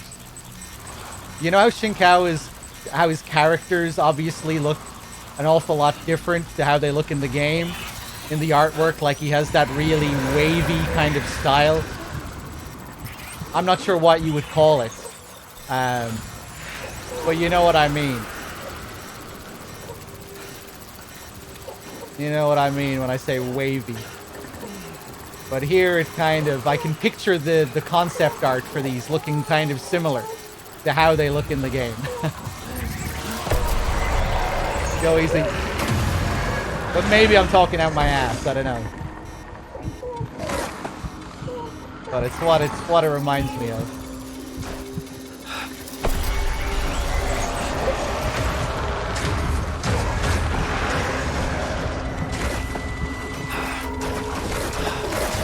No!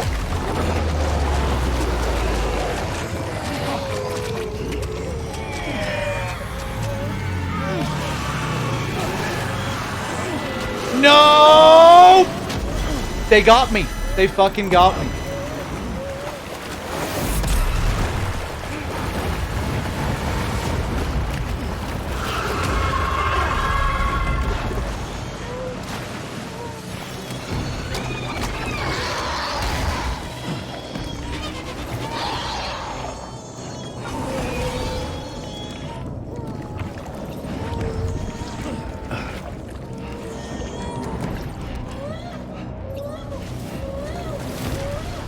Okay, easy.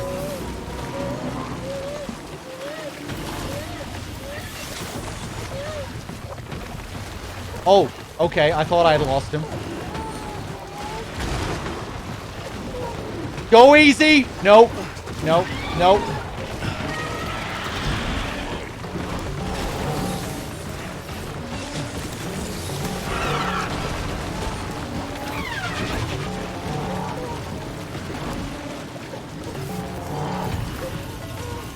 That should be it, right?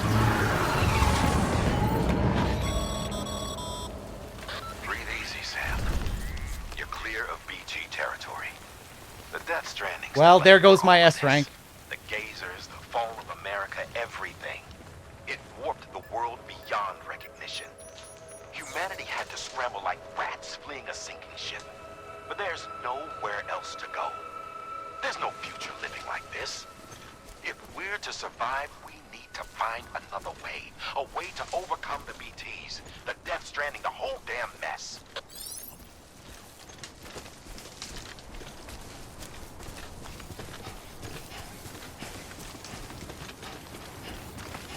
Yeah, it certainly wasn't too hard to escape that guy anyway, DRK.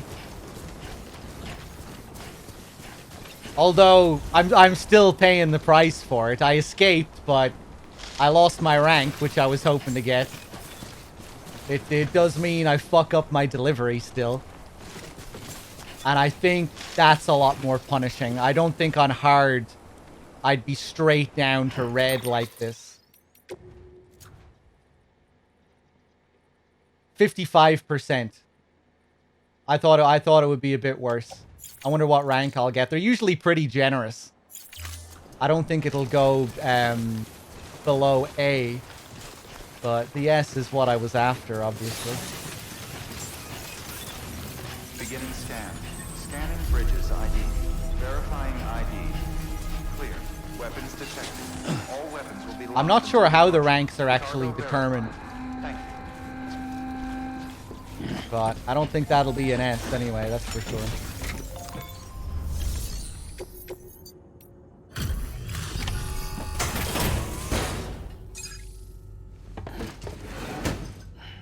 Delivering cargo. Thank you. With this unit, we should be able to power the distro center via the chiral network. Other places too, if it works. Here's hoping the UCA can put our electricity to good use. Mind if I have a look? Great. Everything's in order. I appreciate it.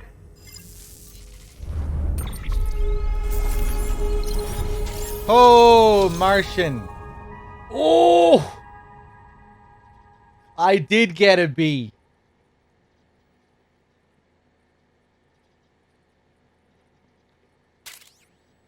Okay. I wonder if they change this for very hard. I know very hard has a different S rank. Hard mode has Legend of Legends for S rank, and very hard has Legend of Legends. So maybe the requirements are a bit different. Again, I'm not sure. Martian, thank you very much for the 5-pack, and see you later if you're heading out.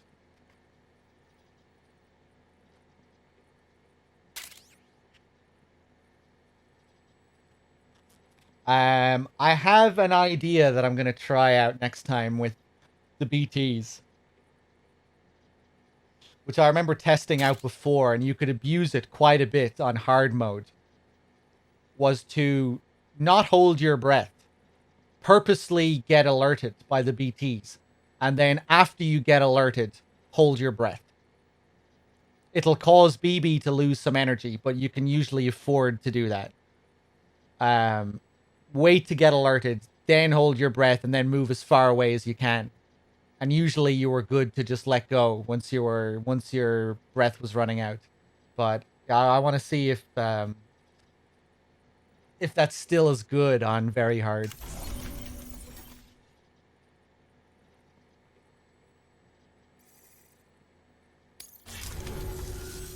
All we need now is a connection to the chiral network.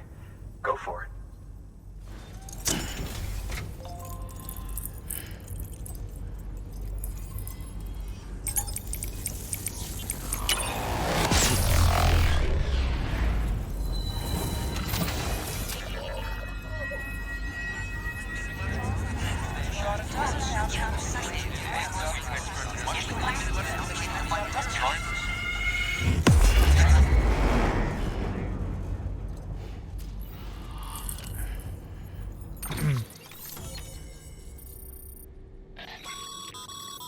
Network bandwidth is a limited resource, and every structure you build consumes it. However, as you increase your connection level, the bandwidth available to you will increase as well. Cool.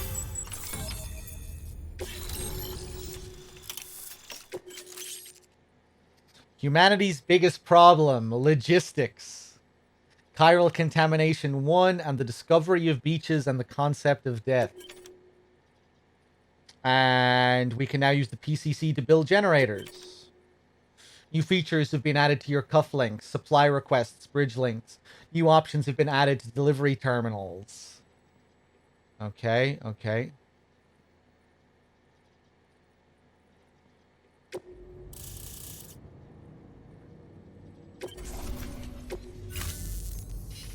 About time we did our part. Thanks again. You know, I heard the rest of your team was wiped out. Makes what you're doing all the more incredible. You're a one-man expedition. I hope Amelie's doing as well as you. Wonder if she made it to Edgenot City yet. It was her that put us in charge of the wind farm. I was with the group bringing up the rear while Amelie led the way. I've never met her in person, but it was an honor to travel with her all the same. When you see her, feel free to tell her I said so, huh? Sam, got a moment? I ran an experiment with your blood. It seems you were onto something. After dispersing an aerosolized sample of your blood in BT territory, we observed reduced activity. While this is hardly definitive as we have no other repatriates to whom we can turn for additional testing, it does suggest that the bodily fluids of repatriates are repellent to BTs. Mama had the idea of developing a weapon to test this theory. The prototype should be ready soon, and when it is, we'd like you to test it. Sam, this is the perfect opportunity. Sam! We almost got the whole region on the chiral network. All that's left is Port Knot City. Return to Capital Knot City so you can pick up relief supplies for Port Knot. By the time you arrive, we can give you the completed prototype in person. One other thing. It's not very often porters get out to that wind farm. While you're there, you should pick up any outstanding orders. No sense coming all the way back here empty-handed if there's work to be done. Have a look at that delivery terminal. Good work. New order available. Please access delivery terminal for further information. I was just gonna say that, Vicious. I tried to pause during that, but the game wouldn't let me pause. He says you're a repatriate, like repatriates are a thing, you know? As far as I know, Sam is the only repatriate in existence. He's one of a kind. We're the only repatriate in the world. I think. You know, we're responsible for the Death Stranding. Well, it's because of us that the Death Stranding is a thing. Just remember, one foot in front of the other. All there is to it.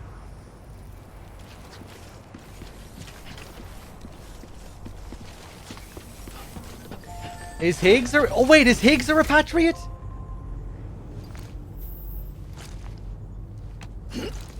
Oh, hey, yeah, no. I guess you're right. Oh, I don't think they ever refer to Hartman as a repatriate. Hartman is like a...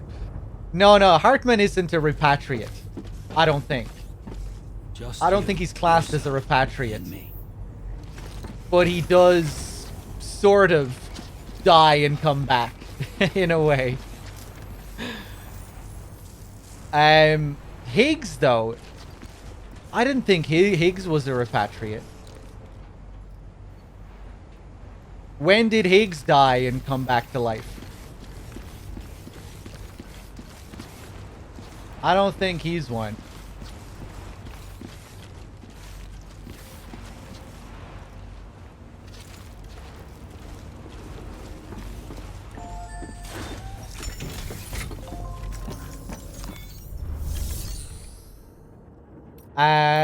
Okay. Let's take on another one. Sam, you're cleared to take on open orders. While they're not as high priority as the ones specifically assigned to you, if you're already heading a certain way and you have room to spare, it couldn't hurt to do a little more, right? Just because they're not mission critical doesn't mean they're not important to someone. So why not do a good deed or two?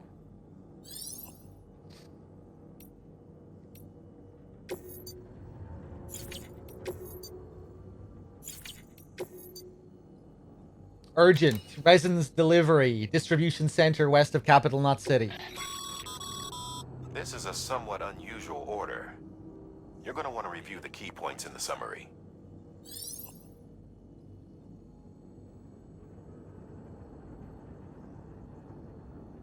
Okay.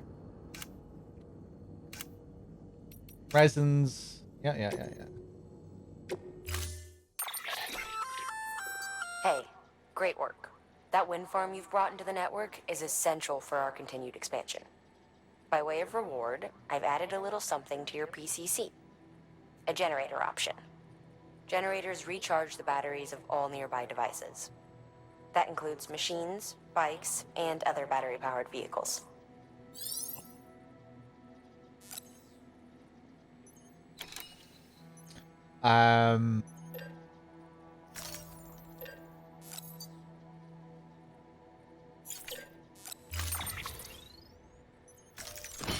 I'll take all that. I already have a PCC equipped, I think. No, I don't. Okay.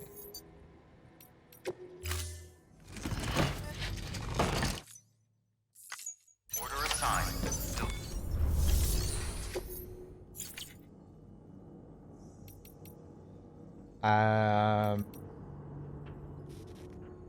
Well, I can wait until I get back.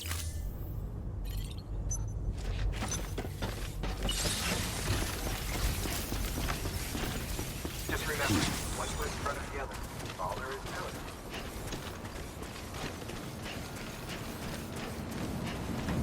it. I think it was definitely parody to an extent, DRK. Weapons restrictions lifted. Higgs is strange. Like, Higgs is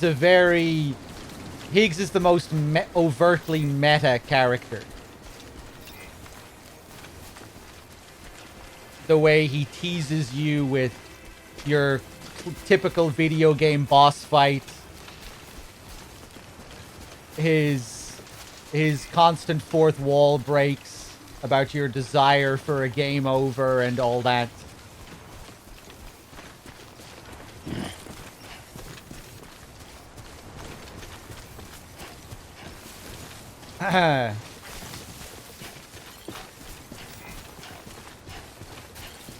It seems like Higgs was created so Kojima could have a sort of dialogue with people who didn't like the game or something. Well, at least I'm getting my steps Aren't in. you getting tired of the grind? Isn't this what you were looking for this whole time? A game over? I think that's his dialogue when you first meet him, and then he summons the big boss. And he has all his superpowers.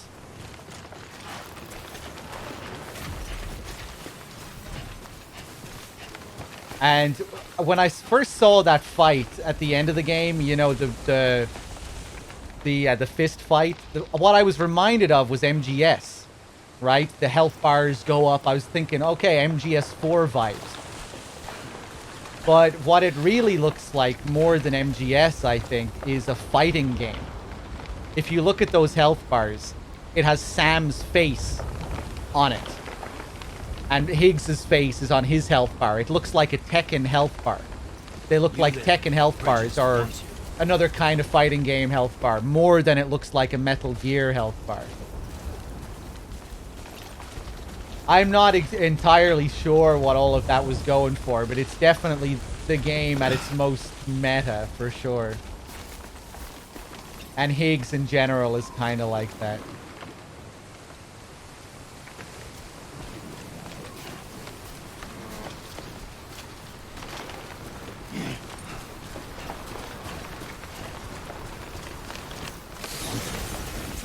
I'll be intrigued to see some of those scenes again. Go easy.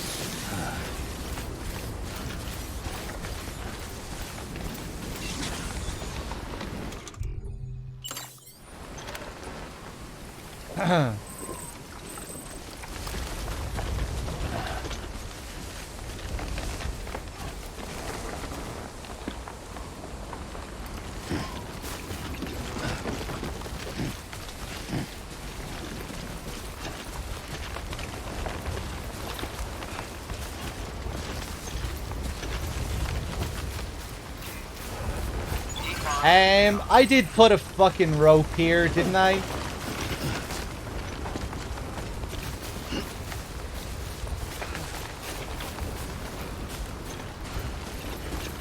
I did.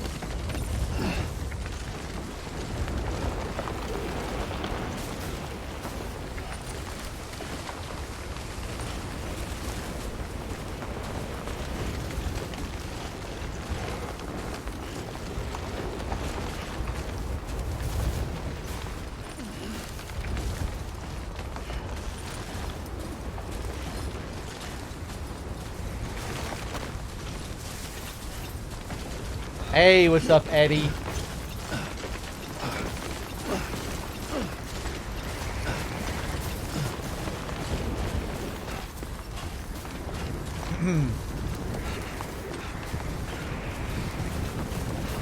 Another thing that I think is interesting about Higgs is that he's the only character in the game, only main character in the game that is acted and mocapped by a video game voice actor. And I think that's kind of interesting considering the kind of character he is. Because I think more than any other character, he's supposed to symbolize games or like typical game design. You know, he's the action guy. He's the boss fight guy. He's the guy standing in the way of the game being a connection game, you know? Not completely, you know. There is other combat, but he's kind of, he feels to me like just this sort of super dweeb fucking gamer bro. That's the kind of vibe I get from him. The way he talks, when you go into his little Peter Englert hut and he has this obsession with Sam. There's something kind of pathetic about him. The way he shows off all his superpowers, like all his teleporting and all the stuff that was given to him by Amelie. He's like this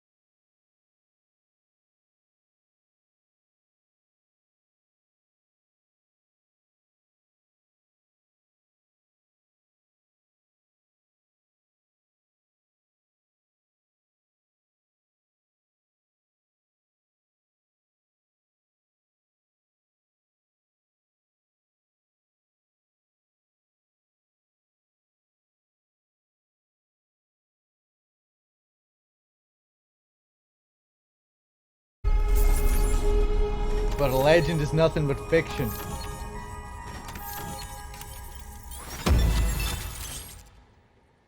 And we get the track.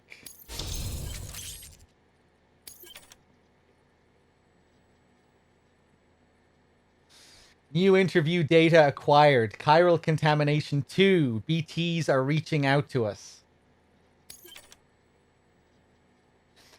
I thought a while back Kojima received some kind of award, like Legend of the Industry Award or something, from some outlet. The title of the award had legend in it. And I thought his response to it was interesting. He said, I appreciate the award, but I'm really not so keen on the term legend. It makes it sound like I have one foot in the grave. I just think it's interesting because I think a lot of the Sam's status as a legend before the game begins is supposed to be playing on, again, Kojima putting himself in Sam's shoes, being the freelance porter at the start of the game and then forming all these new connections over the course of the game. That's supposed to mirror the formation of Kojima Productions and this whole new start.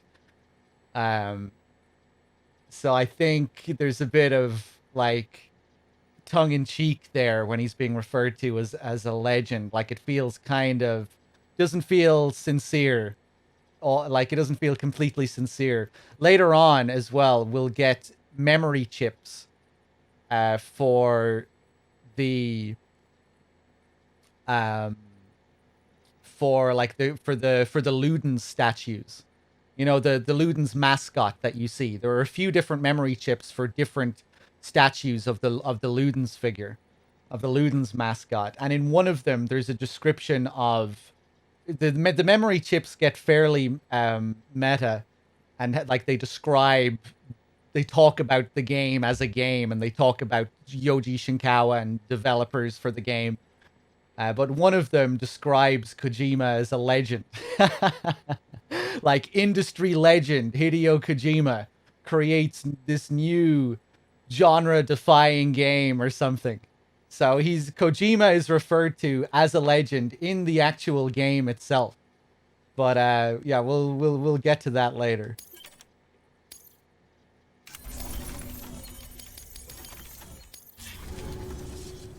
But obviously, if you've played MGS ever as far back as MGS1, legends are not usually a good thing.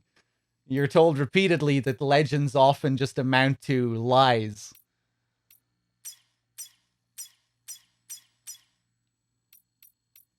So yeah, it's just interesting how this game continues on with that theme.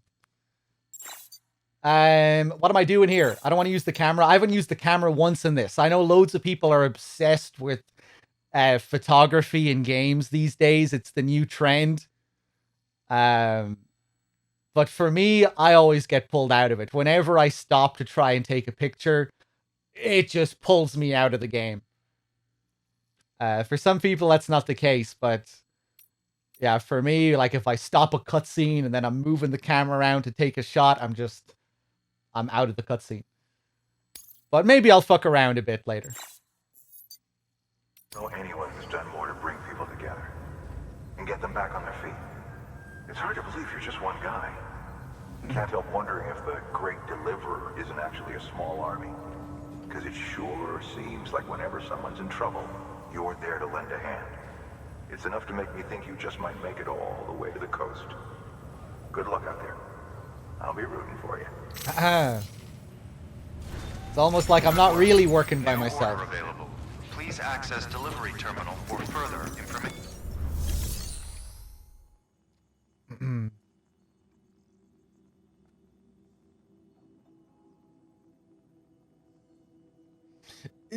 That's another thing. Someone in chat mentioned Jeff Keighley in this game is literally Kojima's biggest fan. He is, what's his name? Like the Ludens fan or the Ludens fanboy or something. I forgot about that. The first thing Jeff Keighley gets you to do is go pick up some T-Rex figurines, which tie into a Metal Gear reference. He wants you to go and collect some Metal Gear stuff. It can't be Metal Gear stuff because it can't be that direct of a reference because Kojima doesn't work for Konami anymore, so it's hidden. But it is an MGS reference. The first thing he does is get you to go and get him some MGS figurines. Except it's coded. But you'll see later on. Maybe some people will think I'm reaching, but I really don't think so. It's, I think it's pretty clear.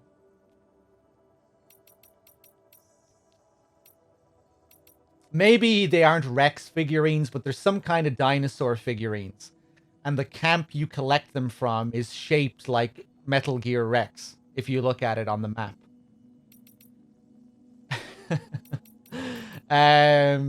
Okay. Let's go to the private room and chill out.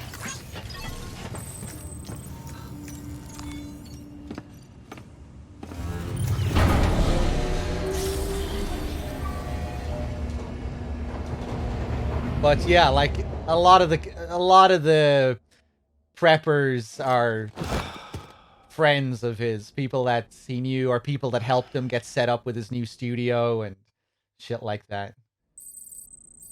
People that he made deep connections with in the industry. And some other people just for promotional purposes. Like fucking, what's his name? Good morning, Sam. Conan O'Brien. I don't think Sam, Kojima has a deep connection with your Conan unread O'Brien. mail been piling up? You might be missing out on helpful tips or even special rewards. Still a At connection, least though. make sure to read the priority mails, the ones with yellow subject lines. At least it wasn't Jimmy fucking Fallon. Jesus Christ. That guy is a soul killer. That guy isn't human. He's a robot. At least it was fucking Conan.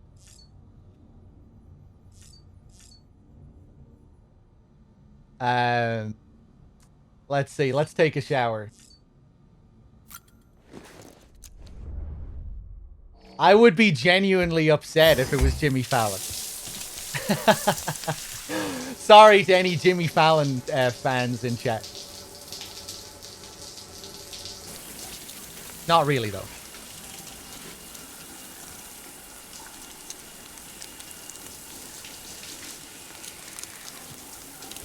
Of course you like Jimmy Fallon, Van. You kind of remind me of Jimmy Fallon. With your boyish enthusiasm. EX grenade number 0.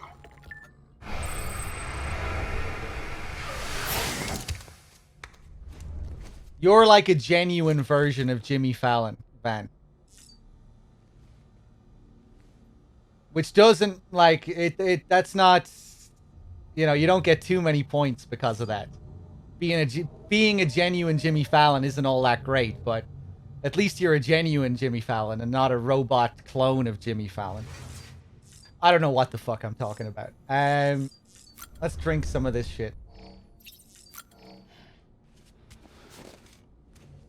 Do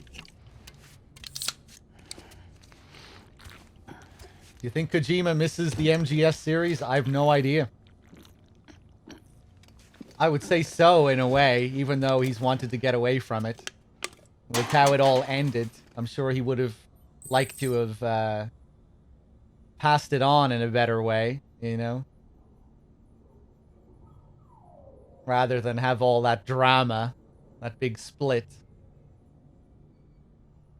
I'm sure he has a lot of mixed feelings about the whole thing, you know?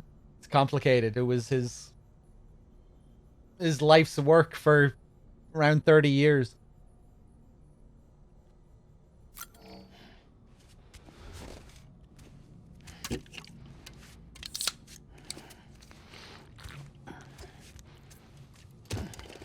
Death Stranding legit got me drinking Monster Energy +1 product placement. Because of Death Stranding, I will never drink Monster Energy. That's how stubborn I am. How could you? maybe if you drank Monster Energy before playing Death Stranding, but I never had a single can of Monster Energy before playing Death Stranding. And then playing Death Stranding just made me say, nope, it's not happening. Because if I do buy one, I won't be able to not think about Death Stranding. And I'll be like, oh, did that game make me do this? So, no, I have to... I'm going to go my whole life without drinking a can of Monster. Because of this game.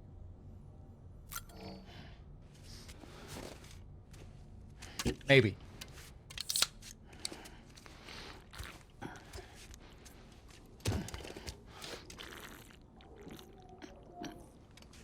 I might buy a pair of JF Ray glasses. Probably not. I've never bought a pair of expensive shades in my life. But for some reason, I'd be more inclined to buy a pair of JF Rays. But that's probably never going to happen either.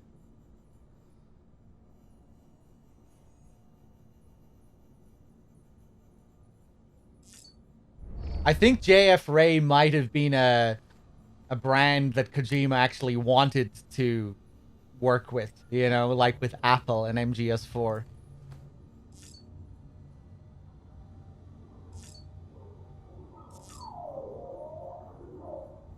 But I'm not sure.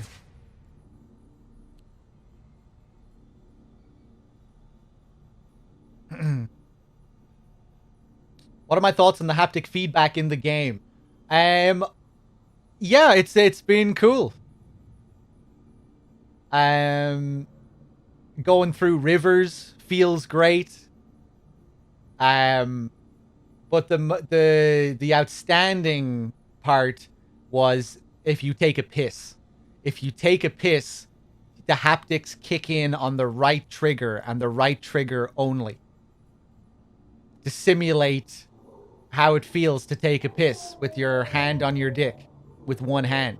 So you only feel the vibration on one hand. And as your piss finishes and you're just dribbling out the last couple of milliliters, the vibration starts to fade. So that's pretty amazing.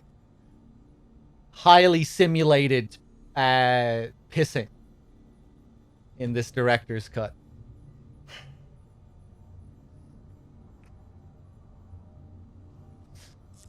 As it was meant to be played. Let's check on BB.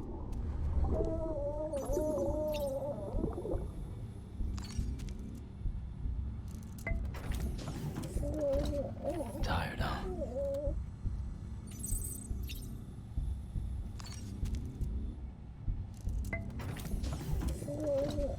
Tired, huh?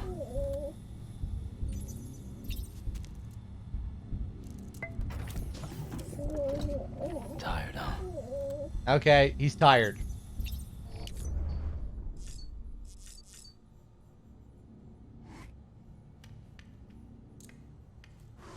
You can get a special nightmare sequence here sometimes if you zoom in on his feet. Are my nails back? I think my nails are back.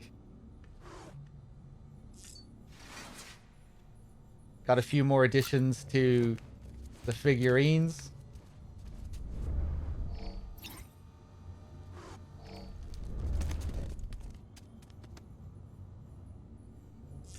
Let's take a look here as well. We have a lot of stuff here to read. We might do a little bit of this now and then maybe do some of it at another point. Mail. How about taking a break in the private room? You've been working hard, Sam. Your porter grade ought to go through the roof if you keep this up. I wonder, though. How's your BB doing? Even if you're feeling fine, it might be a good idea to give the little guy a break from time to time. I don't know. Can't help but empathize with BBs, I guess. Maybe cause I'd be one too if my last name began with a B. You know what I mean. What?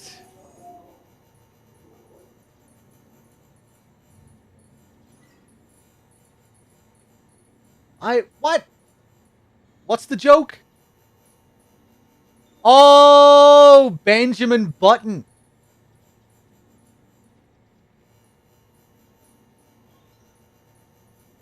Hold on a second, guys.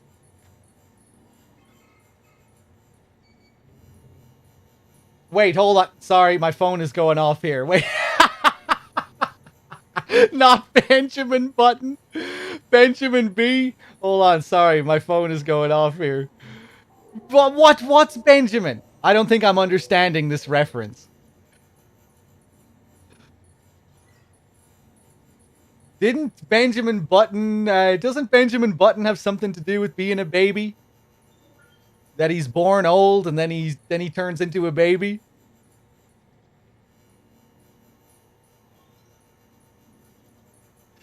Oh, you're just talking about his initials. Wait, maybe I just didn't read this correctly. Can't help but empathize with BBs, I guess. Maybe because I'd be one too if my last name began with a B. Right, okay. There's nothing complicated about it at all. Right, okay. Never mind. I'm stupid. If you know what I mean. Right, I'm going to call him Benjamin Button from now on. So yeah, head down to one of those underground facilities, private rooms, I mean, and take a load off. That's my advice. Your BB will thank you for it. See you around, Sam. I just completely misread this. I thought he was talking about... I thought he said something to imply that he would have been a BB or something. Oh wait, no, he did say that. Maybe because I'd be one too, but he wasn't right. He wasn't trying to suggest that he would be an actual BB, just that he would have the initials BB. Okay. Fantastic. Benjamin Button, test order. I want you to look at some lost cargo. You're doing very well, Sam Bridges. I guess I should expect nothing less from the great deliverer, though. Yeah, I've heard the stories. Rumor has it that you're a big Half-Life fan. Nope, haven't played the series at all. Nope, not a single Half-Life game have I ever played. Once we were united, but now we've been scattered all over. But that's why we've got to keep working, right? Anyway, listen, I've got a favor to ask. I want you to find some lost cargo for me. You know the river to the north of the distribution center west of Capital Knot City? Just follow it northeast from the center and you should find what you're looking for. It's a cube, so it ought to be easy to spot. You've probably never seen anything like it before, so I wouldn't blame you for being leery. But it's not dangerous. It's really, really important to me. Important as life itself. If you manage to find the cube, it'd be great if you could take it to the distribution center west of Capital Knot City. I'll chuck a bunch of likes your way in exchange, of course. Plus a little something extra, too. You're the only one who can help me, Sam. I'm counting on you. Okay. I've always been meaning to check out the Half-Life series, but I still have to.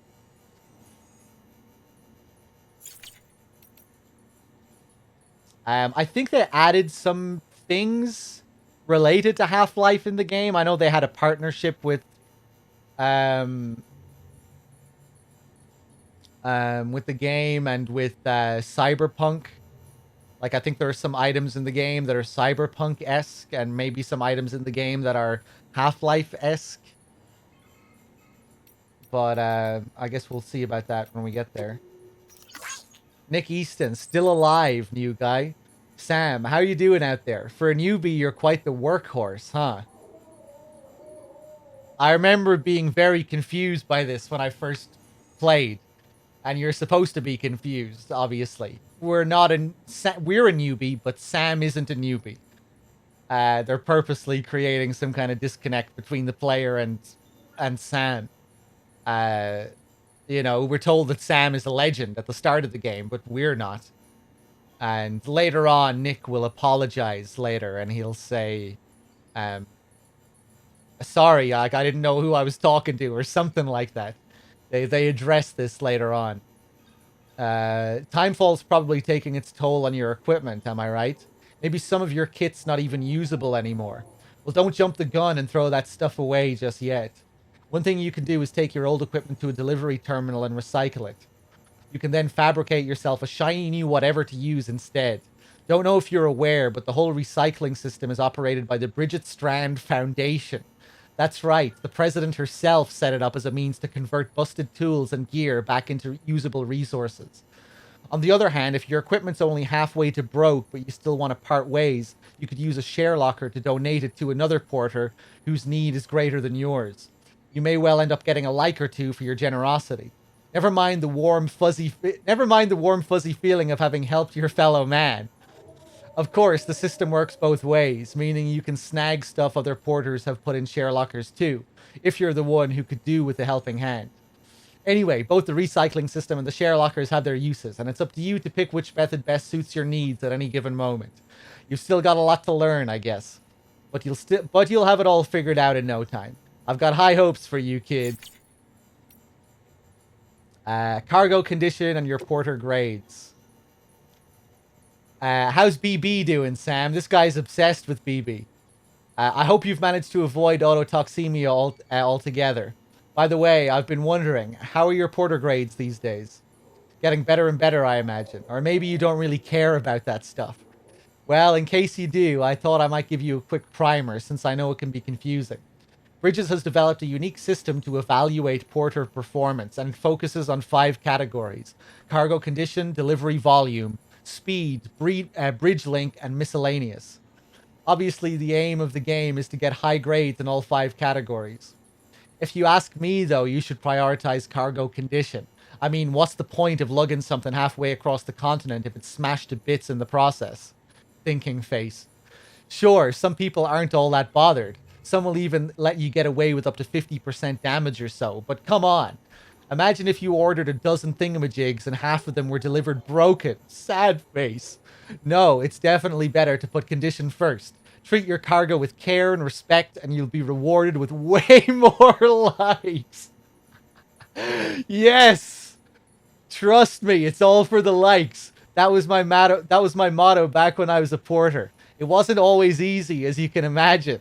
Sometimes things got dicey, but I learned to hang in there and deliver my cargo in one piece. You do well to bear that in mind, Sam. After all, you've got the potential to be a way better porter than I ever was. I'm already a way better porter than you ever were. You're not a legend.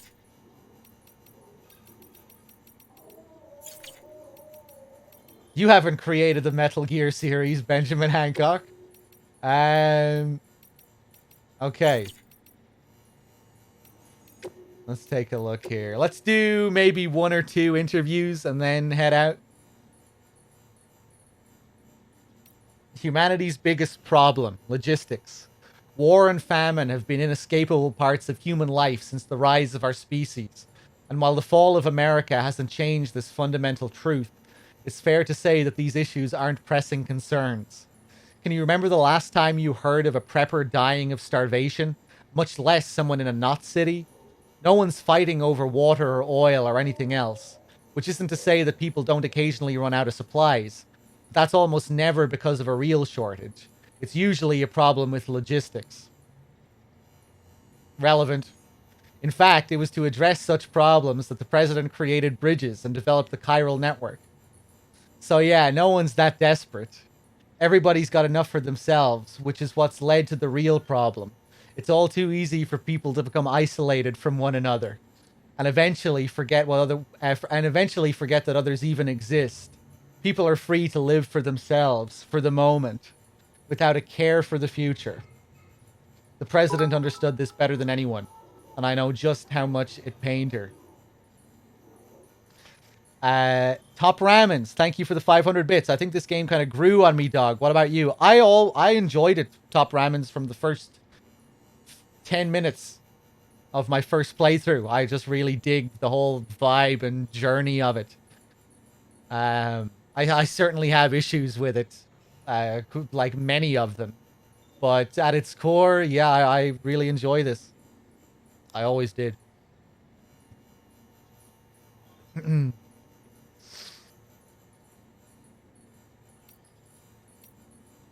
Let's go over this one, and then I think we'll head back out and maybe see if we can find some of those optional fools. The musician, I want to get that harmonica.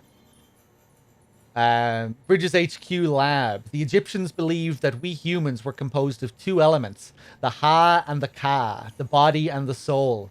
Various texts expound upon their nature in detail, but perhaps it is simplest to conceive of them as follows. The soul is that which joins with the child in the womb and gives life to the body.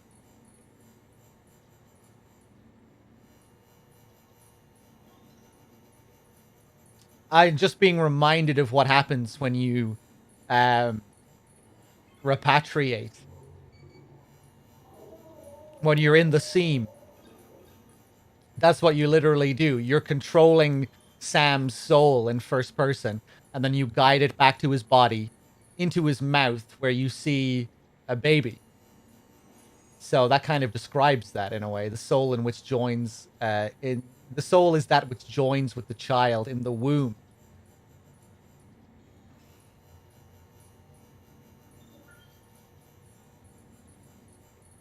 It is also that which departs the body upon death. Ergo, the body is simply a vessel. Should the soul return to it, it will live again. This is precisely what is observed in near-death experiences. A soul separated, albeit briefly, from its body. The Egyptians believed death not to be an instantaneous change of state, but a process by which the soul moves from one realm to another. So I guess this is why characters in this game adopt so many Egyptian things, because in the world of Death Stranding, they've quantified what death is, what happens when you die. You know, we know that the beach exists. We know that these things happen to the soul. And with these discoveries, I guess people realized, well, what religion, mythology is this closest to? And I guess they found lots of parallels between the Egyptians' view of life and death, and that's why you have characters like Higgs adopting all these Egyptian things. The I guess the BB pod as well. But this process itself has changed thanks to the Death Stranding. In the normal order of things, when death occurs, the soul vacates the body and passes into the seam. From there, it transitions to the beach, and only then onto the world of the dead. But after the stranding, a soul that has already made its journey to the beach may attempt to return to its body in this world. It was hard to believe at first, but the process of necrosis provided proof of this phenomenon that was difficult to deny. This is why it's imperative that we burn the bodies of the dead. The body must be destroyed to sever the link with the soul. Only then will the soul be free to journey to the world beyond. Again, knowing Kojima was going to make a Silent Hill game, when I see this separation of body and soul and burning and stuff, I'm being reminded of Alessa and how her soul was split in half when she was burned. I highly doubt that's any kind of intentional tie-in, though. Just reminds me of it.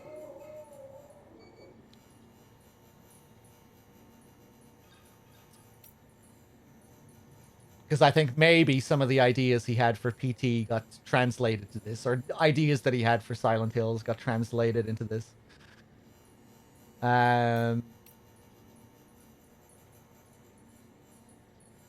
Okay, fuck it. We're doing one more. The word chiral comes from the Greek care. This is chiral symmetry, 3 years ago. Bridges HQ. The word chiral comes from the Greek care, meaning hand. Compare your left with your right. They seem similar in both size and shape, yes? Now face your palms away from you and place one hand over the other. Their shapes do not overlap exactly, but place your palms together and voila, a match. It's as if one hand is the mirror image of the other. But again, if you were to actually compare the mirror image of your hand to itself, we would see that the two are not identical. This is the essence of chirality, the state in which the mirror image of a shape does not match the original. I was watching Breaking Bad again, rewatching it for the first time since I watched it way back when it first aired, and I was quite surprised when I came across a scene where Walter is teaching a class on chirality. And in Breaking Bad, it's used to foreshadow the Heisenberg persona, I think. That the dual state of Walter, that he has these two sides to him. And then like you see lots of reflections and mirror symbolism in Breaking Bad as well. But I completely forgot about that. Until I rewatched it. Maybe that's where he got the idea. It has been theorized that BTs are mirror images of ourselves. Were we to exist in the same point in time and space, our shapes, as it were, would not overlap neatly onto one another, save in reflection. And when our particles meet their opposites, a void-out occurs. The new form of communication we have devised utilizes beaches, which are akin to mirrors, reflecting this world and the other, hence the term chiral network. So there we go. More of an explanation of the beach, how void outs occur, the chiral network.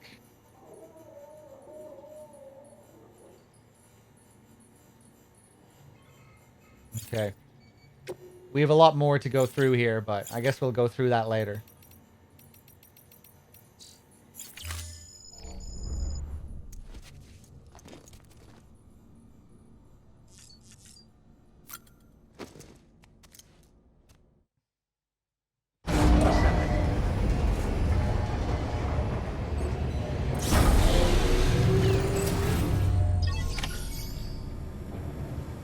Okay.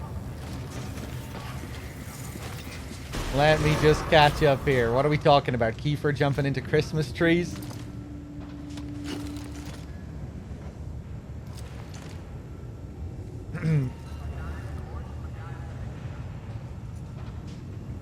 Am I gonna play Cyberpunk? I never really had much interest, but I might at some point in the future. I'll see what people are saying about it. Maybe after it gets patched 1,000 times or whatever. But yeah, we'll see. I'll definitely be... Deus Ex is definitely gonna happen. That's definitely gonna happen at some point. I'm just not sure when. For sure.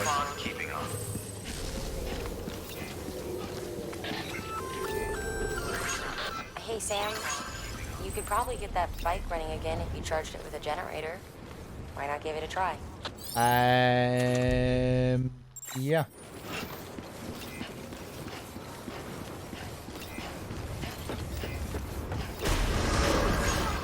Decontamination soon. All clear. Welcome, Sam Porter Bridges. Keep on keeping on.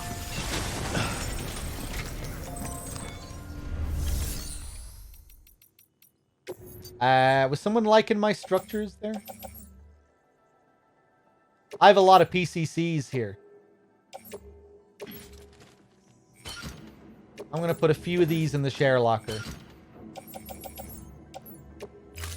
Because I'm a good guy, not because I care about the likes.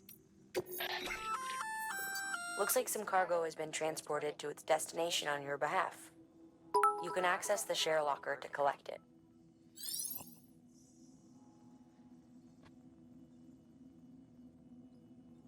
Right, DRK. Yeah, I'll see how it goes. I reckon I'll enjoy the first game. I've watched bits and pieces of it. I like the feel of it. I like how it looks.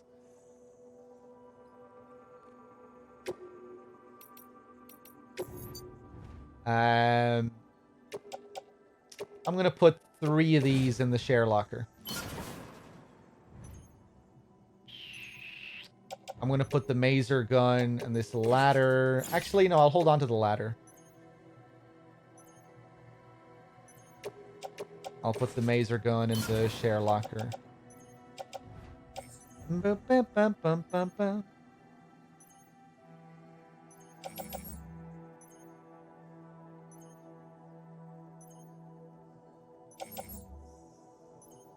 Oh, cheers, DRK. Yeah, I'll definitely get to it eventually. It can be really interesting watching people play games for the first time that you're really familiar with. You get to see a whole other perspective.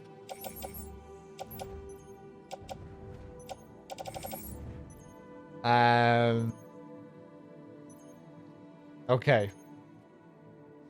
Any major differences in the director's cut so far? Well, yeah, we found a whole new area, which we haven't done much with yet. We have this trank gun, which is pretty damn powerful. And some kind of new support skeleton, which I was a little worried about that it would fuck with the balance of the game a bit too much. But I don't think it's that bad. At first, I thought it really helped you considerably to balance cargo, but I don't think that's what it does. It helps you carry more cargo and gives you a little bit of a speed boost. The maser gun might be a bit OP later on. But it's just been really nice playing this with a higher frame rate for the first time. Feels really good. And yeah, we've only scratched the surface of the new story stuff. The ruined factory. The gun isn't that great. You think so, Connor? I wonder if it's balanced differently on very hard as well. I was happy to see the game fuck me over a bit at the wind farm.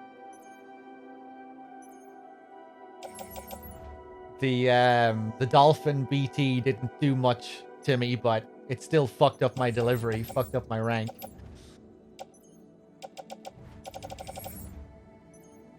But yeah, I've been enjoying it, and we'll you know, there are a lot more, there are loads more tools we still have to unlock. So yeah, we'll see how it goes.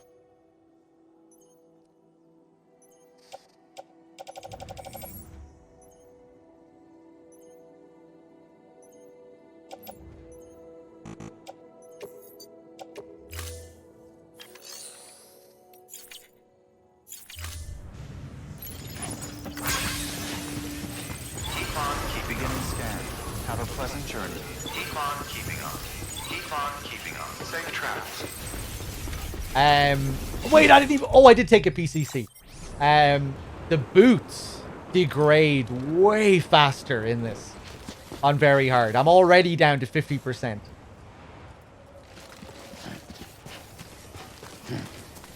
Weapons restrictions lifted. Maybe we'll need some sandalweed at this rate. Probably not. The sandalweed is still probably going to be pretty useless, but you never know.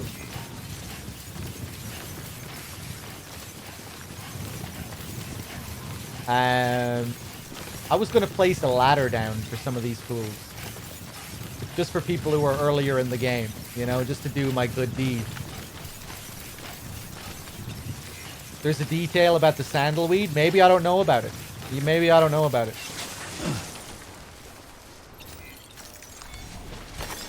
Nice.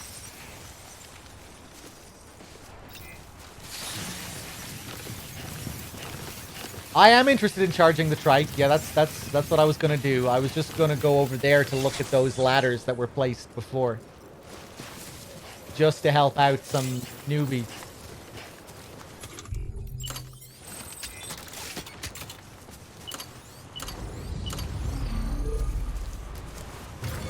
There we go.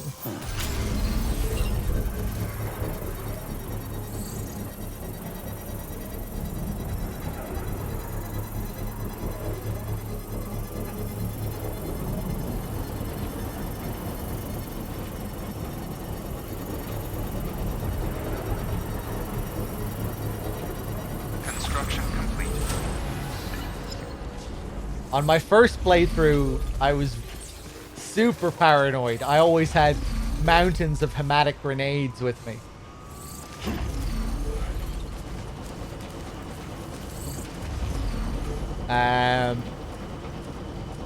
Okay. Beginning scan.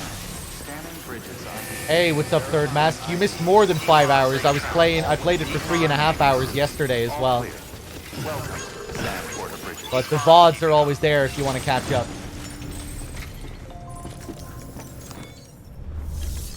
I am on performance mode.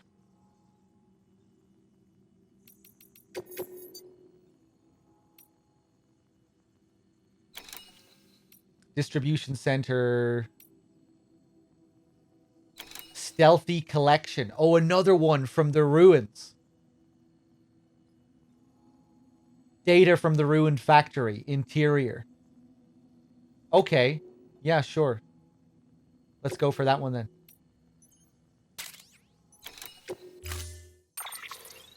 JDT with the 6 months. Thank you. Quality mode isn't locked at 30. No, I think it hits 60 most of the time. Sometimes it drops. I'm not sure. But I think it aims for 60. But yeah, it changes. It's not locked.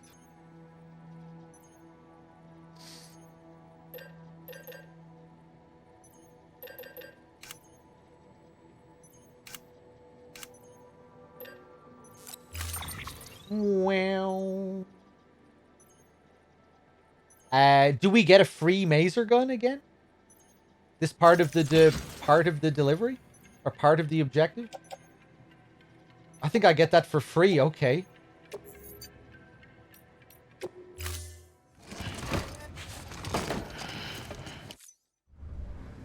Order assigned. I'm gonna put some of this stuff back. PCC.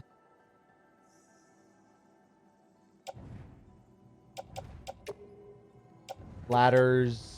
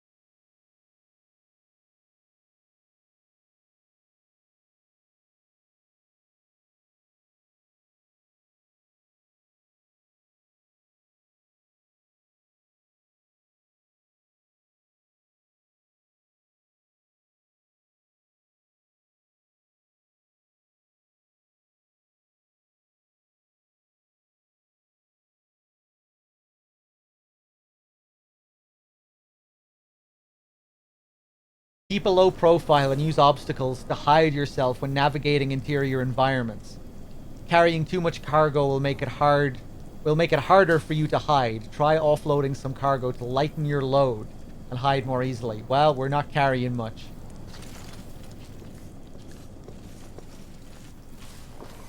This is new stuff here, yeah.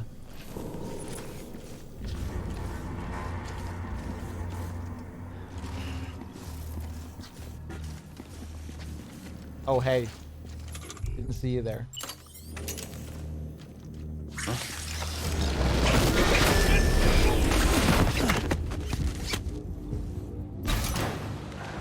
Leave or die.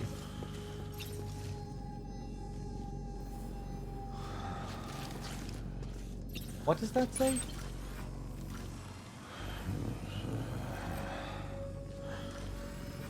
Death to intruders? Fair enough.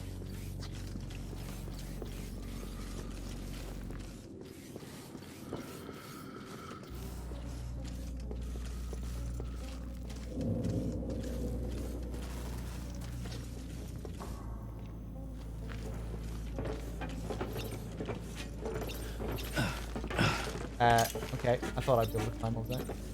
I probably can.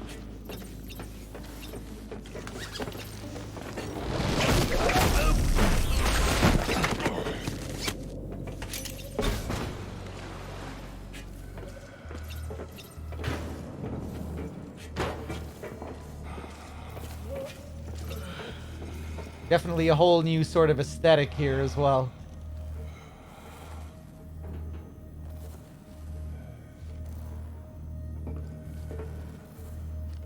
What are you doing?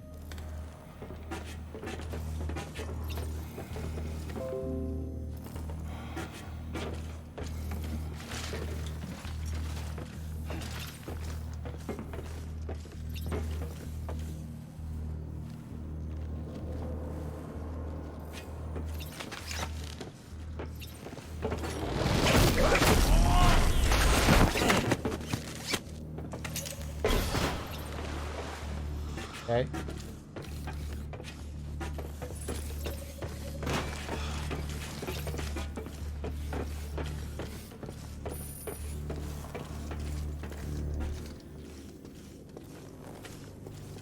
Nice light.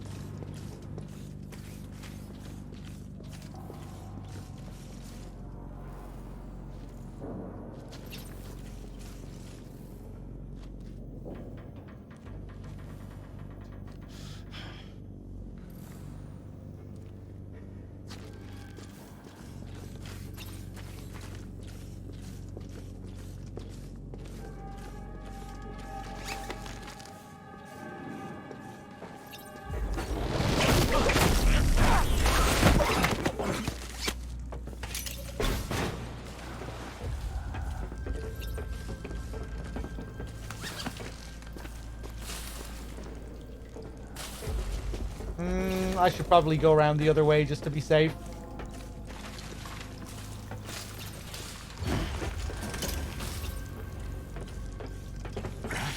Ah, you bitch! You weren't supposed to turn around.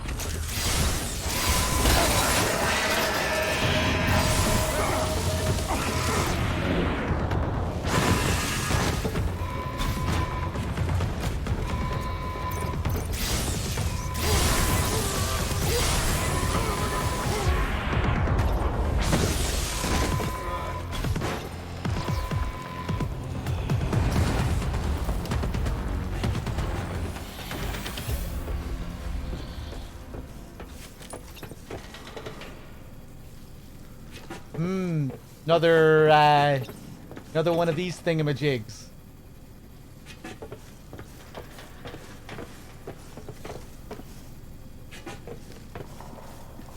We see Sam's mother in these during the clip scenes.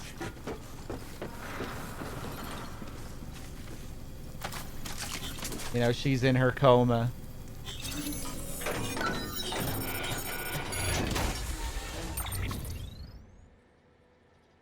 This is what I'm after.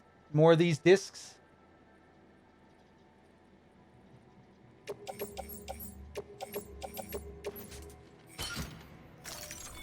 And that's going to be it. And then we come back later on another order to inspect more of this place.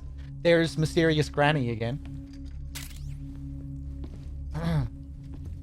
Okay. Kind of weird if that's it. Just like very standard sort of stealth stuff. First time we come here, little bit of stealth. Second time, a little bit more. Excellent work, Sam. That's exactly what we were hoping to find. Bring it back ASAP so we can get our people on it. In case you're tempted to venture further in, you should know that we haven't been able to crack the security system guarding the rest of the complex. So focus on delivering that cargo. Okay. Well, I guess we'll just head back. Take back my climbing anchor.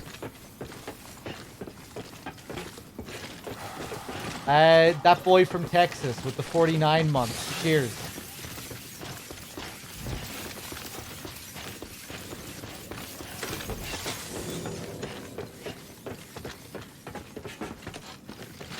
I wonder how frequent, I wonder like how big this place is.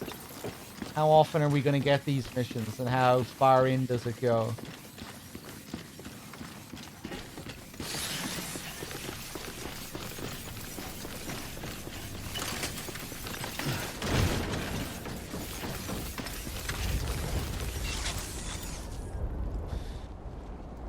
There's a fragile porter with her in the photo. I think I actually saw people talk about that in the based off the images we saw in the trailer. I think that photograph was already released. Yeah, we'll take a closer look next time we go in. Yeah, I remember people speculating that she might have some relation to Fragile or something.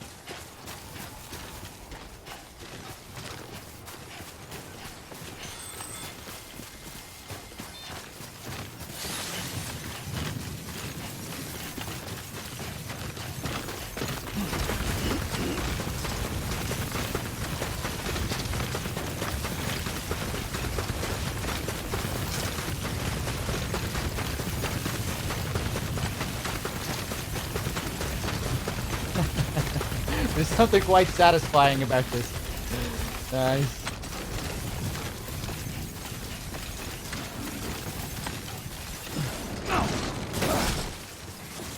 Where's my bike? Where did I leave it?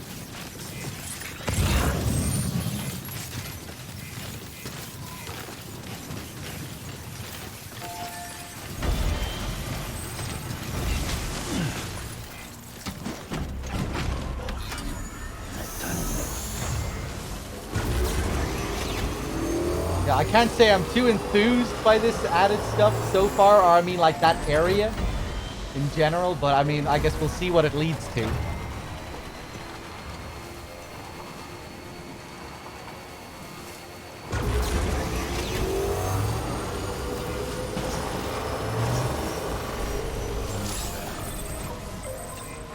As we get deeper into it. This is not NG+, no.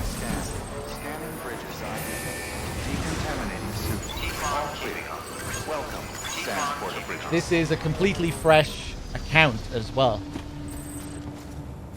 So yeah, new game, completely fresh PSN account.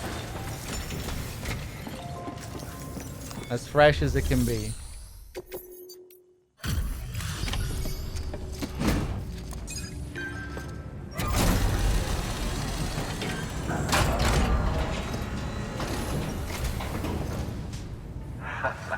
The legend returns. How you doing, Sam?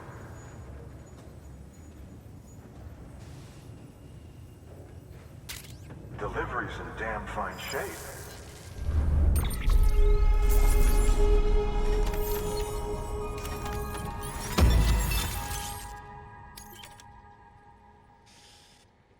New interview data acquired. Memo 2 from mother to daughter. I still need to look at these memos. From mother to daughter, a porter's note. 1 to our beloved daughter. Okay. The records you brought back for analysis contained additional designs for BB pods. This data has given us new insight into how we might customize yours, by changing its color, for example. Feel free to experiment with this feature the next time you visit your private room. They needed that information to figure out how to change the color of a BB pod. That's kind of funny.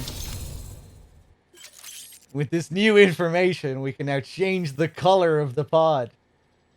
We never thought about it up until now. Okay. Bye, Sam. Good work. New order available. Please access delivery terminal for further information. I'm gonna go back to the private room. Actually, do I need to go back to the private room to look at interviews? No, I don't. Yeah, let's take a look at these memos. See, these are all the things that we got from that new area, the ruined factory.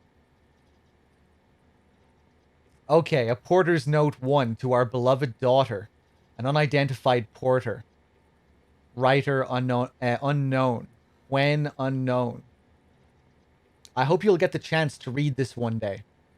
Picturing you doing that, picturing you doing just that as I write helps me get my thoughts in order.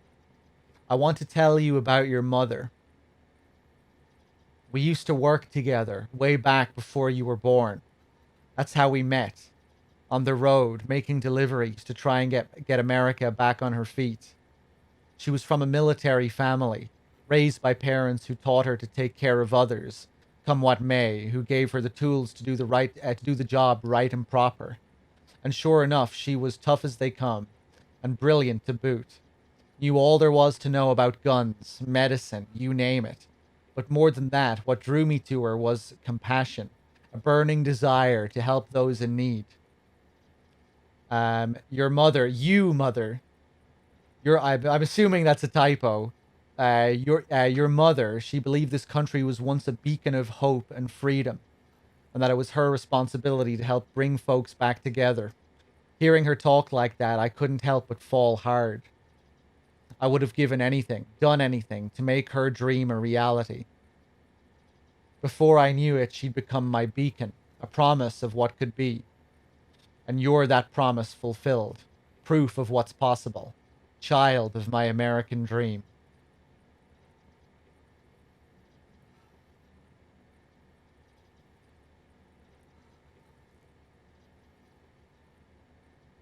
Okay. So, if it isn't Amelie, there are obviously lots of parallels with Amelie. I don't think we know anything about Bridget's family, really.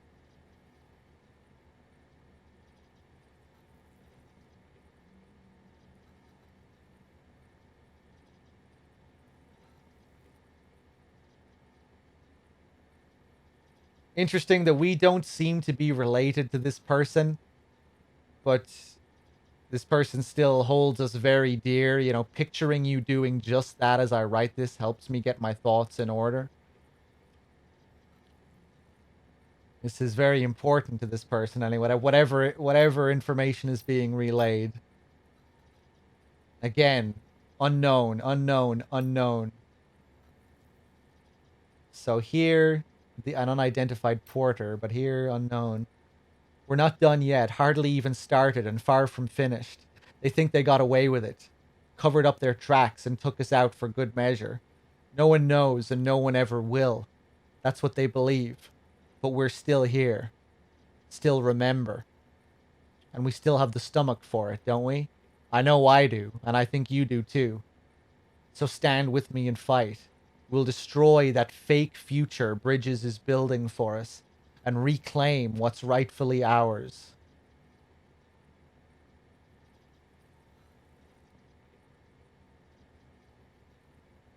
Interesting. I'm sorry, 5 years isn't enough to get your bearings, much less live a life. You were the only one I could save. Could only dig graves for the others. And then for you in the end. dig and grieve and try to make amends. All that's left to me is her, my daughter, my sole remaining glimmer of hope. Our future may be broken, but it's not beyond repair. Futures are fragile things, but my daughter's made of stronger stuff. She has what it takes to pick up the pieces and put them back together again.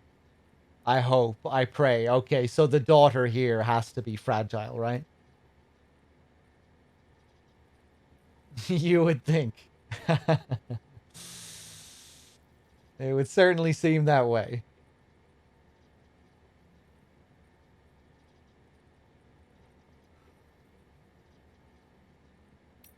Okay.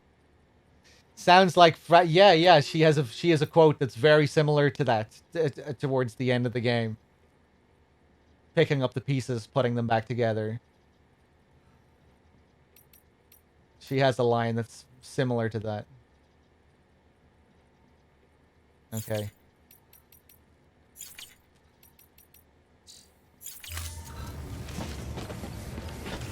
All right.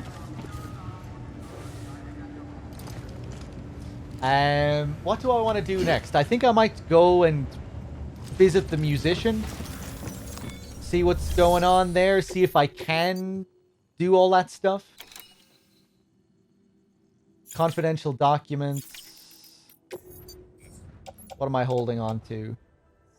Laser gun, boots.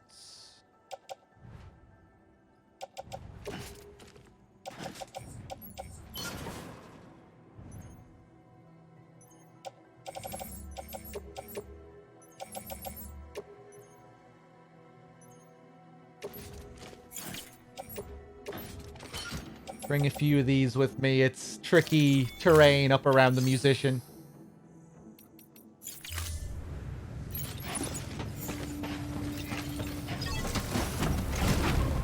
Fragile. I'm fragile, but not that fragile.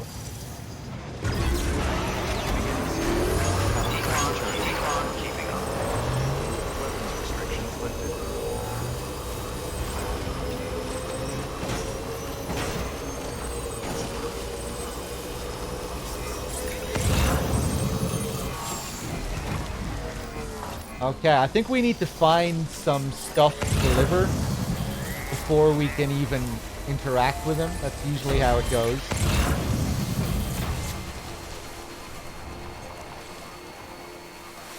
Can't be friends until you give them something they need.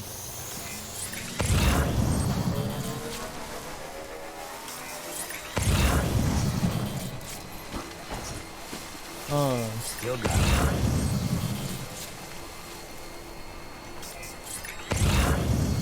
I thought they put some of his cargo around here.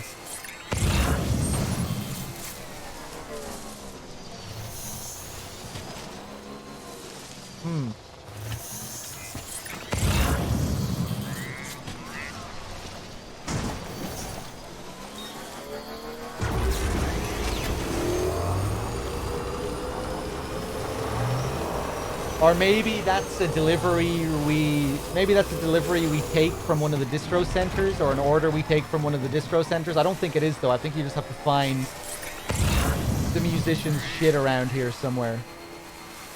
Here's some stuff. Way station, distribution center. What can't you do? Bridges, boots. You should find some very close to his home, yeah? You think? Alright, we'll go all the way up.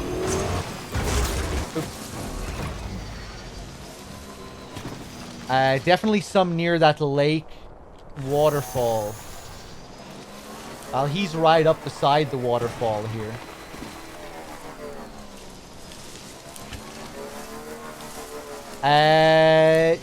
Yeah, Ninja. No. It's the same game. I can see why Kojima really didn't want to call it a director's cut.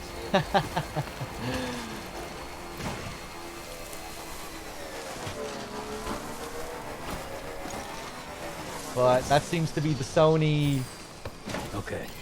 That seems to be the Sony way.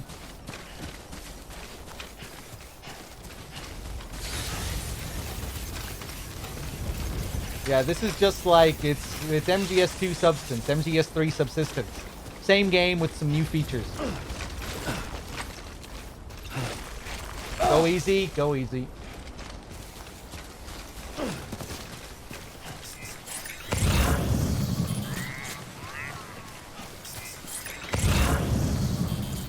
Yeah, that's him over there.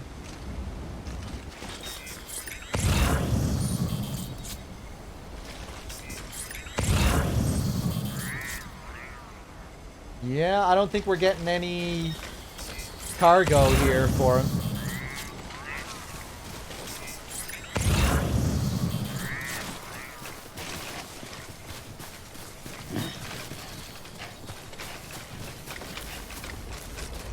Did I say Kojima didn't want to release this cut? No, I'm saying he didn't want to call it a director's cut. He didn't want that to be the name for it. But I think Sony owns the IP. Fuck. And I think that's just like the Sony standard.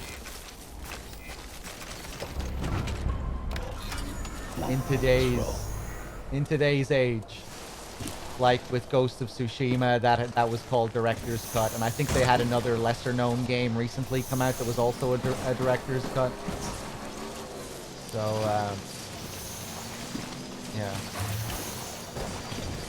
I think he would have given it some kind of weird subtitle, like with Substance and Subsistence. Perseverance.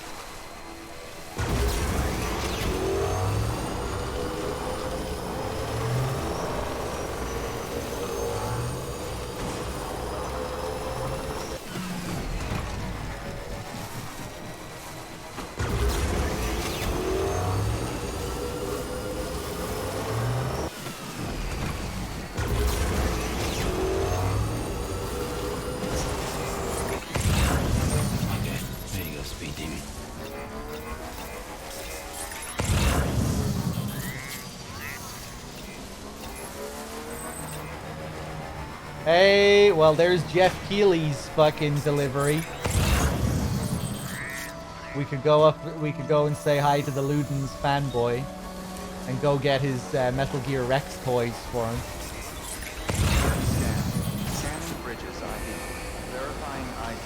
Weapons restrictions lifted. Right, I guess we'll do that. Charged up. Where?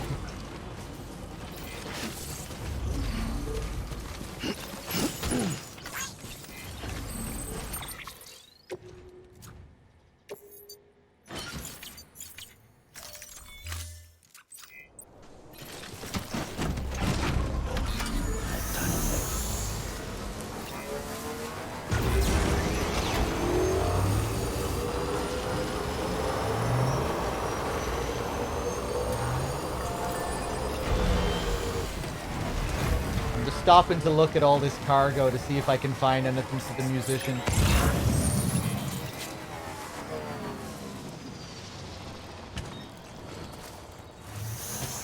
Doesn't look like it.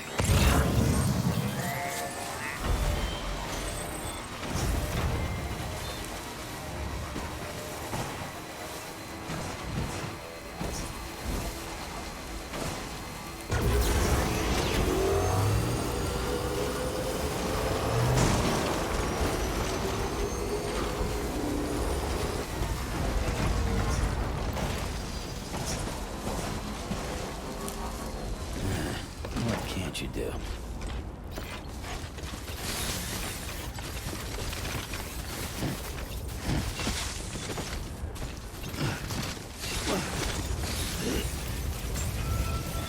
Beginning scan.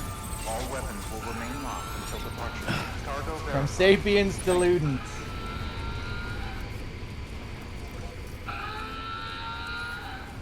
I'm not sure what the AMSS is. American Survival Shelters.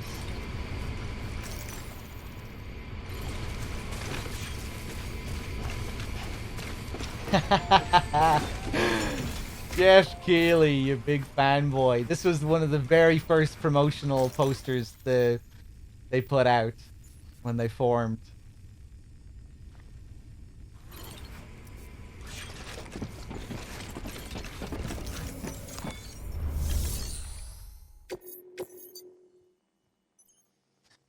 What are we delivering? Character figurines. Yeah.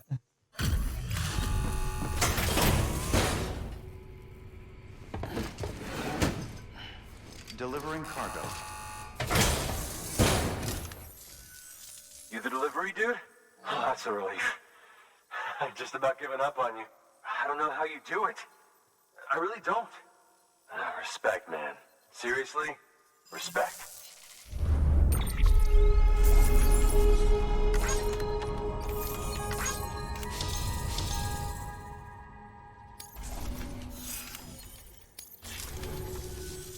About time I hopped on the whole chiral network bandwagon, am I right? Join the UCA and all that. You can help me do that, yeah?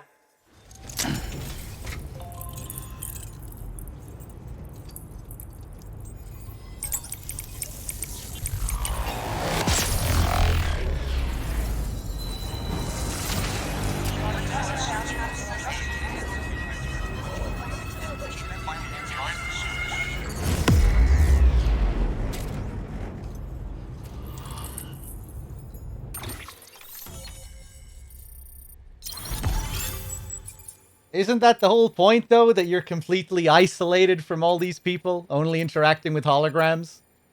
And that's why they make such a big deal out of the one time where you do see a real person. And, you know, that it's supposed to highlight the importance of human connection, seeing the girl get reunited with her boyfriend. Granted, that part falls so flat. But you know what they were going for, obviously. It's still kind of adorable. I was talking about this yesterday. That scene is so cringeworthy, but it's so wholesome at the same time, I think. Especially the emails that follow it. The emails that follow it are really good. Are really, really good. The scene itself is just funny because of the performance from the actor. The man I knew didn't peddle junk. The Backdrifter, thank you for gifting a sub to Rando Online. I still think that scene is kind of adorable, though, when they both go off together inside the place, and then he gives them the thumbs up. Like, it's goofy in a charming way, I think. And then the email drama is just great afterwards.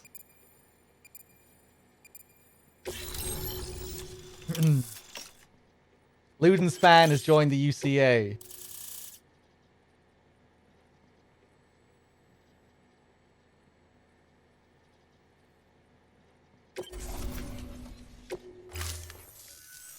Oh, thank you, Sam. Hey, take care out there. Hate for this to be the last time we meet, you know? So, I'm gonna need a moment to look over what you brought me. But I'll hit you back via mail after. Promise. Hey, I'm hoping maybe you can help me out again. Don't want to be weird, but I feel you and I might have like a connection or something. Good work. Yeah, I don't know. I don't really mind that, BRK. I kind of like the extreme isolation that they go for. And I feel like only interacting with holograms, for the most part, does add to that.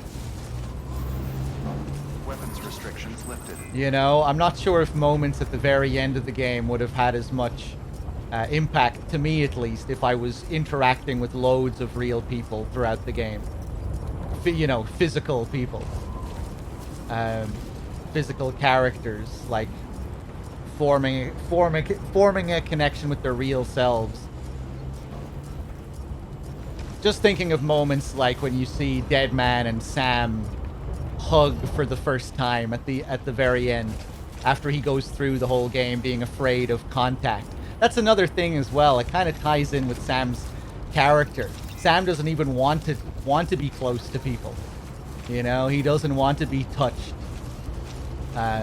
He's anxious when people are up close to him physically. You know, you have that shower scene later on with Deadman when he just doesn't want to be beside him. Deadman's getting all up close and he doesn't want any part of it. Yeah, I don't know. I definitely have my complaints when it comes to this game. I don't know. I don't share that opinion.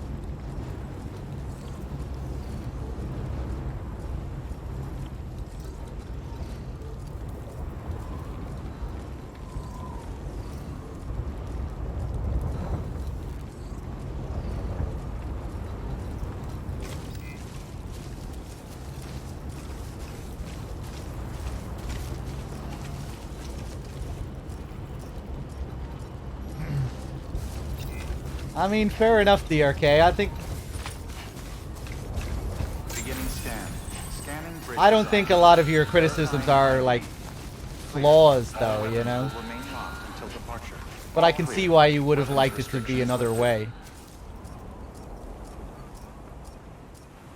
Like, the lack of interiors and stuff. Again, that really doesn't bother me at all. I'm okay with it just being in the outdoors for the most part, trekking through the world. How you doing, Sam? Anyway. Sorry, I was getting distracted there. Beginning scan. Scanning bridges ID. Let's go get these figurines for this asshole. All weapons will remain locked until departure. All clear. Welcome.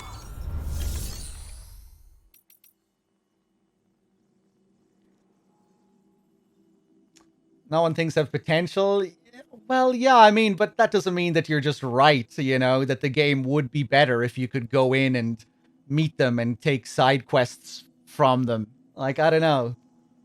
It would have been different, sure, but I don't think it's like this would make the game objectively better or whatever.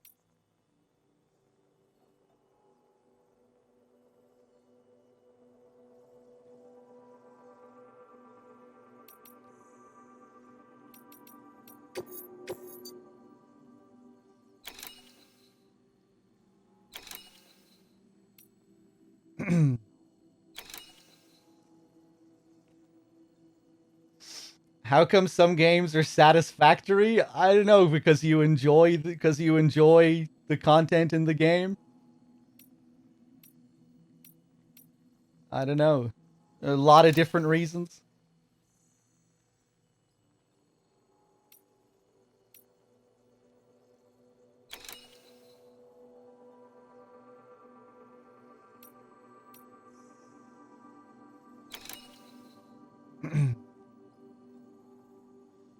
They are T-Rex models. Okay, I couldn't remember if they were.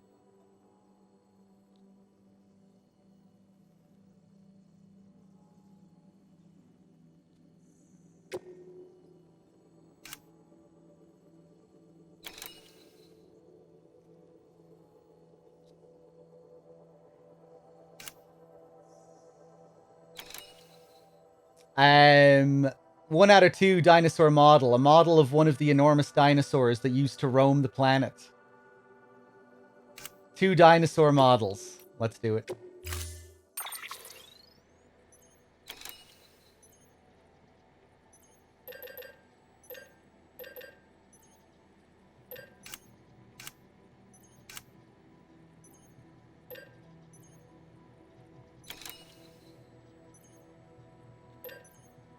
I'm not sure what I want to bring here.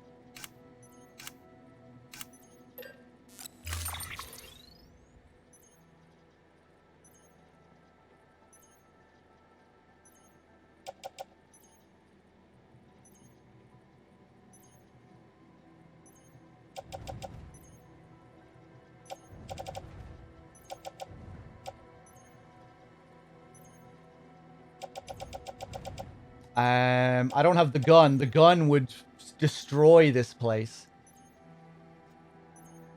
Fuck it, let's just go with what we have with the base level stuff and see what we can do.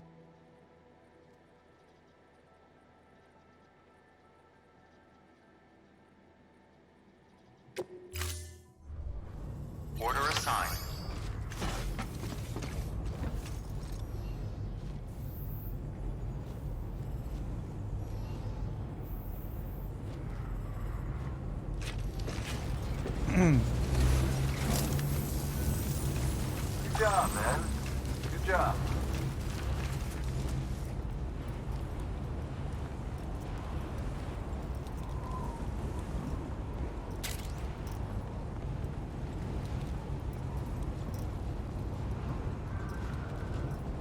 Fair enough, DRK. You're not satisfied with it, that's fine.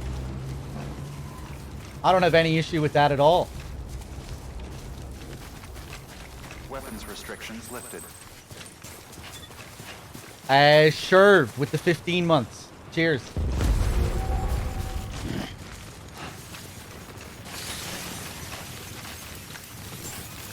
Beginning scan. Scanning bridges. Weapons restrictions lifted.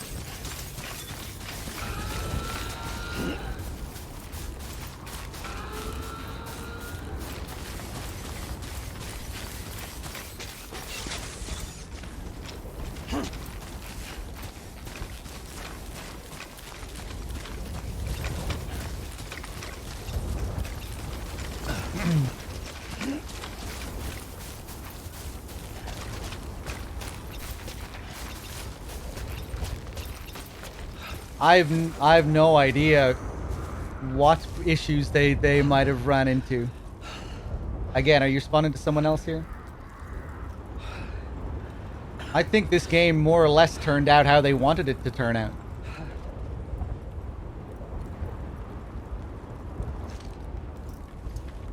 I mean, I'm sure every game runs into issues. Again, I'm not really sure what we're talking about.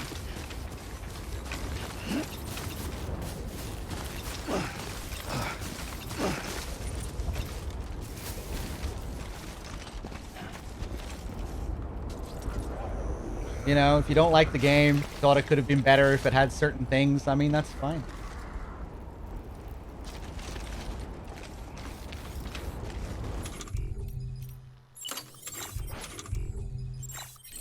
I don't know what I'm doing all the way up here. But I guess I'll drop an anchor.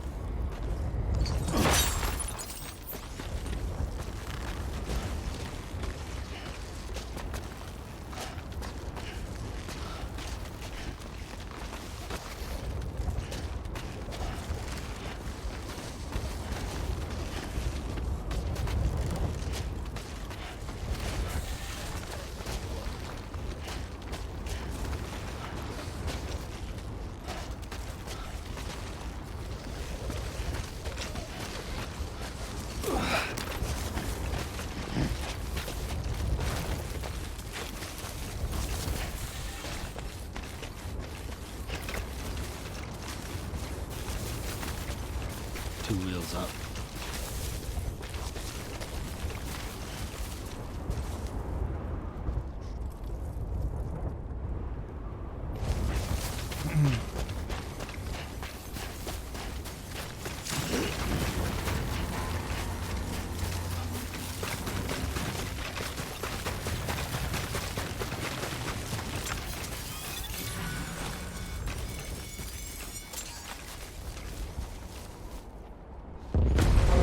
Don't think that's going to do anything. Yeah, I'm not carrying any cargo. Martian, welcome back. I'm probably not going to go for too much longer.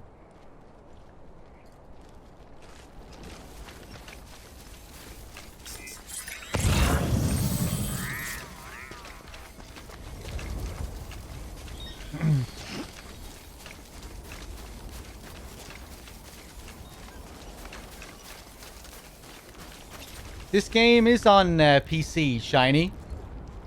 The director's cut isn't, but the original game is there, which is still an improved version over the base console version. You get the extra difficulty. And you get some extra stuff, from what I understand.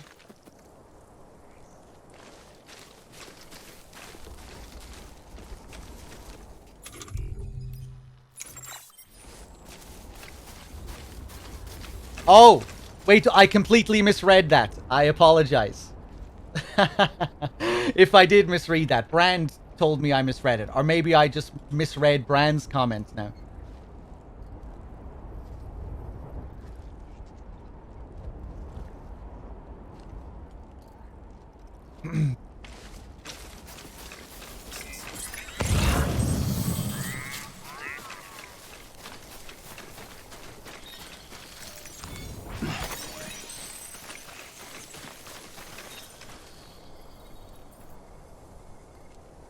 Yeah, I really enjoyed the approach to the open world in this. I feel like very few games model their world around traversal.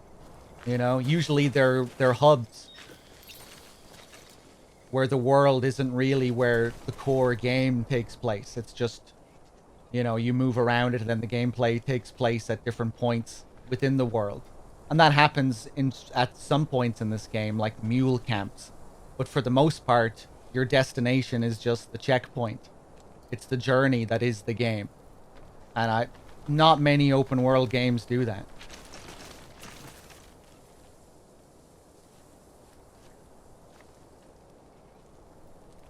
So yeah, I don't know. I just really like the core of this game. Just navigating through the world, just the feeling of the movement. And just that gradual... I really like the forward momentum in this game as well. Like, you're always... Unless you stop to do... Like, it depends on the player, obviously. But you're always unlocking new parts of the map. You're always moving forward. And just... I really like how that feels in this game. Coming to a new piece of the land. A new song kicks in. And you just really get that sense of... a real nice sense of progression. And then when you get to Chapter 3, seeing more and more of the structures come in, see the roads start getting built, and just seeing the world populate like that with all these different structures. I just really enjoy just the whole feel of that.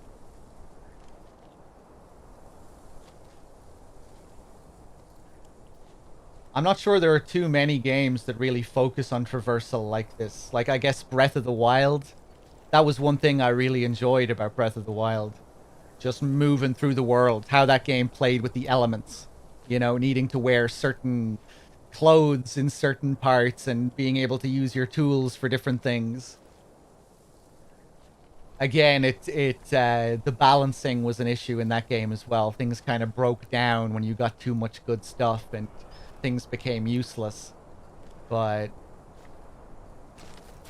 yeah, I'd like to see more games like this that did this kind of thing, you know, focused on traversal and movement through a world.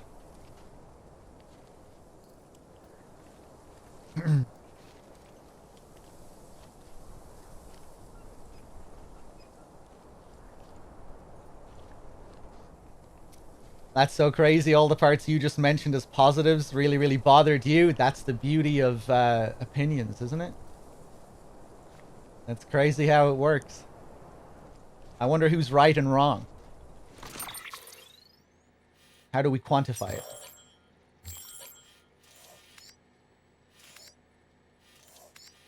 it? This is something I wanted to point out. Look at this fucking shit. That is Metal Gear Rex with a railgun.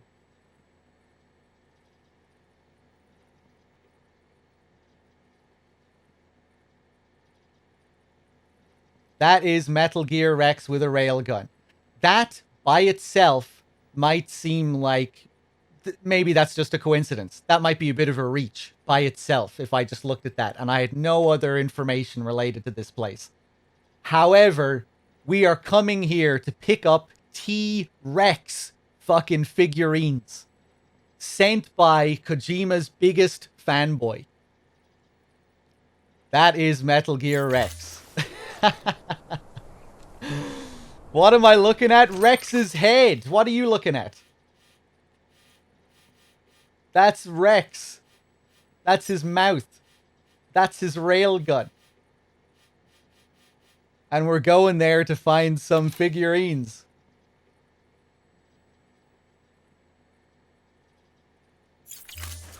Yeah, the map. But just how this little camp looks.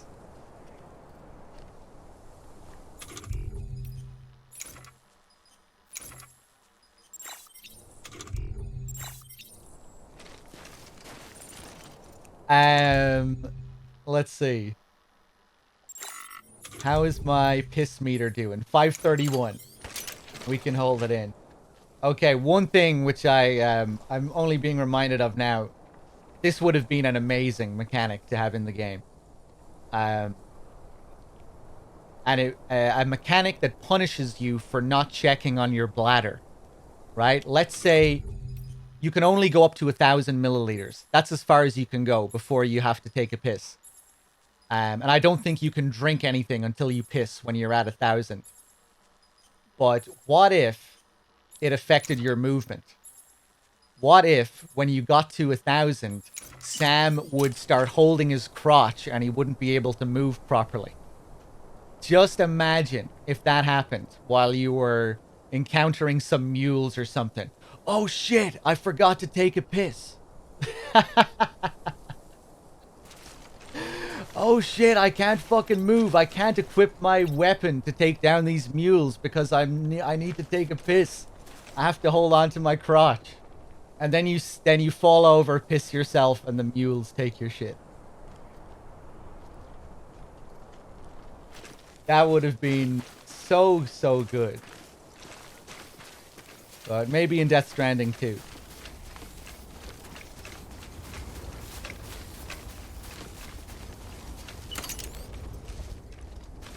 You see, DRK, I can see missed potential and opportunities as well. I still like the game though. That's the difference. There's still enough things for me to really like to still enjoy the game a great deal. I guess that's where we differ.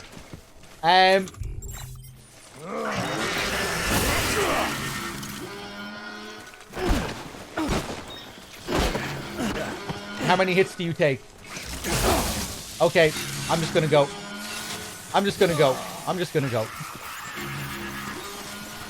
Your alarm isn't sounding as threatening as it used to. I'm not all that intimidated. Yeah. I completely forgot about the parry. I completely forgot about the parry.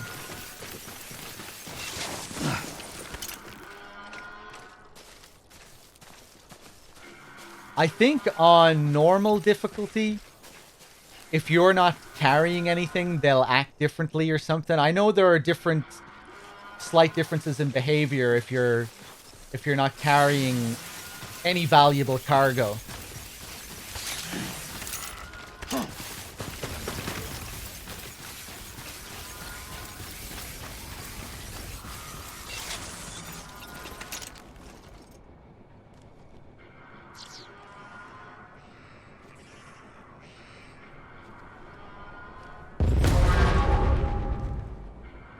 You're not getting me with that.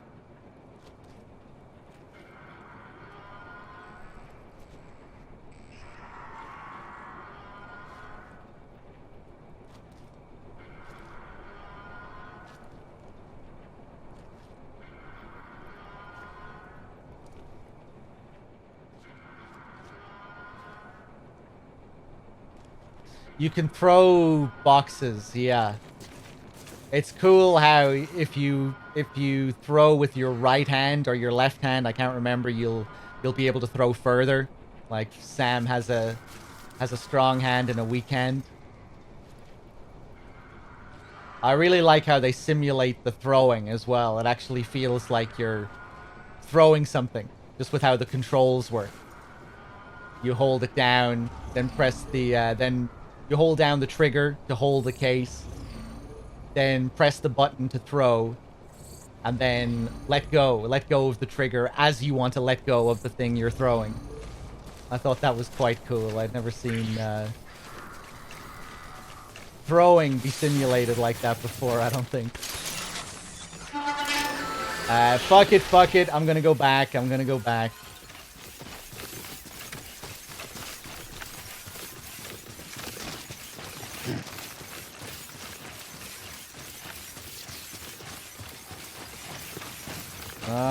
Alright. Guys, I hate to say it, but I'm gonna wrap it up for now, I'm afraid, and we'll get these T-Rex figurines tomorrow. And tomorrow I would say we'll finally get out of this map. For some reason I figured we would get out of here by today, but no. We're close though. We'll get this shit for Luden's fan. We'll get the harmonica from the musician. And then we have like one more delivery over there, and then we're headed to Port Knot. And then it'll be on to Chapter 3. Well, enjoy it. At least while it lasts. All right, guys. Thanks for being here. It was fun. Actually, let me just check my Streamlabs one more time before I sign off. Sherv, the 15, Drifter, Tyrando, Eddie Obscure. These are all a while back. I'm pretty sure I thanked all you guys. Aveweir with the tier 1. I don't remember thanking you, Aveweir.